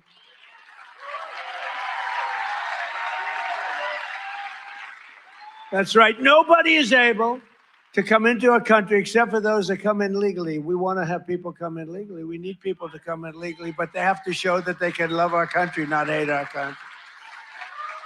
They have to show that they're not going to blow up our shopping centers, blow up our farms, kill people. They're coming in legally, but they cannot come in unless they come in legally into our country, and we're letting some great people come in. They have to show that they can love our country. They have to be proud. Not like Ilhan Omar. Did you see that wise guy? You know, she's always talking about the Constitution, you know, provides me with the following. You know, the Constitution, she comes from a country that's a disaster. So probably it's considered, I think it's not even a country, okay? It barely has a government. I don't think it does. They're good at one thing, pirates. But they don't do that anymore. You know why? Because they get the same treatment from us as the drug dealers get. Boom, boom, boom.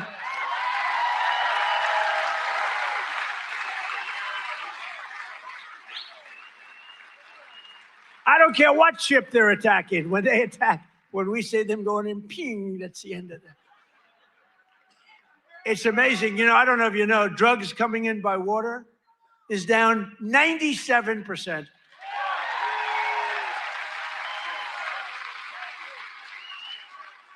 And we're trying to find out who the other 3% is because we consider them the bravest people in the world. Who the hell are the 3%? But it's down 97%. And now we're taking them down on the land. The land is much easier than the sea. You had to do the sea first, but the sea is done. We haven't exactly helped the luxury fishing business, I would say.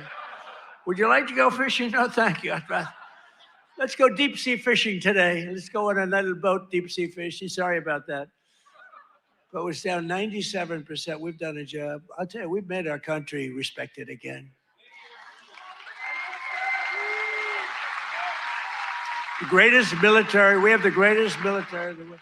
You know, I rebuilt our military in our first term, and we have the greatest military in the world. So you read much about Minnesota, where, unbeknownst to the public, we have brought down crime very substantially in Minnesota. We've taken out thousands of hard criminals, hardened, vicious, horrible criminals.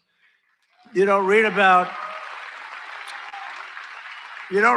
things like Washington, D.C., where there is virtually no crime, and it was horrible a year and a half ago. Memphis, Tennessee, which was a real disaster, and now it's down.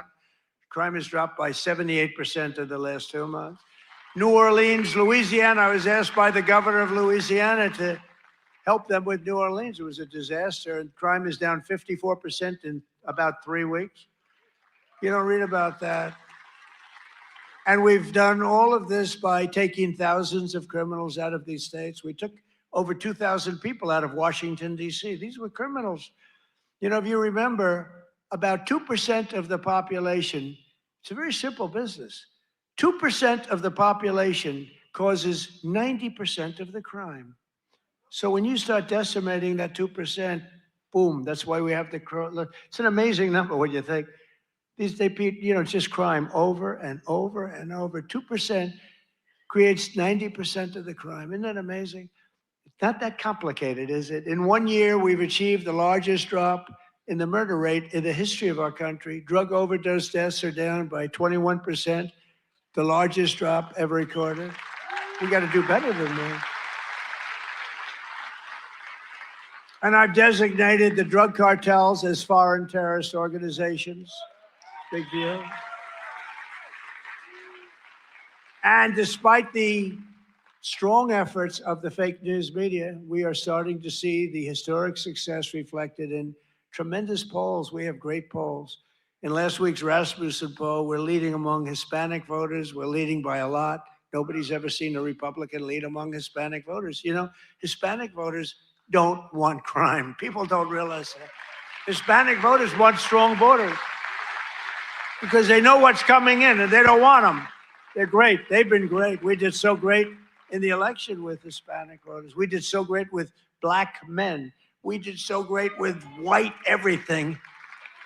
In yesterday's RMG poll, a clear majority of Americans support our deportation policies by a margin of 10%.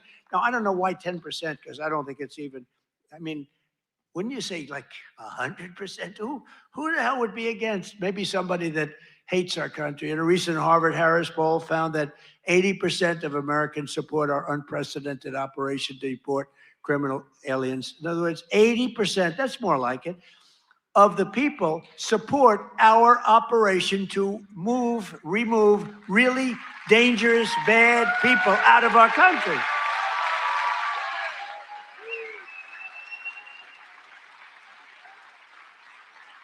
And in a Reuters poll that just came out, Republicans are leading on the economy by a lot and leading on immigration by a lot. And the crime, they're leading by a real lot, by almost 20 points.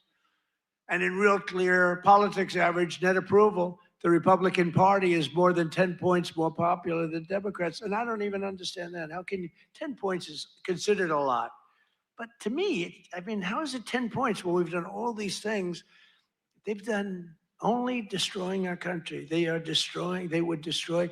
I'm telling you, if Kamala won, or any of them, I think Gavin Newsom is worse because, I mean, he's destroyed California.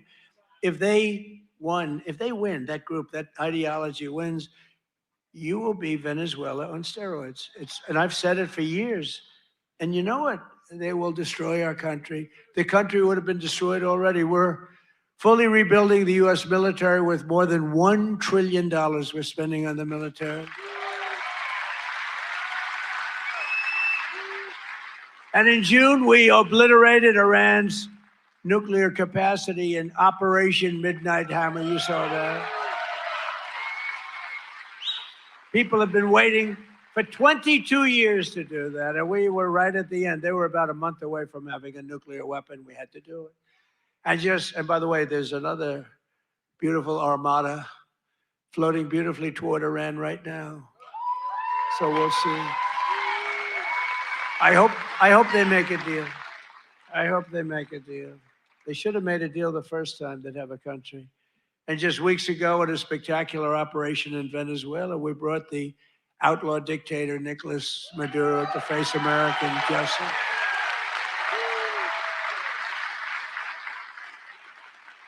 In one of the most brilliant, lethal, quick, they've never seen violent operations ever seen, military operations ever seen.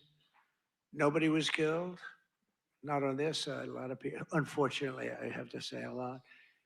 We went into a very big, powerful military base with a group of unbelievable, talented, patriotic people that love our country. You couldn't hold them back. You know, the weather was off for 3 nights. It was not good, so I delayed it. The next night it was okay, but not great. I said, General, sir, they're ready to go, sir, they're okay. I said, but the weather's a little bad. I said, sir, they're ready to go. I said, God bless you, General. And boy, did they do a job. Joe Biden and his allies, in conclusion, in Congress did everything they could to destroy our country, but they failed. And today, after just 1 year since my second inauguration, you know, we have a new hat.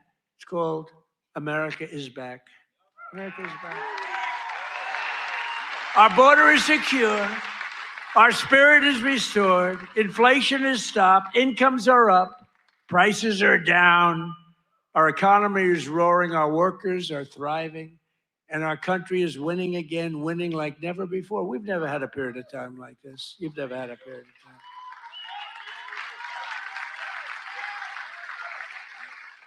I just left a great group of people from Iowa, and half of them were crying as they talked to me. I don't think they were crying because I'm doing a bad job. You know, in theory, you cry if you do a bad. They were crying because I've done a good job. Sir, they said, sir, you've brought our country back. Crying. One woman was fantastic. She grabbed me and she put her head right there, and her tears are pouring all over my beautiful suit. I figured I'd get it. And I checked it out, and there was a lot of makeup all over. I said, what the hell am I going to do? I got to get myself in trouble. No, but she was crying, and I said, don't cry. Be happy. Be happy. With the help of the incredible people of Iowa, we're repairing 4 long years of disaster and decline, and we're beginning what will be known as the greatest years in the history of our country. I believe that, too.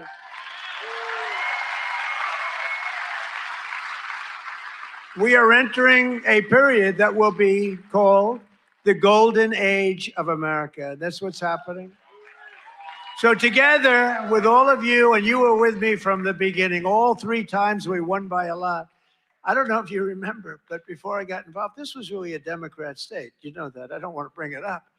And then I came along, and it wasn't a Democrat very long, and our great chairman did such a good job. Boy, oh boy, you could do anything. I've offered him, come to Washington, take any position.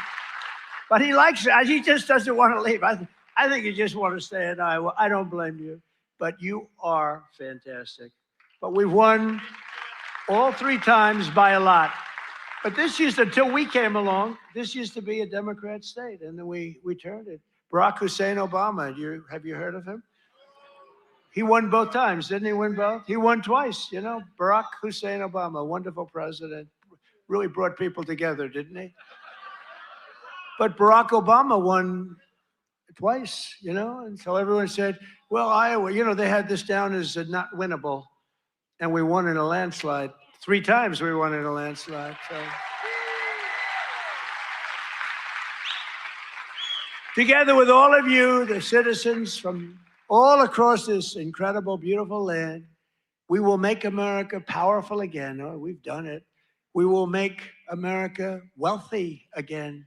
We will make America healthy again. That's happening. We will make America strong again. We will make America proud again. We will make America safe again. And most importantly, we will make America great again. Thank you, Iowa. Thank you. Thank you.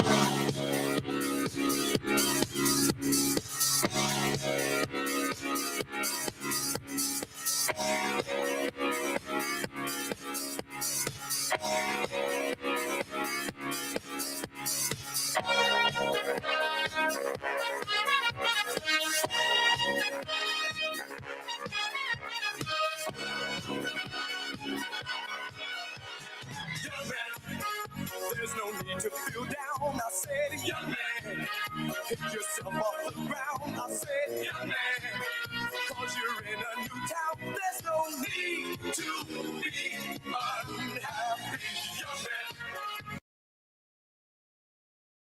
About the circumstances which led to that moment on Saturday.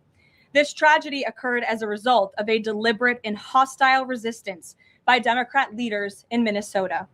For weeks, Governor Walz and the Mayor Jacob Frey and other elected Democrats were spreading lies about federal law enforcement officers who are risking their lives daily to remove the worst criminal illegal aliens from our streets: murderers, rapists, pedophiles, human traffickers, and gang members.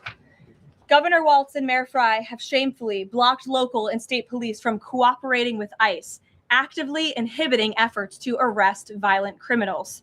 They have also used their platforms to encourage left-wing agitators to stalk, record, confront, and obstruct federal officers who are just trying to lawfully perform their duties, which has created dangerous situations threatening both these officers and the general public and Minnesotans alike. This is precisely what unfolded in Minneapolis on Saturday morning. Obstructing federal law enforcement and inciting violence against officers is wrong and illegal. This used to be a universally accepted position in the United States. Amid the hysteria, we must remember how we got here to this moment today and what this Democrat opposition is about. Former President Joe Biden and the Democrats opened America's borders for 4 years, inviting tens of millions of illegal aliens from all over the world to flood into our country. Among them, violent criminals who terrorized American communities and have inflicted devastating, permanent pain and harm on law-abiding Americans and their families. Yet we never saw outrage from Democrats or their allies in the liberal media over these horrifying crimes against U.S. citizens. The pain of American angel families was ignored and dismissed because it undermined the Democrat narrative. Innocent Americans like Jocelyn Nungray, Laken Riley, and Rachel Morin are just a few of the many victims savagely murdered by illegal alien criminals. Earlier this month, an illegal alien from Mexico with a long criminal history who came into our country under Joe Biden's administration threw a baseball-sized stone at a school bus carrying children in New Jersey and fractured the skull of an 8-year-old innocent child.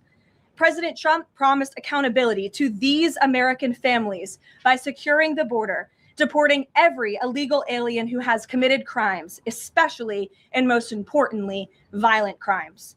Nearly 80 million Americans voted for him to deliver on that very promise, and he is. As the duly elected president, the president is fulfilling the will of the people by arresting and removing these threats from our country in cities from Los Angeles to New York, and yes, Minneapolis. Yet Democrat leaders in Minnesota with sanctuary city policies have actively defied federal immigration law and the will of the people. And as a result of that defiance, 2 Minnesotans have now tragically lost their lives on the streets of Tim Walz's state. It is President Trump's hope and wish and demand for the resistance and chaos to end today. That's why President Trump spoke with Governor Walz directly this morning, and he has outlined a clear and simple path to restoring law and order in Minnesota.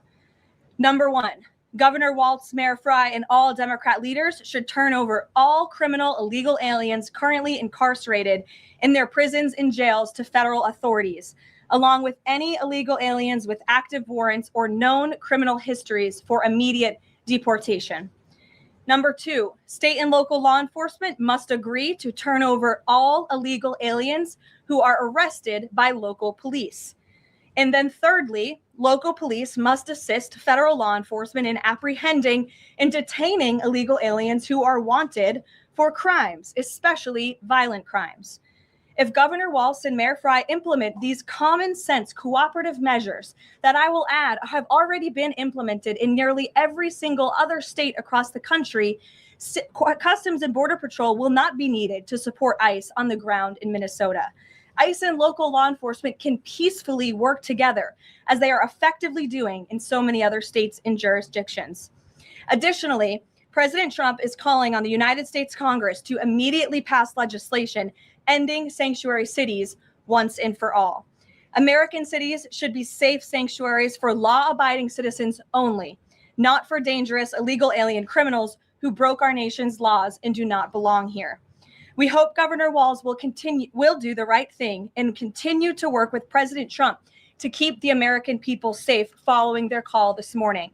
Americans overwhelmingly want exactly what President Trump is delivering: strong borders and strict immigration enforcement against the worst illegal aliens, of which there are still hundreds of thousands to deport from the interior of our country.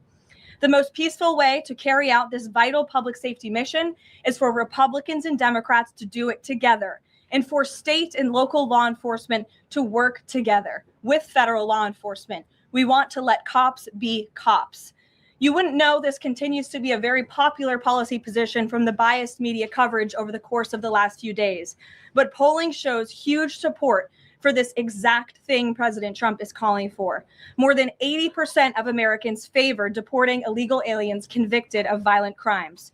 A country unable to deport criminals who enter it illegally is no country at all. The open borders agenda of Kamala Harris, Tim Walz, and the Democrats was already on the ballot on November 5th, 2024, and it was resoundingly rejected. President Trump will never back down from his promise to deport violent criminal illegal aliens and make America safe again, and he welcomes all cooperation in that effort. With that, I will answer your questions. And Jordan Conradson, why don't you kick us off today? Thank you for being here. Thank you, Caroline. Jordan Conradson from Gateway Fund. I have a few questions. First, with respect to the shooting in Minneapolis, we're seeing massive outrage from mainstream media and the left, but I'm just wondering, where was that outrage when Ashley Babbitt, an Air Force veteran, was executed by Capitol Police Officer Michael Byrd, who she posed no threat to in the U.S. Capitol? Well, you raised a very important point, which I also believe that I just raised as well in those opening remarks, in that there has no doubt been selective outrage by the liberal biased media in picking and choosing victims and highlighting their stories. And as I've said, President Trump does not want any Americans to lose their lives in the streets of America and in American communities across the country. He believes what happened on Saturday is a tragedy, but every life is equal to President Trump. And that's why the lives of Laken Riley and Jocelyn Nungray continue to matter to him and be an utmost priority to him to this very day. And it's unfortunate that we did not see the same type of sensationalist media coverage over the tragic deaths of those innocent American women and girls across the country as we are in the wake of this tragedy that took place on Saturday. Gabe. Sure, go ahead. I want to get your response to this. The Arizona Attorney General, just days before this shooting in Minneapolis, she seemingly encouraged rioters to go out, shoot, and kill ICE agents. And I'll quote her here. She said, "If you reasonably believe your life's in danger and you're in the house or in your car or on your property, you can defend yourself with lethal force." And she said that you can't tell if ICE agents are law enforcement or imposters, and it becomes an issue of whether you reasonably believe they were law enforcement.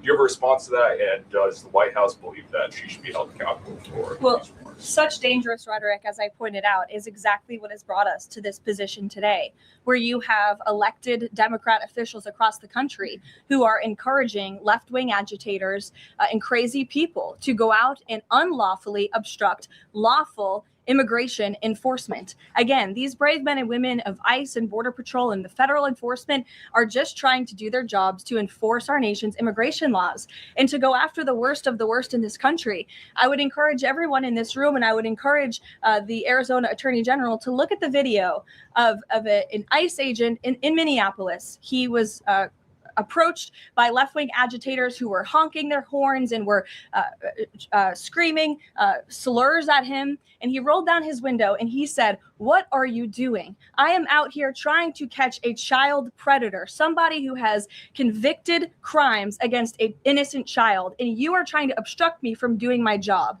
This rhetoric against ICE, comparing them to Nazi Gestapo, Donald Trump's police force, is despicable, it is shameful, and it is precisely what has led to the escalation of tensions in Minneapolis and in other places across the country. Gabe, go ahead.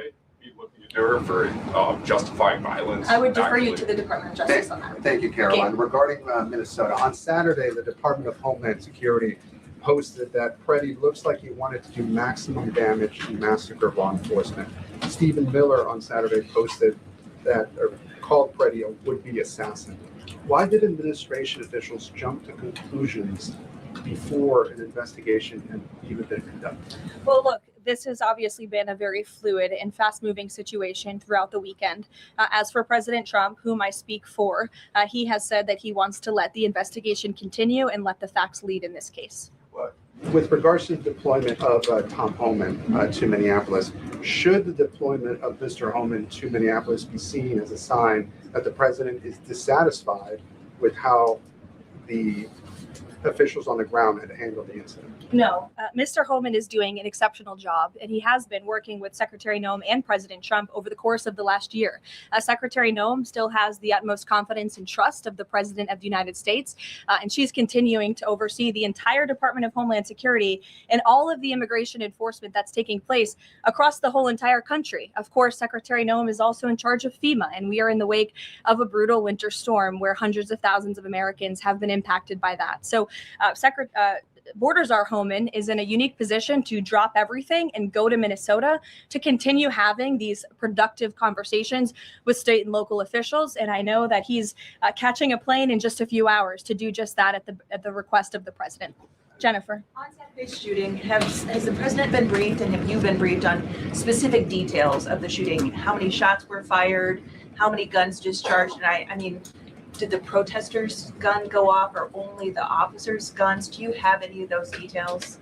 Again, the investigation is continuing, Jennifer, and we will let the facts lead and we will let the facts play out in this investigation. I do know that HSI and FBI are conducting interviews with those that were involved and the agents who were involved in this unfortunate tragedy on Saturday. Are they keeping the president up to date on all those details? The president is obviously very much on the ball with respect to this investigation. I think he's made that quite clear with the various statements that you've seen him put out, and also the 4 points that the president has outlined as well to Governor Walz, and to encourage him to cooperate with ICE and with the administration. Mary. Thanks, Caroline. To follow on Gabe's question, Secretary Noem said Alex Preddy committed an act of domestic terrorism. Stephen Miller labeled Preddy a domestic terrorist. Does the president agree with them?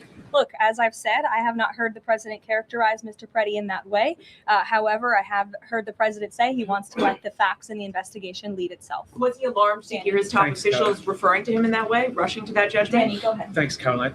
On Stephen Miller's comments, will Stephen Miller be apologising to the family of Alex Preddy for calling him, quotes, an assassin who tried to murder federal agents, despite the fact that, as you say, this is still under investigation? Look, again, this incident remains under investigation, and nobody here at the White House, including the President of the United States, wants to see Americans hurt or killed and losing their lives in American streets. And we mourn for the parents. As a mother myself, of course, I cannot imagine the loss of life, especially losing one's child. And that same empathy from the president goes for the parents of angel families and parents of victims of illegal alien crime across our country as well. And that's exactly why the president continues to be wholeheartedly committed to deporting the worst of the worst criminals from our country. Why don't we go to the back? Kelly. Does the president believe that the killing, though, was a mistake? Has he expressed that at all? Again, the president has said, we have to review it, and this investigation needs to continue, and he's letting the facts of the investigation lead itself. Does he want the body camera footage to be released to the public? Now, that's not something I've heard the president commit to, so I won't do that from the podium. Sure. Caroline, how serious is the administration taking allegations that local and state officials in Minnesota are actively coordinating with demonstrators through encrypted or non-encrypted communications, as well as providing government resources to impede immigration enforcement operations? I'm sorry, Carrie, could you repeat your question? How serious is the administration taking allegations that local and state Minnesota officials are communicating with demonstrators to basically impede immigration officials? Well, we've definitely seen active organization amongst these left-wing groups, Carrie, and it is something that I know the FBI and the Department of Justice are looking into. Again, it is illegal to unlawfully obstruct lawful immigration enforcement in this country. And these agitators are making it nearly impossible for ICE to do their jobs and for federal law enforcement to carry out the will of the American people to deport the worst of the worst. I would just encourage everyone to please imagine in this room, all of you come to the White House every day to report on the President of the United States and the administration. You come into this briefing room, you walk through the gates of the White House. Just imagine if there were left-wing agitators or agitators of any kind who were in your face, who were doxing you, who were harassing you, who were physically threatening you, who were biting off your fingers in the case of two Border Patrol agents we saw this past weekend in Minneapolis. That would make it very difficult for you to show up and do your job here at the White House every single day. That's what these officers in Minneapolis are facing. That's why the president is calling on Governor Walz and Mayor Frey for these three very simple and common sense points of cooperation so that ICE and local law enforcement can work together. Again, we are just asking for police to be police. And if you ask any law enforcement agent or official, they want to be able to work with their federal counterparts at the state and local level and vice versa. Caroline. Thanks a lot, Caroline. Two questions. One is looking forward.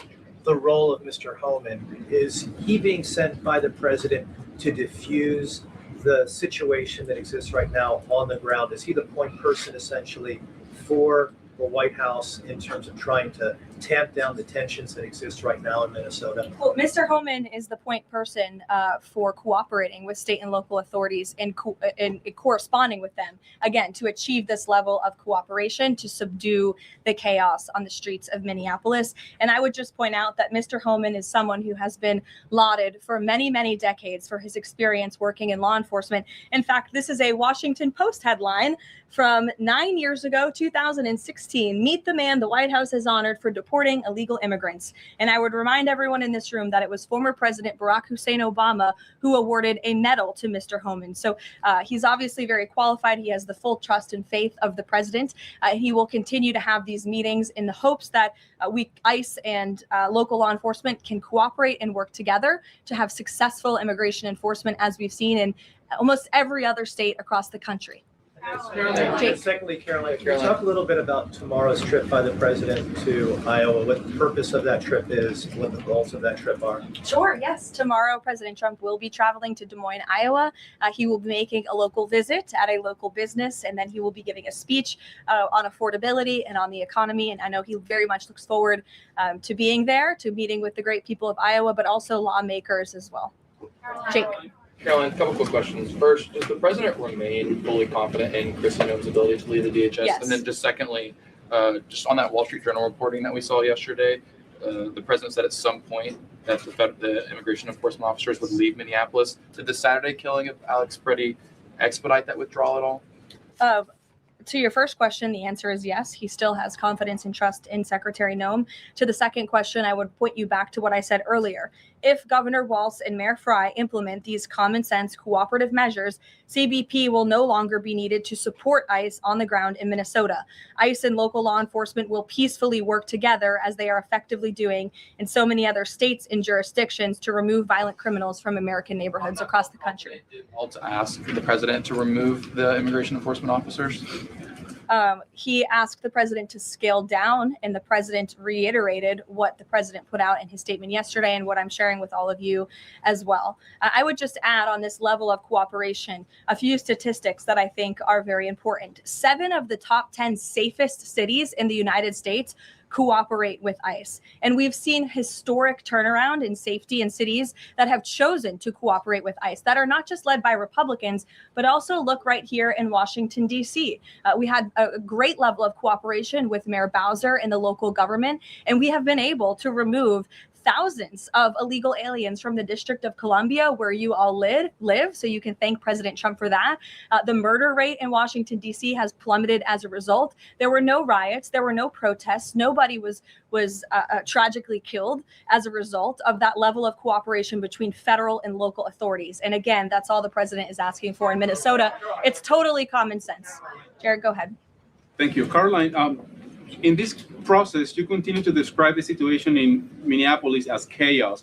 Was there any mistake made by Secretary Noem that led the president to send Mr. Homan there? I'm sorry, I don't understand your question. Did Secretary Noem make a mistake which led to?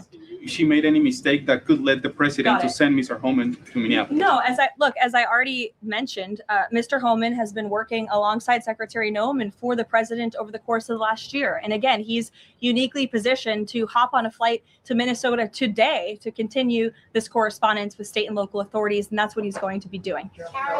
Fran.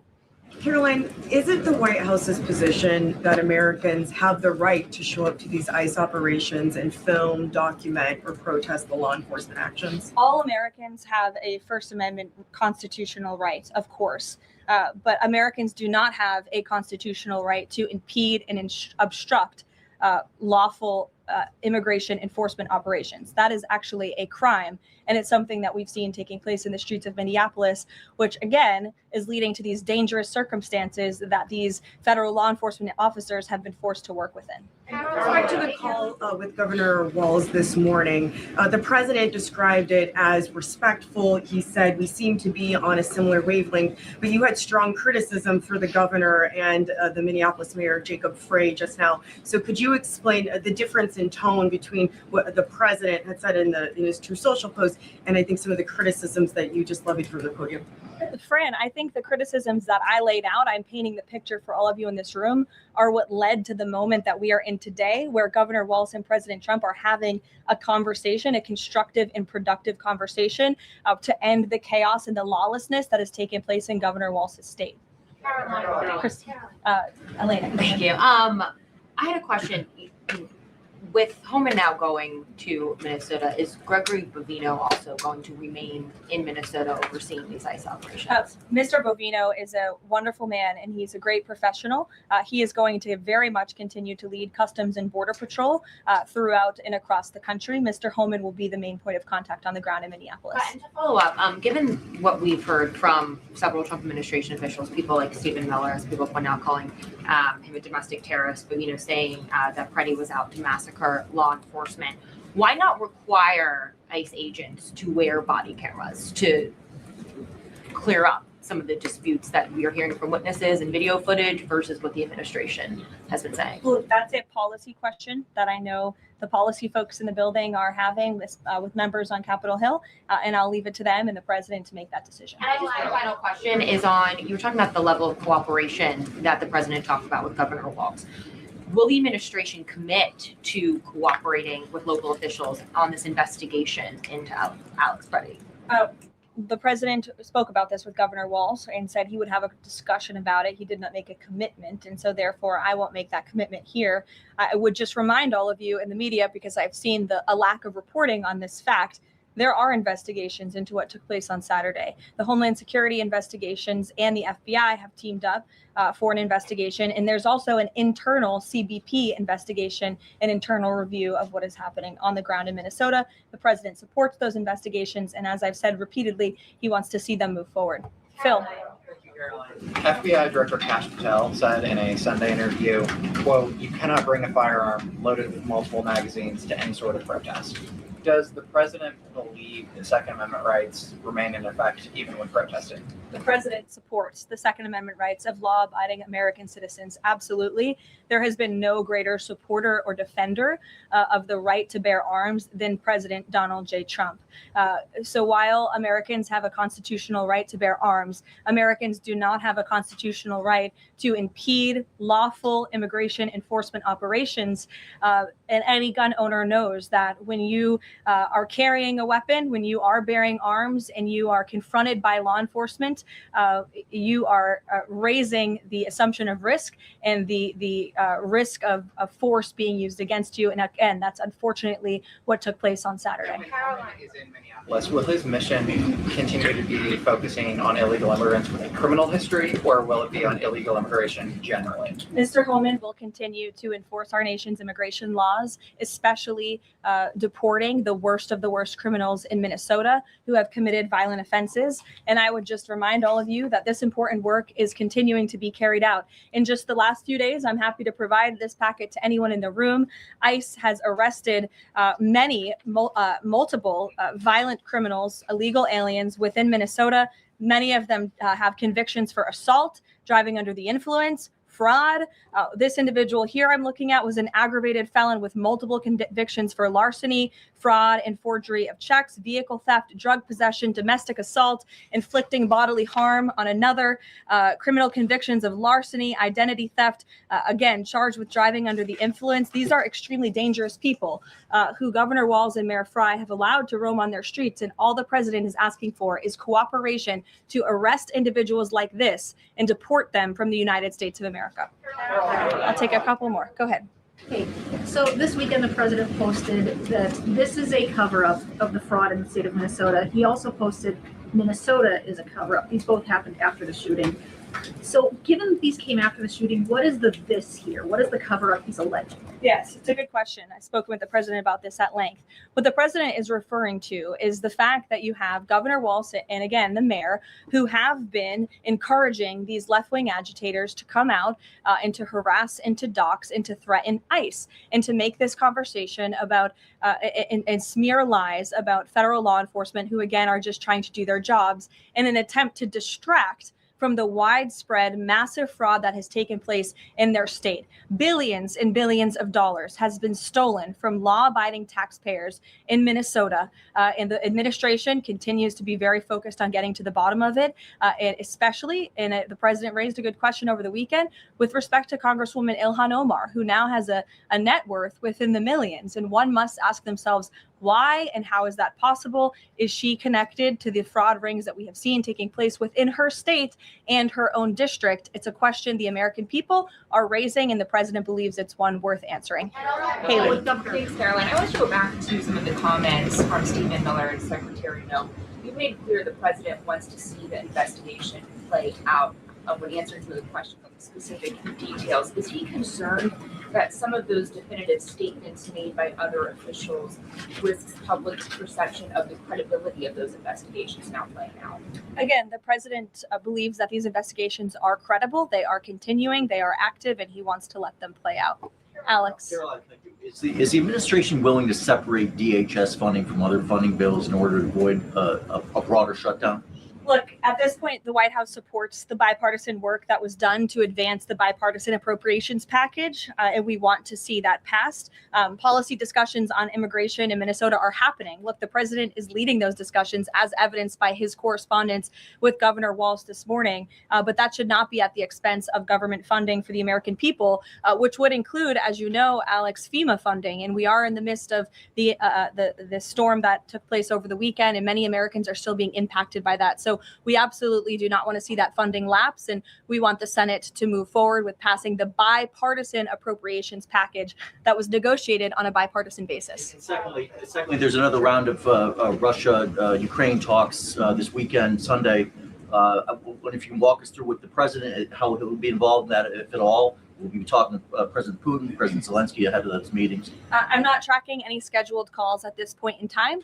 However, the president remains deeply involved, and of course, he's being apprised by his advisors, namely Jared Kushner and Special Envoy Witkoff, on these talks. They had a multilateral meeting this past weekend, which didn't get a ton of coverage, but that was historic in nature, where the president's team has really brought two sides of this war to the table together to move the ball closer towards peace. So the president is not giving up on the peace process. He obviously just met with President Zelensky when we were in Davos, Switzerland, but I'm not tracking any calls scheduled for this week.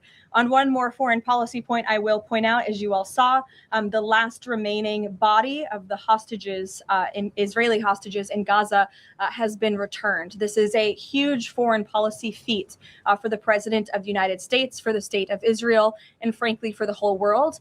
The president made the impossible possible. And so it's great news for the president, for the United States, for our allies, and also for peace in the Middle East. And I understand that more than 20 new additional countries have also signed up to join the newly established Board of Peace with respect to the rebuilding of Gaza, which is another historic accomplishment for this president. So thank you all very much, and we'll see you in Iowa tomorrow. Did the president talk to us?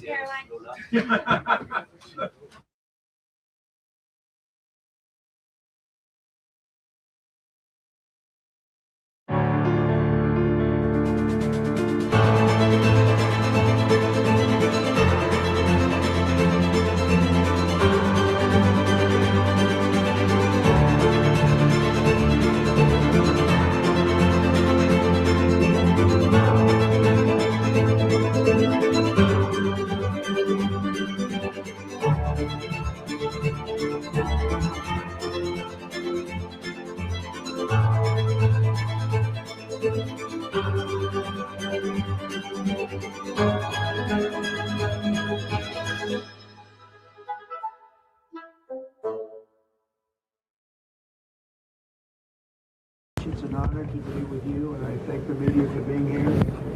We've taken long trips, and this was a long one, but it's been working very well. We're having tremendous meetings with heads of state, with people of very big consequence having to do with war and peace, which is why we're here. And I just want to thank the Secretary General for being with us. We have a few things to discuss.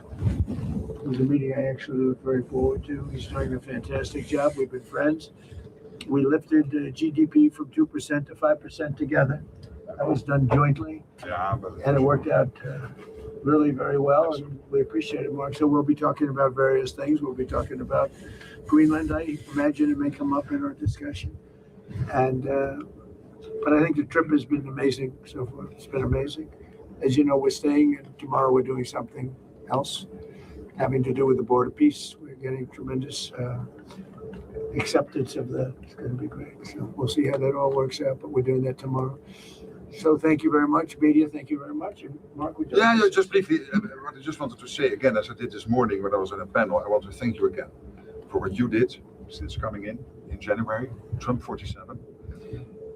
Basically getting the Europeans and Canada to really step up, and that led to the enormous success we had in The Hague with the 5%, which is crucial to defend ourselves and to also equalize with what the US is paying. This was a problem already there since Eisenhower. I always tell the Europeans, you're completely committed to NATO, but there is also one irritant, and it is this factor, that the Europeans were not paying the same as the US was paying. And we solved it, and this is crucial also because we need the money to protect ourselves. There's one thing I heard you say yesterday and today. You were not absolutely sure that the Europeans would come to the rescue of the US if you will be attacked. Let me tell you, they will.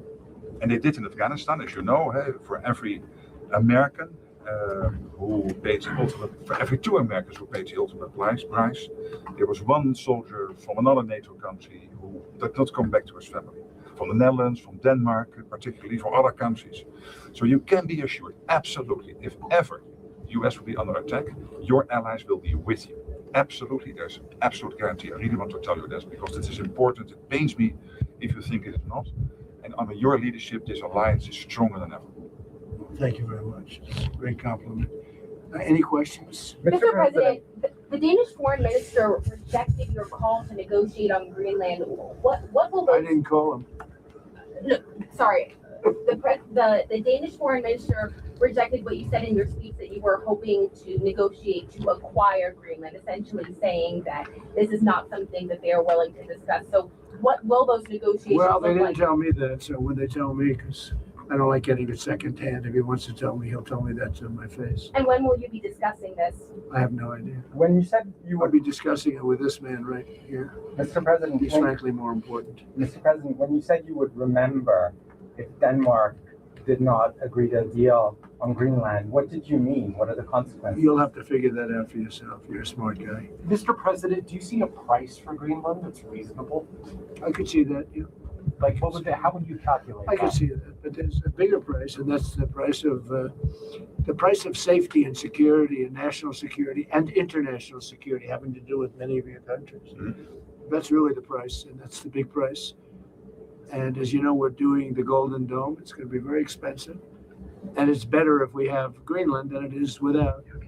It's going to be safer. It's going to be stronger. It's going to be better for Europe, and it's going to be better for us. And so we'll see what happens. Any other question? What, is it reassuring to hear the NATO Secretary General say NATO will defend the United States if it comes under attack? Well, I hope that that's true. I mean, he's a good man. He's never lied to me before. You know, we've had a good relationship, and he made that statement. That's nice. I mean, I just, you know, when I see what's happening with Greenland, I wonder, because I want Greenland for security. I don't want it for anything else. We have so much rare earth. We don't know what to do with it. We don't need it for anything else. And in terms of Greenland, you know, you have to go 25 feet down through ice to get it. It's not something that a lot of people are going to do or want to do. No, this is security we're talking about. And I can say one thing about Mark. He wants security, and he wants security for all of us. I think we're a member of NATO. He wants security for NATO and beyond. So when he says that, Steve, I think it's very nice. Okay. Thank you very much, everybody. Thank you, Press. Thank you, Press. Thank you. Thank you, Press. Thank you, Press. Let's go, start moving. Thank you, Press. Good afternoon, everybody, and welcome. I guess we don't have enough seats today. Wow. In the last quarter century, a sitting president of the United States has come to Davos only twice. Both times it was Donald Trump.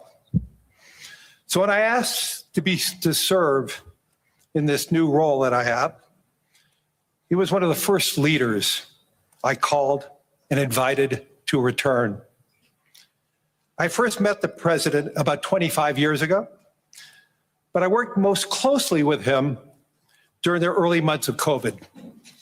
This was March 2020. Markets were under extreme stress. Some economists were warning we could be headed towards a second Great Depression. What stood out to me during the extraordinary period was a president's willingness to bring together people from governments, from business, across institutions, across perspective, to think differently, and importantly, to act decisively. That instinct to act, especially in pivotal moments, is one reason I think he values the World Economic Forum. It is a unique institution that brings together the largest combination of government officials, business leaders, technology leaders, civil society and NGO leaders, anywhere in the world for a genuine dialogue. And particularly, importantly, this year. Thankfully, this group is meeting under better economic circumstances than during the pandemic.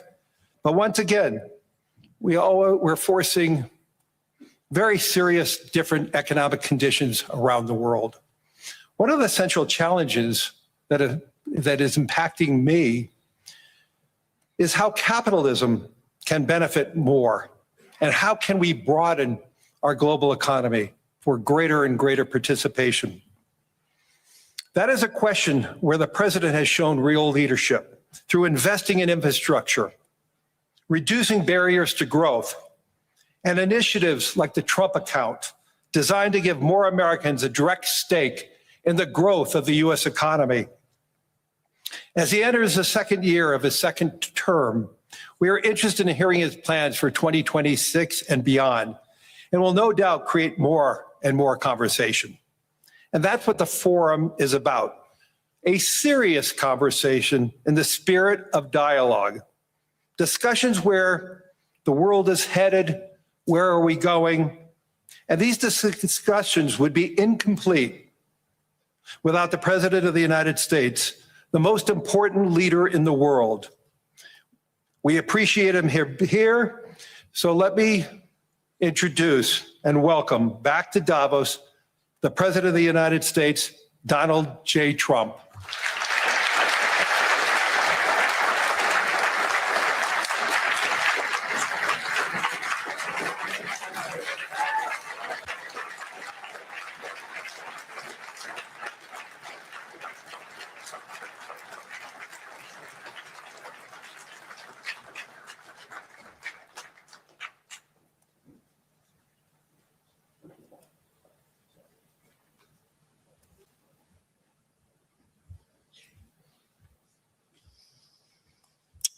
Well, thank you very much, Larry. It's great to be back in beautiful Davos, Switzerland, and to address so many respected business leaders, so many friends, few enemies, and all of the distinguished guests. It's a who's who, I will say that. I've come to this year's World Economic Forum with truly phenomenal news from America. Yesterday marked the one-year anniversary of my inauguration, and today, after 12 months back in the White House, our economy is booming, growth is exploding, productivity is surging, investment is soaring, incomes are rising, inflation has been defeated, our previously open and dangerous border is closed and virtually impenetrable. And the United States is in the midst of the fastest and most dramatic economic turnaround in our country's history. Under the Biden administration, America was plagued by the nightmare of stagflation, meaning low growth and high inflation, a recipe for misery, failure, and decline. But now, after just 1 year of my policies, we are witnessing the exact opposite. Virtually no inflation and extraordinarily high economic growth. Growth like I believe you'll see very shortly our country has never seen before, perhaps no country has ever seen before. Over the past 3 months, core inflation has been just 1.6%. Meanwhile, fourth quarter growth is projected to be 5.4%, far greater than anybody other than myself and a few others had predicted. Since the election, the stock market has set 52 all-time high records. So that's in 1 year, 52 records, adding $9 trillion in value to retirement accounts, 401ks, and people's savings. People are doing very well. They're very happy with me. Since my inauguration, we've lifted more than 1.2 million people off of food stamps, and after 4 years, in which Biden secured less than $1 trillion of new investment in our country. Think of that, 1 trillion, substantially less than that. In 4 years, we've secured commitments for a record-breaking $18 trillion, and we think when the final numbers come out, they'll be closer to $20 trillion of investment. That's never been done by any country at any time, not even close. Just over 1 year ago, under the radical left Democrats, we were a dead country. Now we are the hottest country anywhere in the world. In fact, the United States economy is on pace to grow at double the rate that was projected by the IMF just last April. And with my growth and tariff policies, it should be much higher. I really believe we can be much higher than that. And this is all great news, and it's great for all nations. The USA is the economic engine on the planet, and when America booms, the entire world booms. It's been the history. When it goes bad, it goes bad. You all follow us down and you follow us up. And we're at a point that I don't believe we've ever been. I never thought we could do it this quickly. My biggest surprise is I thought it would take more than a year, maybe like a year and 1 month. But it's happened very quickly. This afternoon, I want to discuss how we have achieved this economic miracle, how we intend to raise living standards for our citizens to levels never seen before, and perhaps how you too and the places where you come from can do much better by following what we're doing, because certain places in Europe are not even recognizable, frankly, anymore. They're not recognizable. And we can argue about it, but there's no argument.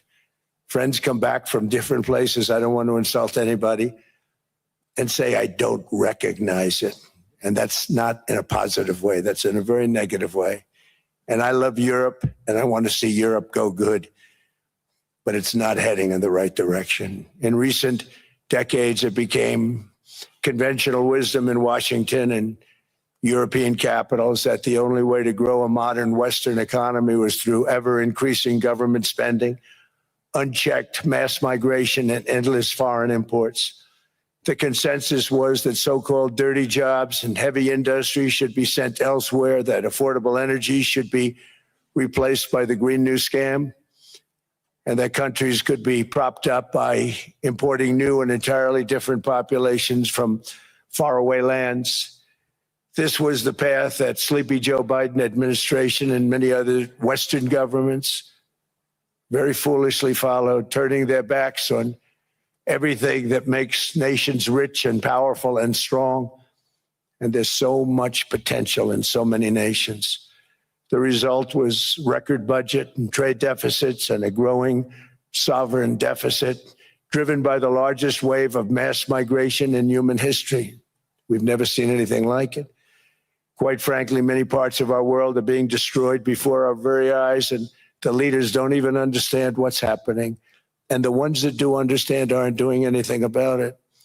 Virtually all of the so-called experts predicted my plans to end this failed model would trigger a global recession and runaway inflation. But we have proven them wrong. It's actually just the opposite. In 1 year, our agenda has produced a transformation like America has not seen in over 100 years. Instead of closing down energy plants, we're opening them up. Instead of building ineffective, money-losing windmills, we're taking them down and not approving any. Instead of empowering bureaucrats, we're firing them, and they're going out and getting jobs in the private sector for 2 and 3 times what they were making in government. So they started off hating me when we fired them, and now they love me. Instead of raising taxes on domestic producers, we're lowering them and raising tariffs on foreign nations to pay for the damage that they've caused. In 12 months, we have removed over 270,000 bureaucrats from the federal payrolls, the largest single-year reduction in government employment since the end of World War II. Nobody thought that was coming, but we had no choice. To make a country great, you can't have all federal jobs. We've cut federal spending by $100 billion and slashed the federal budget deficit by 27% in the single year. It's going to go down quite a bit more from that, driving inflation way down from the record highs of the Biden administration. Every month, they went up and up and up. I promised to cut 10 old regulations for every single new regulation. But instead, I've cut actually till this point, 129 regulations for every one new regulation approved. So every time they come in with a new regulation, we do at least 10, but so far it's averaging out to 129, if you can believe it. In July, we passed the largest tax cuts in American history, including no tax on tips, no tax on overtime, no tax on Social Security for our great seniors. We also provided 100% expensing. That's the one they like. And bonus depreciation for all new equipment and capital investments to help companies expand and shift production to America.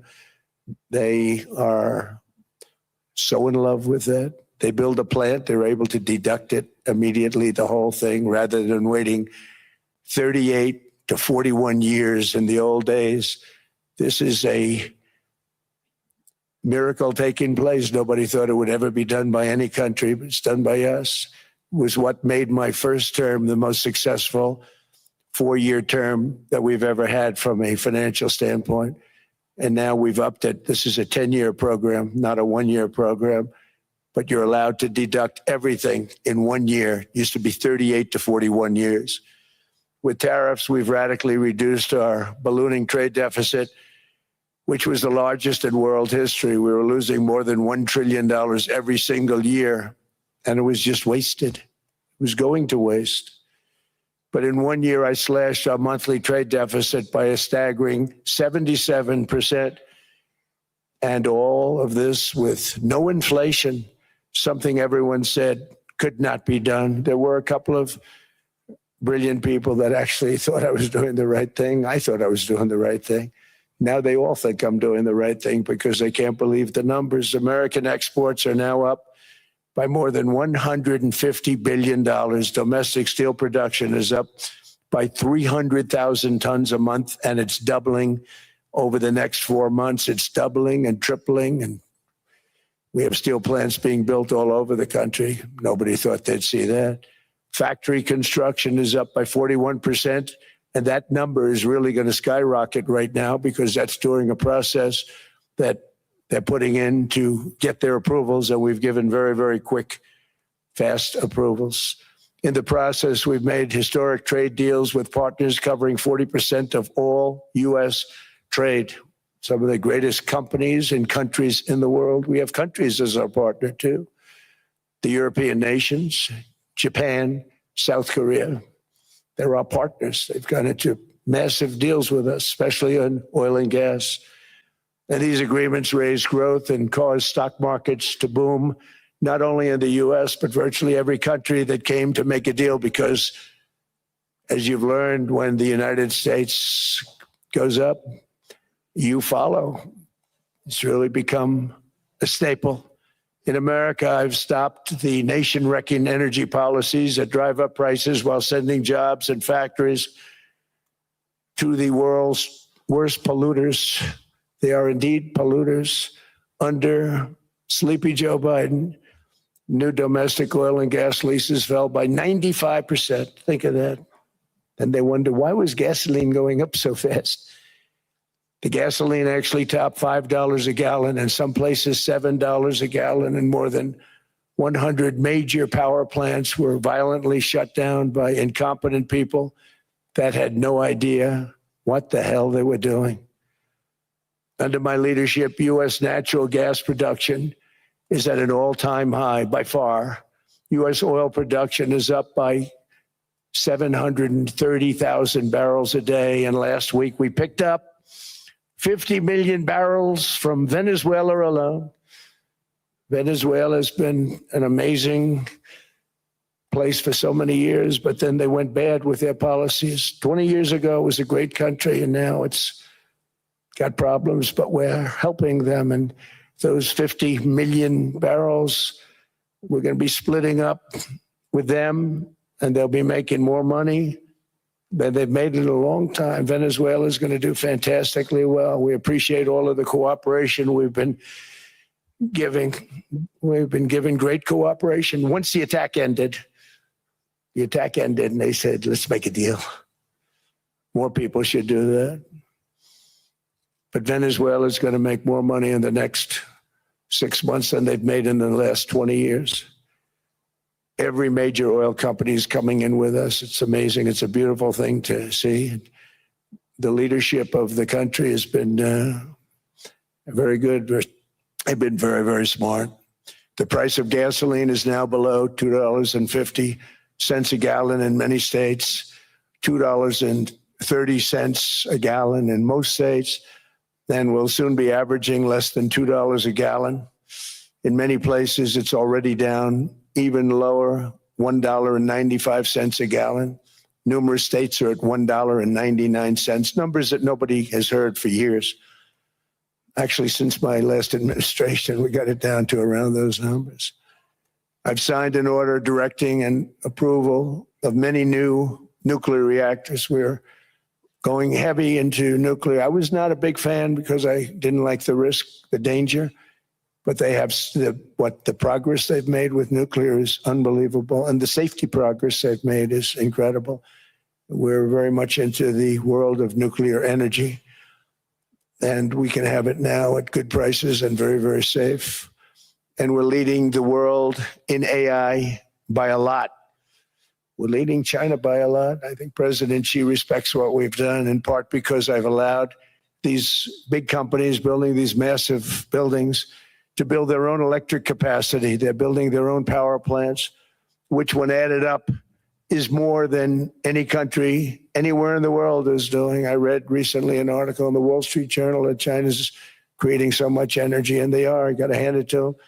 But we're creating as much or more, and we're letting them do that. I'm very proud of it. It was my idea. I said, you can't create this much energy. We needed more than double the energy currently in the country just to take care of the AI plants. And I said, we can't do that. We have an old grid system. And I came up with the idea, you people are brilliant. You have a lot of money. Let's see what you can do. You can build your own electric generating plants. And they looked at me. They didn't believe me. All of the names that are, I think, in the room right now, if you want to know the truth, they didn't believe it. And I said, no, you can't. They came back 2 weeks and they didn't have the plant. They said, we thought you were kidding. I said, no, not only am I not kidding, you're going to have your approvals within 2 weeks. I always say nuclear will take 3 weeks. But most aren't going that. They're going oil and gas. They're even going coal in some cases. Because of my landslide election victory, the United States avoided the catastrophic energy collapse, which befell every European nation that pursued the Green New Scam, perhaps the greatest hoax in history. The Green New Scam, windmills all over the place, destroy your land. Destroy your land. Every time that goes around, you lose $1,000. You're supposed to make money with energy, not lose money. Here in Europe, we've seen the fate that the radical left tried to impose on America. They tried very hard. Germany now generates 22% less electricity than it did in 2017. And it's not the current chancellor's fault. He's solving the problem. He's going to do a great job. But what they did before he got there, I guess that's why he got there. And electricity prices are 64% higher. The United Kingdom produces just 1/3 of the total energy from all sources that it did in 1999. Think of that, 1/3. And they're sitting on top of the North Sea, one of the greatest reserves anywhere in the world, but they don't use it. And that's one reason why their energy has reached catastrophically low levels with equally high prices. High prices, very low levels. Think of that, 1/3. And you're sitting on top of the North Sea. And they like to say, well, that's depleted. It's not depleted. It's got 500 years. They haven't even found the oil. The North Sea is incredible. They don't let anybody drill. Environmentally, they don't let them drill. They make it impossible for the oil companies to go. They take 92% of the revenues. So the oil companies say, we can't do it. They came to see me. Is there anything you can do? I want Europe to do great. I want UK to do great. They're sitting on one of the greatest energy sources in the world, and they don't use it. In fact, their electricity prices have soared 139%. There are windmills all over Europe. There are windmills all over the place, and they are losers. One thing I've noticed is that the more windmills a country has, the more money that country loses and the worse that country is doing. China makes almost all of the windmills, and yet I haven't been able to find any wind farms in China. Did you ever think of that? It's a good way of looking at it. They're smart. China's very smart. They make them, they sell them for a fortune. They sell them to the stupid people that buy them, but they don't use them themselves. They put up a couple of big wind farms, but they don't use them. They just put them up to show people. what they could look like. They don't spin, they don't do anything. They use a thing called coal mostly. But China goes with the coal, they go with oil and gas. They're starting to look at nuclear a little bit, and they're doing just fine. They make a fortune selling the windmills, though, and I think really that's one that they wouldn't be surprised if it stopped. They are shocked that it continues to go. They're very friendly with me. They're shocked that people continue to buy those damn things. They killed the birds. They ruin your landscapes. Other than that, I think they're fabulous, by the way. Stupid people buy them.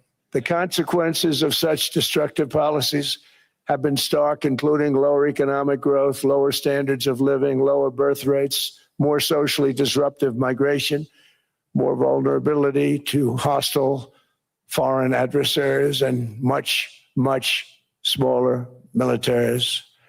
The United States cares greatly about the people of Europe. We really do. I mean, look, I am derived from Europe, Scotland and Germany. 100% Scotland, my mother, 100% German, my father. And we believe deeply in the bonds we share with Europe as a civilization. I want to see it do great. That's why issues like energy, trade, immigration, and economic growth must be central concerns to anyone who wants to see a strong and united West, because Europe and those countries have to do their thing. They have to get out of the culture that they've created over the last 10 years. It's horrible what they're doing to themselves. They're destroying themselves. It's beautiful, beautiful places. We want strong allies, not seriously weakened ones. We want Europe to be strong. Ultimately, these are matters of national security, and perhaps no current issue makes the situation more clear than what's currently going on with Greenland. Would you like me to say a few words of Greenland? I was going to leave it out of the speech, but I think I would have been reviewed very negatively.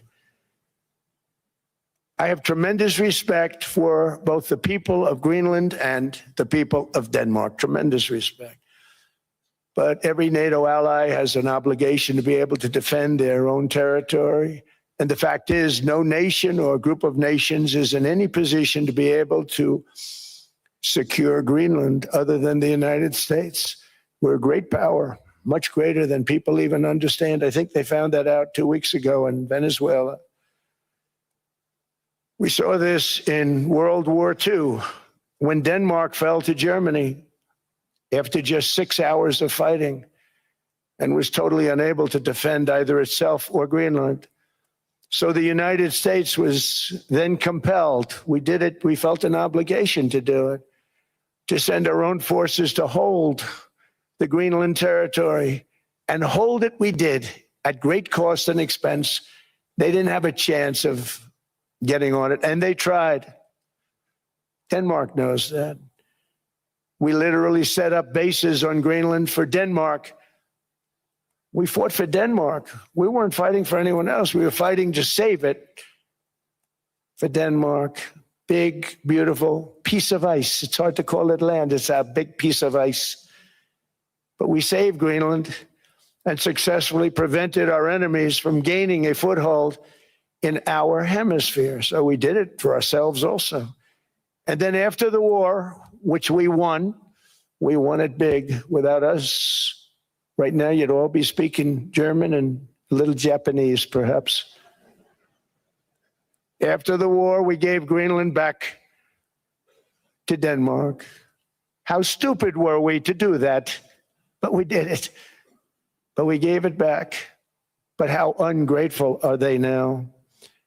So now our country and the world face much greater risks than it did ever before because of missiles, because of nuclear, because of weapons of warfare that I can't even talk about. 2 weeks ago, they saw weapons that nobody ever heard of. They weren't able to fire one shot at us. They said, what happened? Everything was discombobulated. They said, we've got them in our sights. Press the trigger, and nothing happened.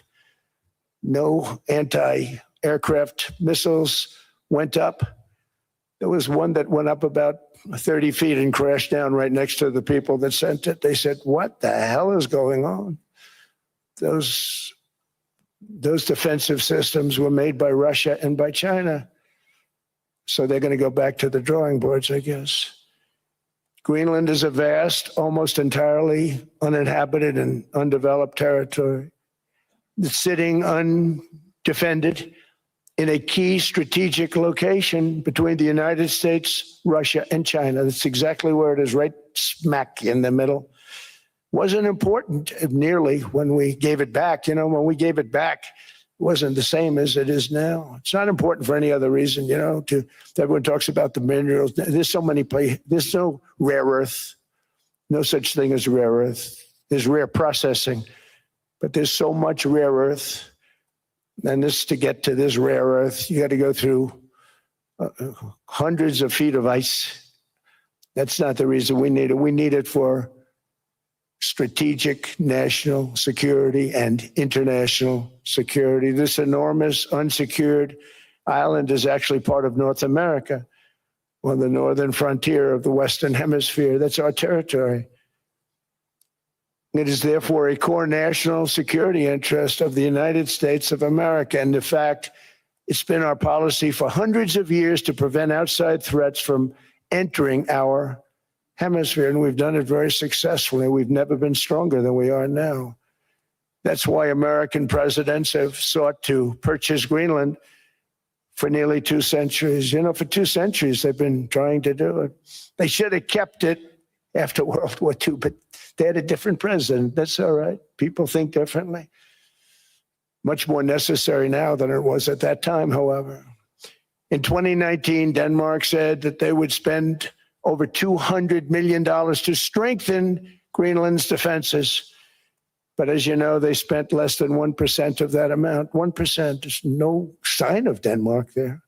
And I say that with great respect for Denmark, whose people I love, whose leaders are very good. It's the United States alone that can protect this giant mass of land, this giant piece of ice, develop it and improve it and make it so that it's good for Europe and safe for Europe and good for us. And that's the reason I'm seeking immediate negotiations to once again discuss the acquisition of Greenland by the United States, just as we have acquired many other territories throughout our history, as many of the European nations have. They've acquired, there's nothing wrong with it. Many of them, some went in reverse, actually, if you look. Some had great, vast wealth, great, vast lands all over the world. They went in reverse. They're stuck back where they started. That happens too. But some grow. But this would not be a threat to NATO. This would greatly enhance the security of the entire alliance, the NATO alliance. The United States is treated very unfairly by NATO. I want to tell you that. And when you think about it, nobody can dispute it. We give so much and we get so little in return. And I've been a critic of NATO for many years. And yet I've done more to help NATO than any other president by far, than any other person. You wouldn't have NATO if I didn't get involved in my first term. The war with Ukraine is an example. We are thousands of miles away, separated by a giant ocean. It's a war that should have never started, and it wouldn't have started if the 2020 U.S. presidential election weren't rigged. It was a rigged election. Everybody now knows that. They found out. People will soon be prosecuted for what they did. It's probably breaking news, but it should be. It was a rigged election. You can't have rigged elections. You need strong borders, strong elections, and ideally a good press. I always say it. Strong borders, strong elections, free, fair elections, and a fair media. The media is terrible. It's very crooked. It's very biased, terrible. But someday it'll straighten out because it's losing all credibility. Think of it. When I went in a landslide, a giant landslide, won all 7 swing states, won the popular vote, won everything, and I only get negative press.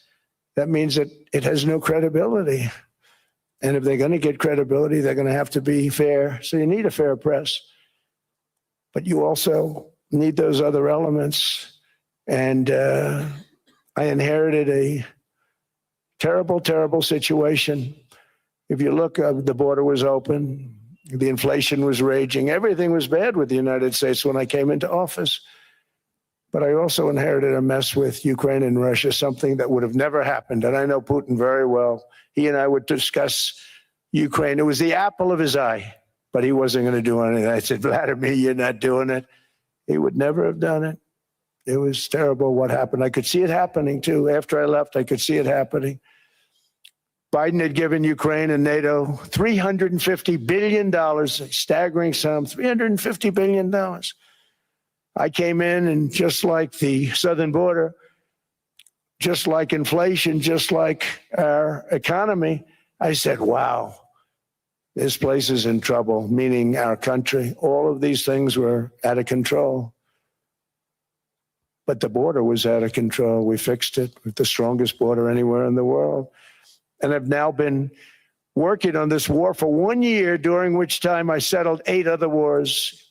India, Pakistan. I settled other wars that were Vladimir Putin called me, Armenia, Azerbaijan. He said, I can't believe you settled that one. They were going on for 35 years. I settled it in 1 day. And President Putin called me. He said, you know, I can't believe I worked on that war for 10 years trying to settle it. I couldn't do it. I said, do me a favor, focus on settling your war. Don't worry about that one. What does the United States get out of all of this work, all of this money, other than death, destruction, and massive amounts of cash going to people who don't appreciate what we do? They don't appreciate what we do. Talking about NATO, I'm talking about Europe. They have to work on Ukraine. We don't. The United States is very far away. We have a big, beautiful ocean separating us. We have nothing to do with it.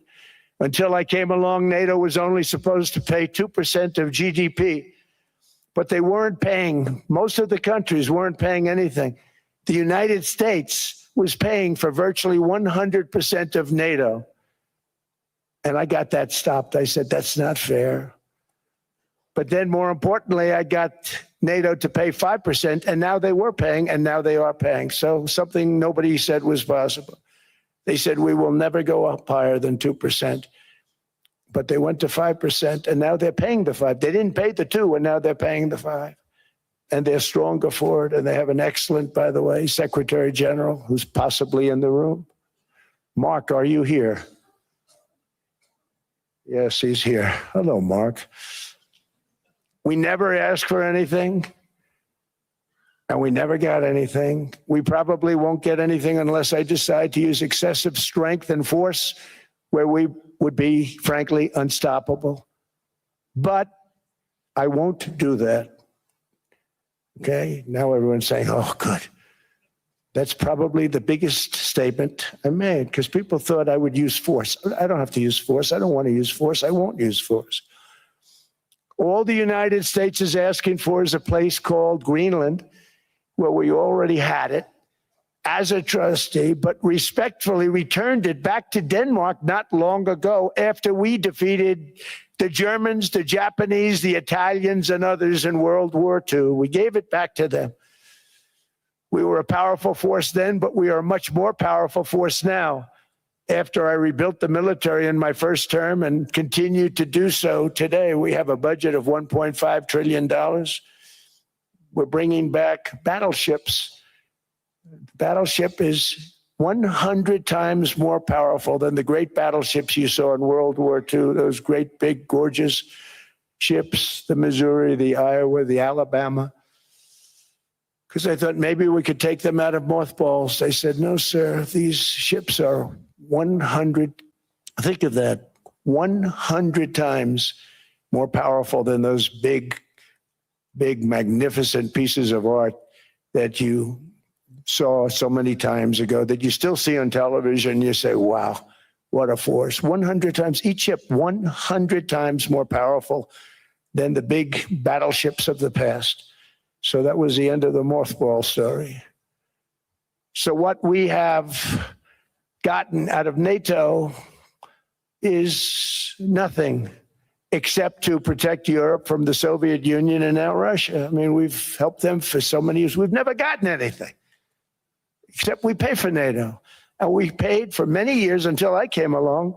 We paid for, in my opinion, 100% of NATO because they weren't paying their bills.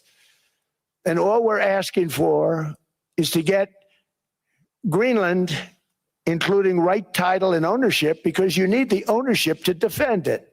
You can't defend it on a lease.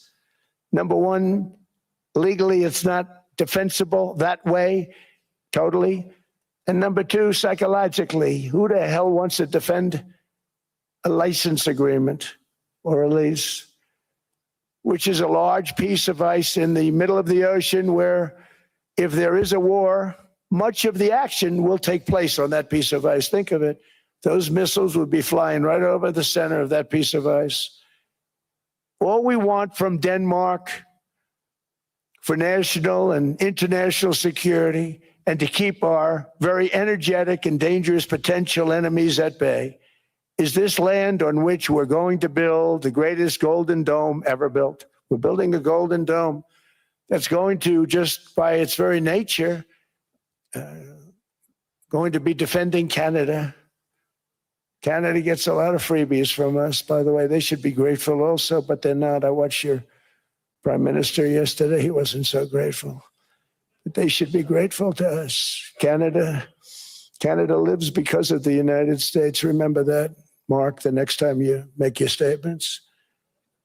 What we did for Israel was amazing, but that's nothing compared to what we have planned for the United States, Canada, and the rest of the world. We are going to build a dome like no other. We did it for Israel. And by the way, I told Bibi, stop taking credit for the dome.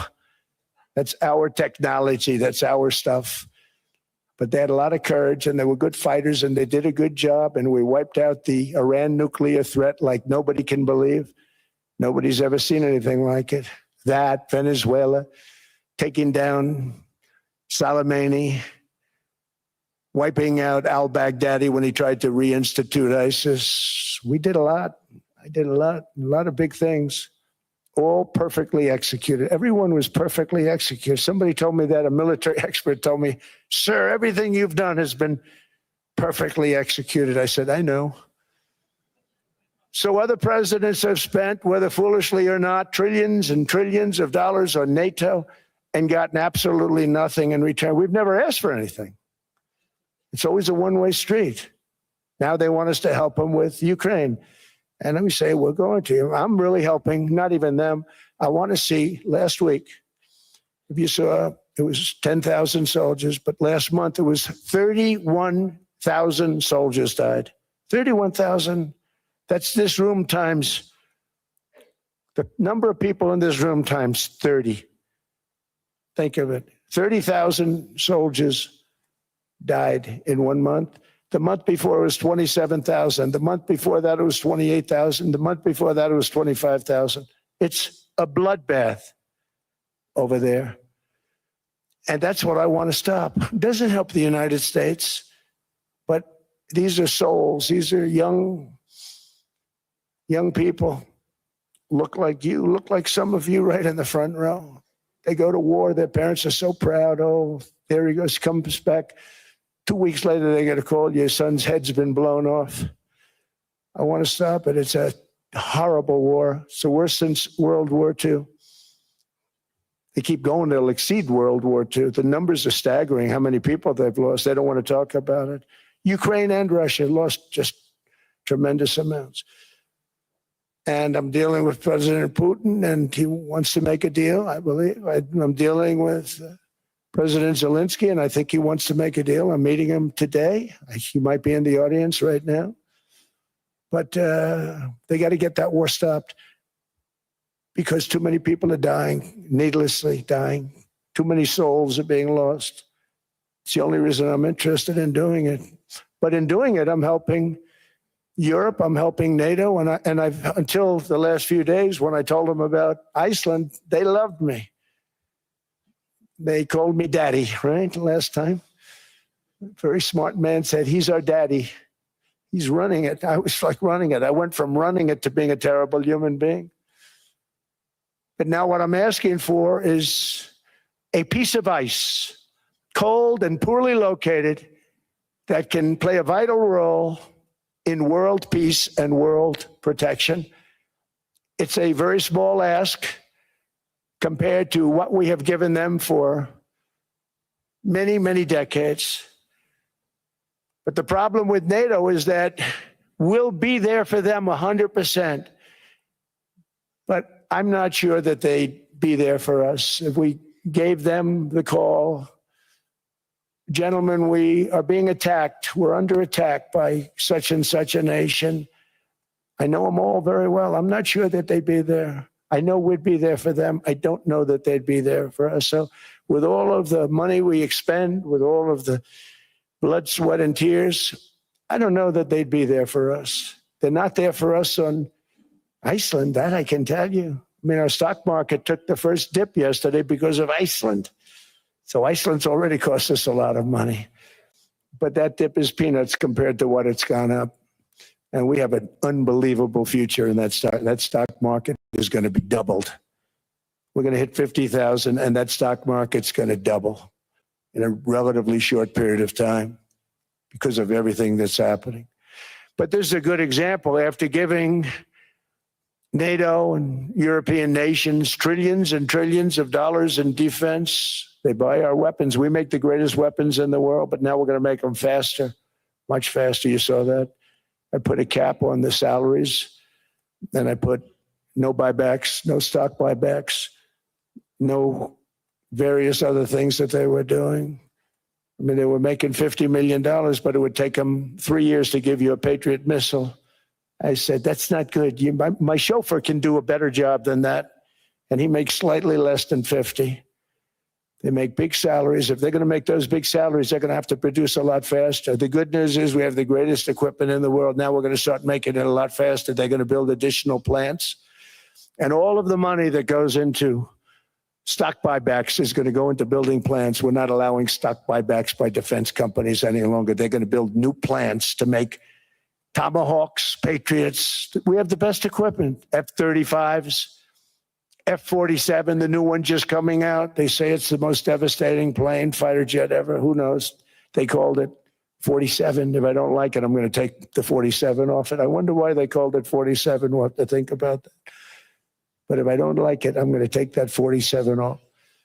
But it's supposed to be the stage 6. It's supposed to be the first stage 6 plane, undetectable, like our B-2 bombers were undetectable. They flew right over Iran. They were undetectable. And they did their job, and they got the hell out of there. So we want a piece of ice for world protection, and they won't give it. We've never asked for anything else, and we could have kept that piece of land, and we didn't. So they have a choice. You can say yes, and we will be very appreciative, or you can say no, and we will remember. A strong and secure America means a strong NATO. And that's one reason why I'm working every day to ensure our military is very powerful. Our borders are very strong. And above all, our economy is strong because national security requires economic security and economic prosperity. And we have the greatest that we've ever had. Biden and his allies destroyed our economy and gave us perhaps the worst inflation in American history. They say 48 years, I say forever, but I think 48 years is the equivalent to forever. Whether it's 48 years or ever, it's terrible, costing the typical family $33,000. What they did to this country should never, ever be forgotten. It's early. But he has to be rated as the worst president we've ever had by far. The auto pen did much of the damage. The auto pen, he was the auto pen president. Because I don't believe a sane president would have ever signed the kind of things that he signed. But now grocery prices, energy prices, airfares, mortgage rates, rent, and car payments are all coming down, and they're coming down fast. We inherited a mess. But we've done a hell of a job in 12 months. under my most favored nation policy for drug prices, the cost of prescription drugs is coming down by up to 90%, depending on the way you calculate. You could also say 5, 6, 7, 800%. There are two ways of figuring that. But we have a favored nations policy that every president wanted. No president was able to get. I got it. And other nations approved it. And I had to use tariffs in order to get it because they said, no way. In other words, a pill that costs 10% in London costs $130. Think it costs $10 in London, costs $130 in New York or in Los Angeles. And I'd say, boy, that's bad. Friends of mine would say, you know, we go to London, you can buy the stuff for nothing. We go all over the world, we can buy it for nothing. Because basically America was subsidizing every nation in the world because presidents allowed them to get away with it. It became very tough. So when I called up Emmanuel Macron, I watched him yesterday with those beautiful sunglasses. What the hell happened? But I watched him sort of be tough. But he was at $10 for a pill. And I said, Emmanuel, and I have all the big pharmaceutical companies are in total agreement. It wasn't easy, by the way. They're tough, smart. They've been getting away with the scam for a long time. But they gave it up. But they said, you'll never get the countries to approve it. I said, why is that? Because they won't. They always said, we're not paying any more. Get the rest for the United States. So over the years, they stayed the same. We just went up, up, up. And I mean, we would pay 13, 14, 15 times more than some certain countries would. So I said, no, they'll approve it 100%. Sir, you'll never get them to approve it. I said, I guarantee you. But I actually started with Emmanuel, who probably is in the room too. And I like him. I actually like him. Hard to believe, isn't it? And I said, Emmanuel, you're going to have to lift the price of that pill to $20, maybe $30. Think of that. That means it's a doubling of prescription drugs. Might be a tripling, might be a quadrupling. It's not easy. No, Donald, I will not do that. I said, yes, you will, 100%. He said, no. You're asking me to double. I said, Emmanuel, you've been taking advantage of the United States for 30 years with prescription drugs. You really should do it, and you will do it. I have no doubt. In fact, I am 100% sure you're going to. No, I will not do it. Because yes, in all fairness, he has to double or triple. Because the world being a bigger place than the United States, it's not that you meet in the middle. You just have to go up some, and we come down a lot. They go up a little, we come down a lot. So we're at $130. They're at 10. So they may have to go to 20 or 30. No more than that. I said, Emmanuel, you're going to be doubling or tripling? No. I said, here's the story, Emmanuel. The answer is you're going to do it. You're going to do it fast. And if you don't, I'm putting a 25% tariff on everything that you sell into the United States and a 100% tariff on your wines and champagnes. And that's about 10 times more than what I'm requesting. And you're going to do it. I don't want to go public with it, but you may make me do that. No, Donald, I will do it. I will do it. It took me, on average, 3 minutes a country saying the same thing. You will do it. They all said, no, I will not do it. You're asking me to double the cost of prescription. I said, that's right, because you've been screwing us for 30 years. And they said, we will not do it. I said, that's all right.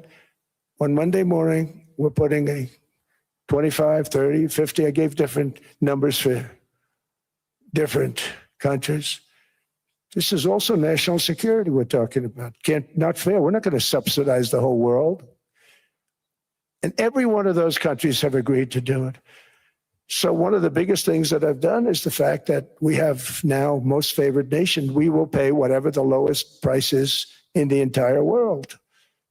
So our drug prices are going to be coming down by staggering 90%. Again, you could say 1,000%, 2,000%. Depends on the way you want to figure it, but we'll go with the way the fake news likes it better because it sounds, can you imagine a 90% reduction sounds much worse. But drug prices are going to be coming down tremendously in all the nations, and I appreciate them doing it, but they did it, in all fairness, without tariffs. I wouldn't have been able to get it done.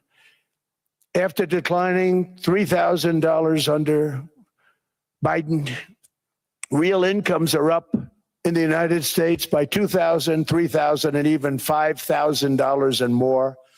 Home ownership has always been a symbol of health and vigor of American society, but that goal fell out of reach for millions and millions of people in the Biden era because interest rates went up so high. Today, I'm taking action to bring back this bedrock of the American dream. In recent years, Wall Street giants and institutional investment firms, many of you are here, many of you are good friends of mine, many of you are supporters. Sorry to do this, Joe, I'm so sorry. But you've driven up housing prices by purchasing hundreds of thousands of single-family homes, and it's been a great investment for them. Often as much as 10% of houses on the market. You know, the crazy thing is a person can't get depreciation on a house, but when a corporation buys it, they get depreciation. Okay, that's something we're going to have to think about too. I don't know if too many people think about that. You buy a corporation, they buy 500 houses, they buy hundreds of thousands, they buy 500 houses, they can take depreciation. A person sweats and works and buys one house, they can't. But homes are built for people, not for corporations, and America will not become a nation of renters. We're not going to do that. That's why I have signed an executive order banning large institutional investors from buying single-family homes. It's just not fair to the public. They're not able to buy a house. And I'm calling on Congress to pass that ban into permanent law, and I think they will. One of the biggest barriers to saving for a down payment has been surging credit card debt. The profit margin for credit card companies now exceeds 50%, one of the biggest. And they charge Americans interest rates of 28%, 30%, 31%, 32%. Whatever happened to usury? So to help our citizens recover from the Biden disaster, all caused by this horrible president, I'm asking Congress to cap credit card interest rates at 10% for 1 year. And this will help millions of Americans save for a home. They have no idea they're paying 28%. They go out there a little late in their payment and they end up losing their house. It's terrible. To unleash innovation and savings and financing, I'm also working to ensure America remains the crypto capital of the world. And to that end, last year, I signed the landmark Genius Act into law. Now Congress is working very hard on crypto market structure legislation, Bitcoin, all of them, which I hope to sign very soon, unlocking new pathways for Americans to reach financial freedom. And I did it for two reasons. Number one, I thought it was politically good, and it was. I got tremendous political support. But more importantly, China wanted that market too. It's just like they want the AI. And we've got that market, I think, pretty well locked up. If I didn't do it, Biden was totally against it until before the election when they realized that, there were millions of people voting against him over crypto. And all of a sudden they loved it very much, but it was too late. They blew it. But it is politically popular, but it's much more importantly, we have to make it so that China doesn't get the hold of it. And once they have that hold, we're not going to be able to get it back. So I'm honored to have done it. Finally, I've instructed government-backed institutions to purchase up to $200 billion in mortgage bonds to bring down interest rates. And I'll be announcing a new Fed chairman in the not too distant future. I think he'll do a very good job. See, I gave away some of it. He did give that away. So we have something, got something, but somebody that's very respected. They're all respected. They're all great. Everyone that I interviewed is great. Everyone could do, I think, a fantastic job. Problem is they change once they get the job. They do. They're saying everything I want to hear, and then they get the job. They're locked in for 6 years. They get the job, and all of a sudden, let's raise rates a little bit. I call them, sir, we'd rather not talk about this. It's amazing how people change once they have the job. It's too bad.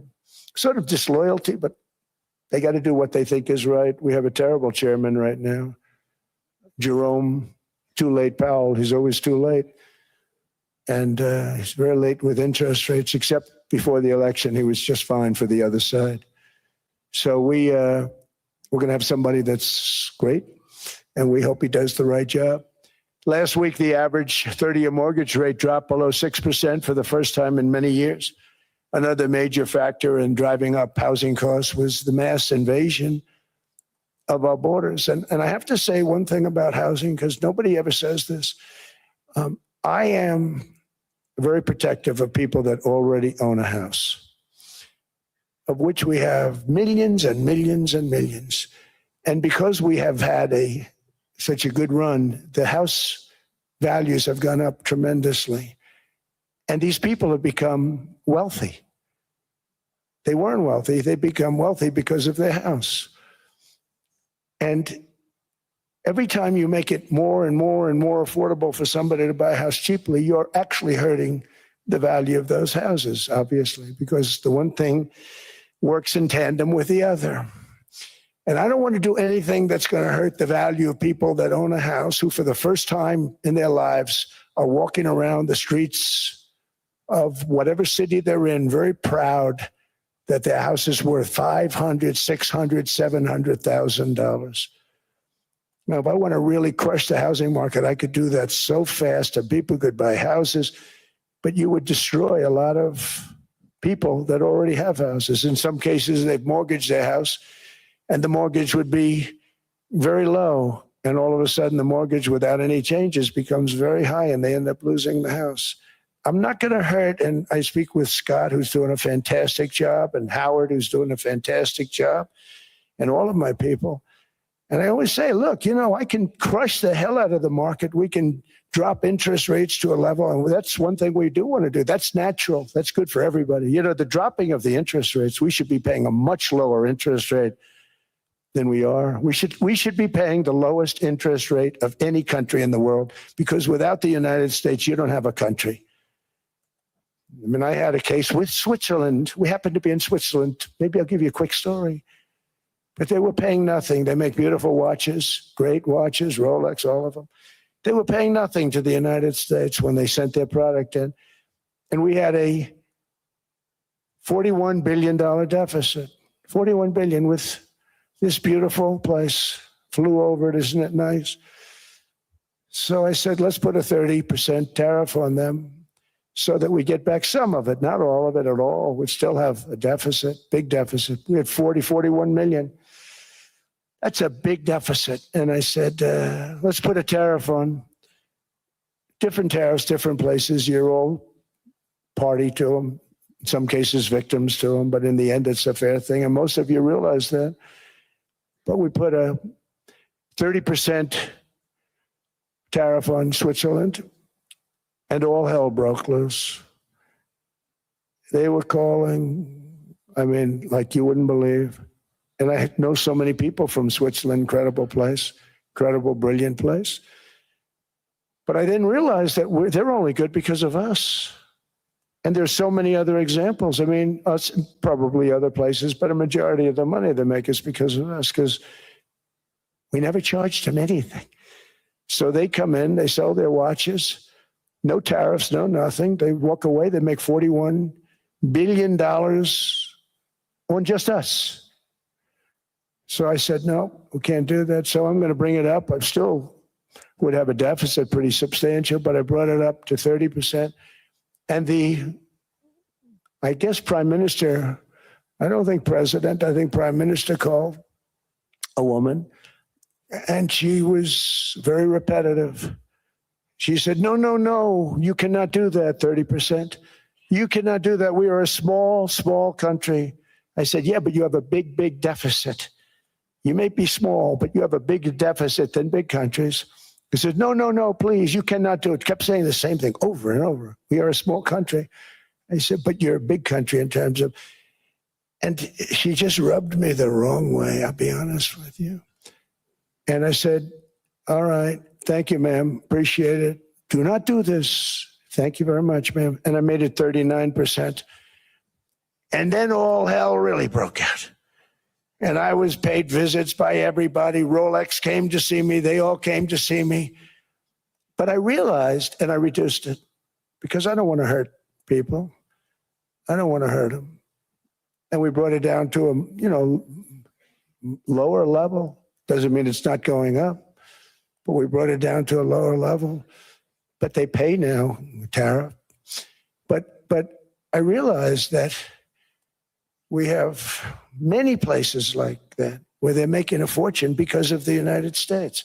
Without the United States, they wouldn't be making anything. Think of it. Switzerland made $41 billion on us. And as she said, it's a small place. And I realized with that, I don't know, because she was so aggressive. And I realized in that conversation that the United States is keeping the whole world afloat. Many places, I could give you 6, 7 places just in the people in this little area. I know every one of them. They're looking down. They don't want to see me and they don't want to stare me in the eyes. But they're taking advantage of, everybody took advantage of the United States. But I've been very fair, and I gave them a tariff, and it was fine. But I realized that without us, it's not Switzerland anymore. Without us, it's not any of the countries that are represented here. And we want to work with the countries. We want to work with them. We're not looking to destroy them. I could have said 39, 40%. I could have said I want a 70% tariff, then we make money with Switzerland. But Switzerland would have been probably destroyed, financially destroyed. I don't want to do that.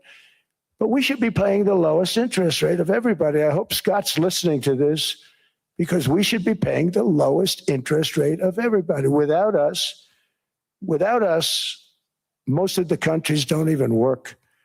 And then you have the protection factor. Without our military, which is the greatest in the world by far, without our military, you have threats that you wouldn't believe.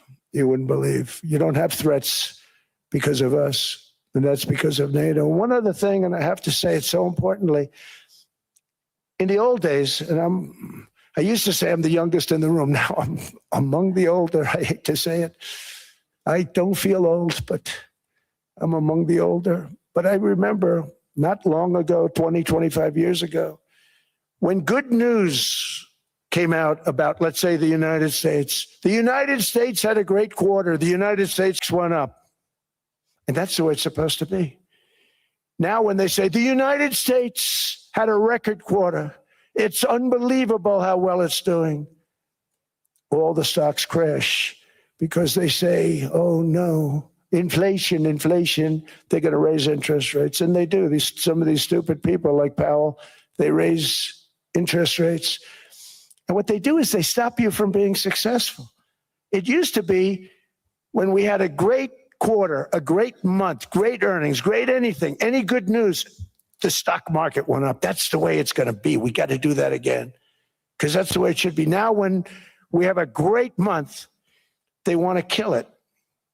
Like we did over 5%. People were surprised. We should do 20%. We could do 25%.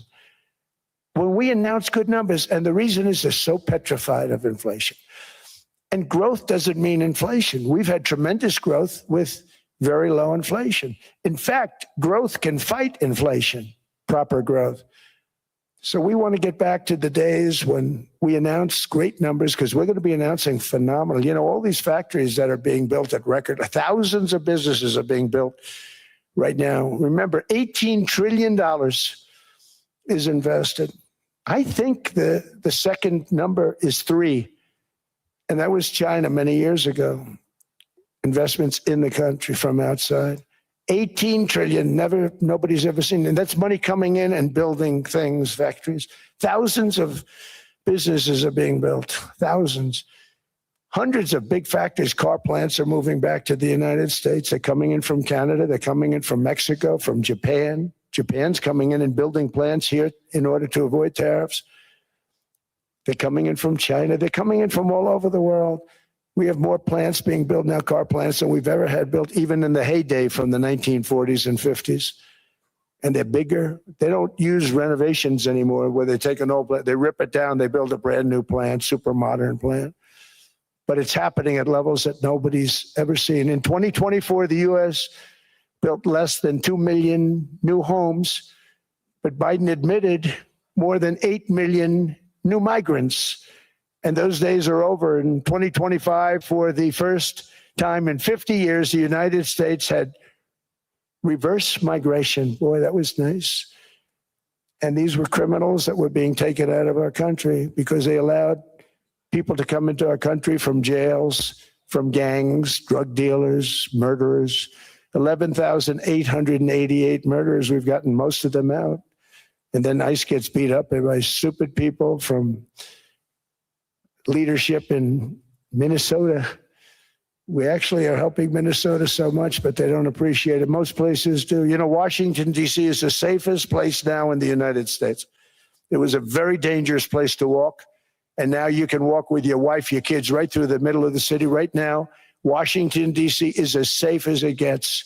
It was one of the most unsafe. I had to admit, we sent in the military, the National Guard. Within 2 months, it was great. Within 3 months, it's like a really great place and a safe place and a beautiful place. It's even been cleaned up. The graffiti's gone. The fences are gone. We don't have to worry about fences anymore. All of the places, the grasses are cut and replaced with new grass in many cases. It's all going to happen in the spring. But Washington and D.C. is beautiful again, and it's safe. New restaurants are opening up. They were all closing. Now you can't get into a restaurant. Restaurants in Washington, D.C. are all opening. Memphis also, Memphis, Tennessee, New Orleans, Louisiana. We're there for 3 weeks. We've cut the crime down by 64%. Within another month, we'll have virtually no crime there. We can do that all over. We're going to help the people in California. We want to have no crime. I know Gavin was here. I used to get along so great with Gavin when I was president. Gavin's a good guy. And we're going to, if he needed it, I would do it in a heartbeat. I'd love to see. We did help them a lot in Los Angeles, a lot with the early in my term when they had some problems. But we would love to do it. I will say this, if I were a Democrat governor or whatever, I would call up Trump. I'd say, come on in, make us look good, because we're cutting crime down to nothing. And we're taking people out, career criminals who are only going to do bad things, and we're bringing them back to their countries. But where we've done it, it's been amazing. And we have a capacity to do it at much greater levels. We're cutting illegal aliens off welfare and other government benefits. And I have directed that starting immediately, there will be no more payments to sanctuary cities, because they are really just sanctuaries for criminals. They're really protecting criminals. And those are the ones we have to get out of the country: murderers, drug dealers, the mentally insane. They emptied their mental institutions into the United States. And despite that, we have the lowest crime numbers that we've ever had in the history of the country. Just came out. But equally importantly, we're cracking down on more than $19 billion in fraud that was stolen by Somalian bandits. Can you believe that they turned out to be higher IQ than we thought? I always say these are low IQ people. How did they go into Minnesota and steal all that money? And we have, they're pirates. They're good pirates, right? But we shoot them out of the water just like we shoot the drug boats out. They're not pirating too many boats lately, do you notice? When they go out into those boats, they want to take over $1.5 billion tanker loaded up with oil. And they say, we're going to blow up your boat. They have powerful weapons. You hit the side of the boat, you blow the whole thing up. The insurance companies are petrified. So they say, just give them the boat. We'll give them money instead. And I don't do that. We blow them right the hell out of the water. We see them going out, we blow them out of the water. We don't have any pirates so much anymore. If we do, they won't be there long. We've cut down with the hitting of the boats that are loaded up with drugs, including submarines. Can you believe they actually buy small, they call mini subs, very fast. They're meant for drugs. We've knocked out 2 of them. The Democrats say they were fishing. You have ruined somebody's fishing weekend. I would say a submarine is not a fishing boat. You don't fish. But we've knocked down drugs by water, the oceans, the sea, by 97.2%. Think of that. And I actually say, who the hell are the 3%?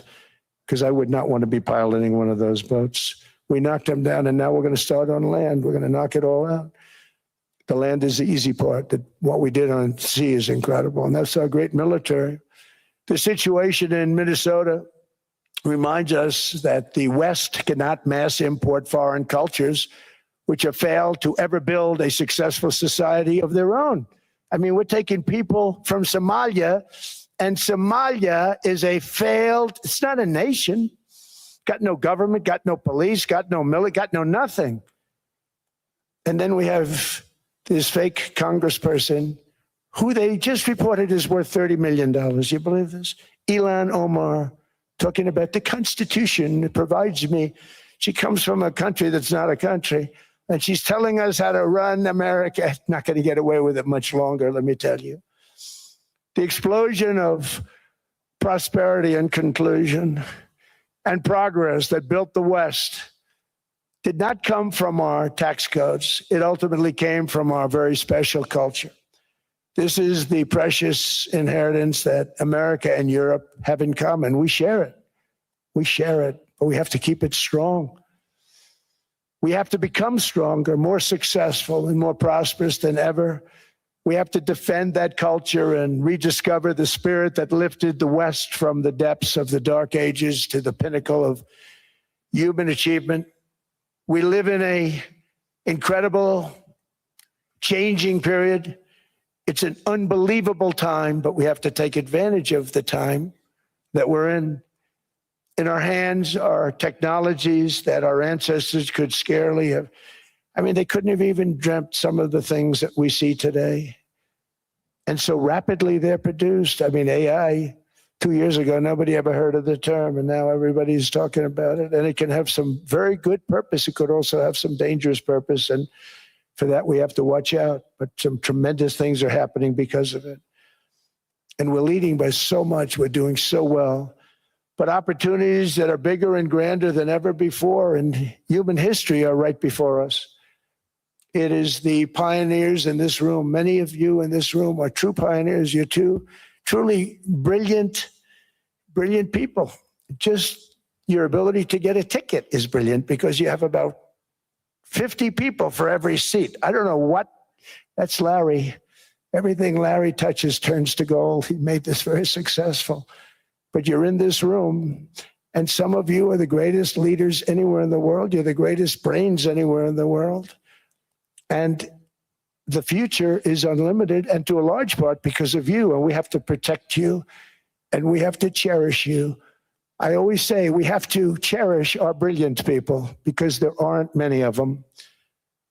So together with confidence, boldness, and persistence, let us lift up our people, grow our economies, defend our shared destiny, and build a future for our citizens that is more ambitious, more exciting, more inspiring, and greater than the world has ever seen. We're in a position to do things that nobody else has ever even thought of before. And many of the people in this room are the ones that are doing it. And I want to congratulate you, and I'm with you all the way. You can do things that nobody else can even think about. So I congratulate you on your tremendous success. And the United States is back, bigger, stronger, better than ever before. And I'll see you around. Thank you all very much. Thank you very much.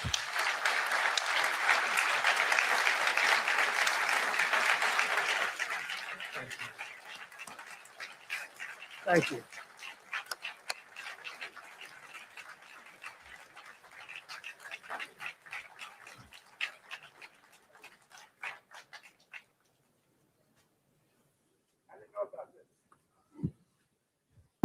This was supposed to be a nice fire chat, Mr. President. Yes, good. I got set up now. I did know. You made the job for the moderator really easy. Thank you, Mr. President, for your speech. I do have a few follow-up questions, if it's okay. Sure. I don't think I should start with Greenland, maybe. I'll start with the economy. The U.S. economy is doing really, really well. But how to sustain this growth moving forward? Because there's always a recession looming around the corner. Well, you know, the one thing about economies and recessions is sometimes you get hit unexpectedly and there's nothing you can do about it. All brilliant people, but there's nothing. One example was COVID. We had an economy going at levels like nobody had ever seen my first 2.5, 3 years. And then I heard the word pandemic, not COVID. They came up with that name over a period of time. We won't get into that. But I heard the word pandemic. And I had a poll come out that was so strong just prior to that. And I was with the two best pollsters, McLaughlin and Fabrizio. And they said, sir, George Washington and Abraham Lincoln, if they came back and ran as president and vice president, they couldn't beat you. And then what happened is the following day, I was told to stay tuned because there's something really bad happening in China. There are bodies laying all over Wuhan, right around that certain building that we talk about. I always said it came from Wuhan. It did come from Wuhan. And they were body bags. We saw it by satellite. And they said, there are strange things happening in China. And so it began. And we ended up with the COVID and the whole world suffered. We did a phenomenal job. I don't think we got the credit we deserved. We did something that Operation Warp Speed, which some people say was one of the greatest military feats ever. We did a great job, used our military, used a lot of people. But sometimes you get hit with things, nothing you can do. You get hit with things like that unexpectedly. And we got through it. And when I left, the stock market was higher than it was previous to the COVID coming up. And I called it a great achievement. But things happen, bad things happen. The things that we can stop are wars if we're smart. That we can stop. Those are a matter of being intelligent and having intelligent people on the other side, because wars are the worst of all. Wars are worse than anything. But we can stop wars because that's sort of up to us. But things like dust flying in the air, wherever COVID comes from or whatever comes, sometimes you have to be a little bit lucky. But we are poised to have an economy like no other, not only in this country, but anywhere. And you know, when you hear the kind of numbers that I can tell you that Scott Bessent was with me the other day, and he's looking at numbers. He said, I can't. And that's all he's done his whole life, pretty much your whole life. Scott, you weren't going to be a football player, I don't think. Scott was not that great at football, but he was always good at numbers, right? And he was looking at numbers. He said, I've never seen anything like this. We're poised to do things that no other country has ever done. And, you know, luck, I hate to say it, but we need a little luck. We don't want to get hit by something that nobody could have thought. Whoever thought we were going to hit by a pandemic? You know, when I heard the word pandemic, I said, oh, that's an ancient problem. World War I, they lost 100 million people. It actually ended World War I. A lot of people don't know. The Spanish flu in World War I ended the war because all the soldiers were sick. The soldiers were so sick on both sides, and that war was raging, and they were all dying from the Spanish flu. They were sick as dogs. They couldn't fight. So, you know, you don't know how that would have turned out. But so we do, I mean, subject to that, and I always have to put a caveat in for it, but we're poised to have the greatest growth of any large country, I think any country that there's been. When you look at what's happening in the United States, it's really amazing. Thank you. One thing that maybe keeps you up at night, I know you don't sleep that much anyway, Mr. President, is the debt. The U.S. debt is high, is now the biggest expenditure on your budget. How to get out of that impasse? Well, the big thing is growth. I mean, growth is the way. If we grow like this, we go from having a $37 trillion. We go from having high debt to low debt. But we also are cutting expenses, you know, the old-fashioned way. We have extraordinary growth. I think we're going to be growing our way out. I think we're going to be paying off debt. We're taking in tremendous money from tariffs fairly. And again, I'm using them judiciously. You know, Switzerland's a case study. I could have gotten much more. I could have asked for much more. But we're using them judiciously. But I think growth, most importantly, and then cutting costs. Now, if you take a look at Minnesota, $19 billion in fraud and other things. People going to airports, they came into the country, they don't have 10 cents and they're leaving with hundreds of thousands of cash in their bags. When we get to that, and our DOJ, Pam and Todd and all the people that work over there and all of the people that work in Here, I can tell you, Scott Bessent is working on that. It's a priority, right? You have your whole team. We're in there looking for where this money is coming from, how much it is. It could be more than $19 billion. Can you believe that? That's just one state. If we were able to cut out 50% of the fraud, 50%, and we should be able to do better than that, we would have a balanced budget without having to talk about even growth. So we have a lot of options, but we're working very hard on that. That's a big deal. It's not just the protests, the fake protests done by agitators and, professional insurrectionists. That's what they are. They're professional troublemakers. But we are looking very strong at the money too in Minnesota and other places. I think, Mr. President, also the $500 billion invested in artificial intelligence and the frontier technologies last year also were driving growth exponentially in the U.S. Well, AI has been a big factor. AI is massive. I mean, Mark Zuckerberg showed me a plant where he put it over a map of Manhattan, and it was basically the size of Manhattan. This is not, I said, you got to be kidding. It's a plant that was miles long, miles wide, very high. I don't think it was high like the Empire State Building, but it was high. And it literally covered most of the island of Manhattan. That's called a big plant. And, when I heard they're going to spend $50 billion building it, I said, if you spend $50 million, you can build a nice little shopping center. If you spend $500 million, you can build a good shopping center. But how do you spend $50 billion? When I looked at this thing, I said, you think you'll be able to do it for that? It's amazing when, some of the plants that I see, and I see them all. And again, so big is we're letting them build their own electric generation. This way we have no problem. And otherwise they'd be complaining. There'd be nobody able to, we have an old grid system. And not only that, they're going to sell at a very cheap price the excess electricity that they create back into our grid. So that'll solve some problems for certain states that don't have enough electricity. We also know that on the AI, there is fierce competition between the US as the largest economy in the world, 27% of the global GDP and 5% of the global population, not doing that badly, and China. And we know that competition is very tough on AI. I know you're heading to a state visit to China in April. How do you see the US-China relationship moving forward? Are you able to combine this tough competition with also collaboration? So I've always had a very good relationship with President Xi and with President Putin. Talk about, the larger powers. But I've always had a very good relationship with President Xi of China. He's an incredible man. What he's done is amazing. He's highly respected by everybody. And I do now. I mean, now I have good. It was very severely interrupted by COVID. I used to call it the China virus, but he said, do you think you could use a different name? And I decided to do that because why should we have a problem over that? But I would do that, and they were a true diplomat, huh? I became a diplomat for the first time. Well, who taught me that? Marco Rubio. He said, let me teach you about diplomacy.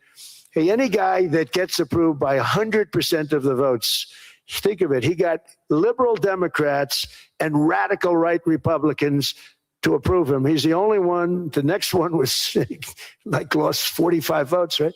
But he got all 100 votes voting for him. And at first I wasn't happy about it. I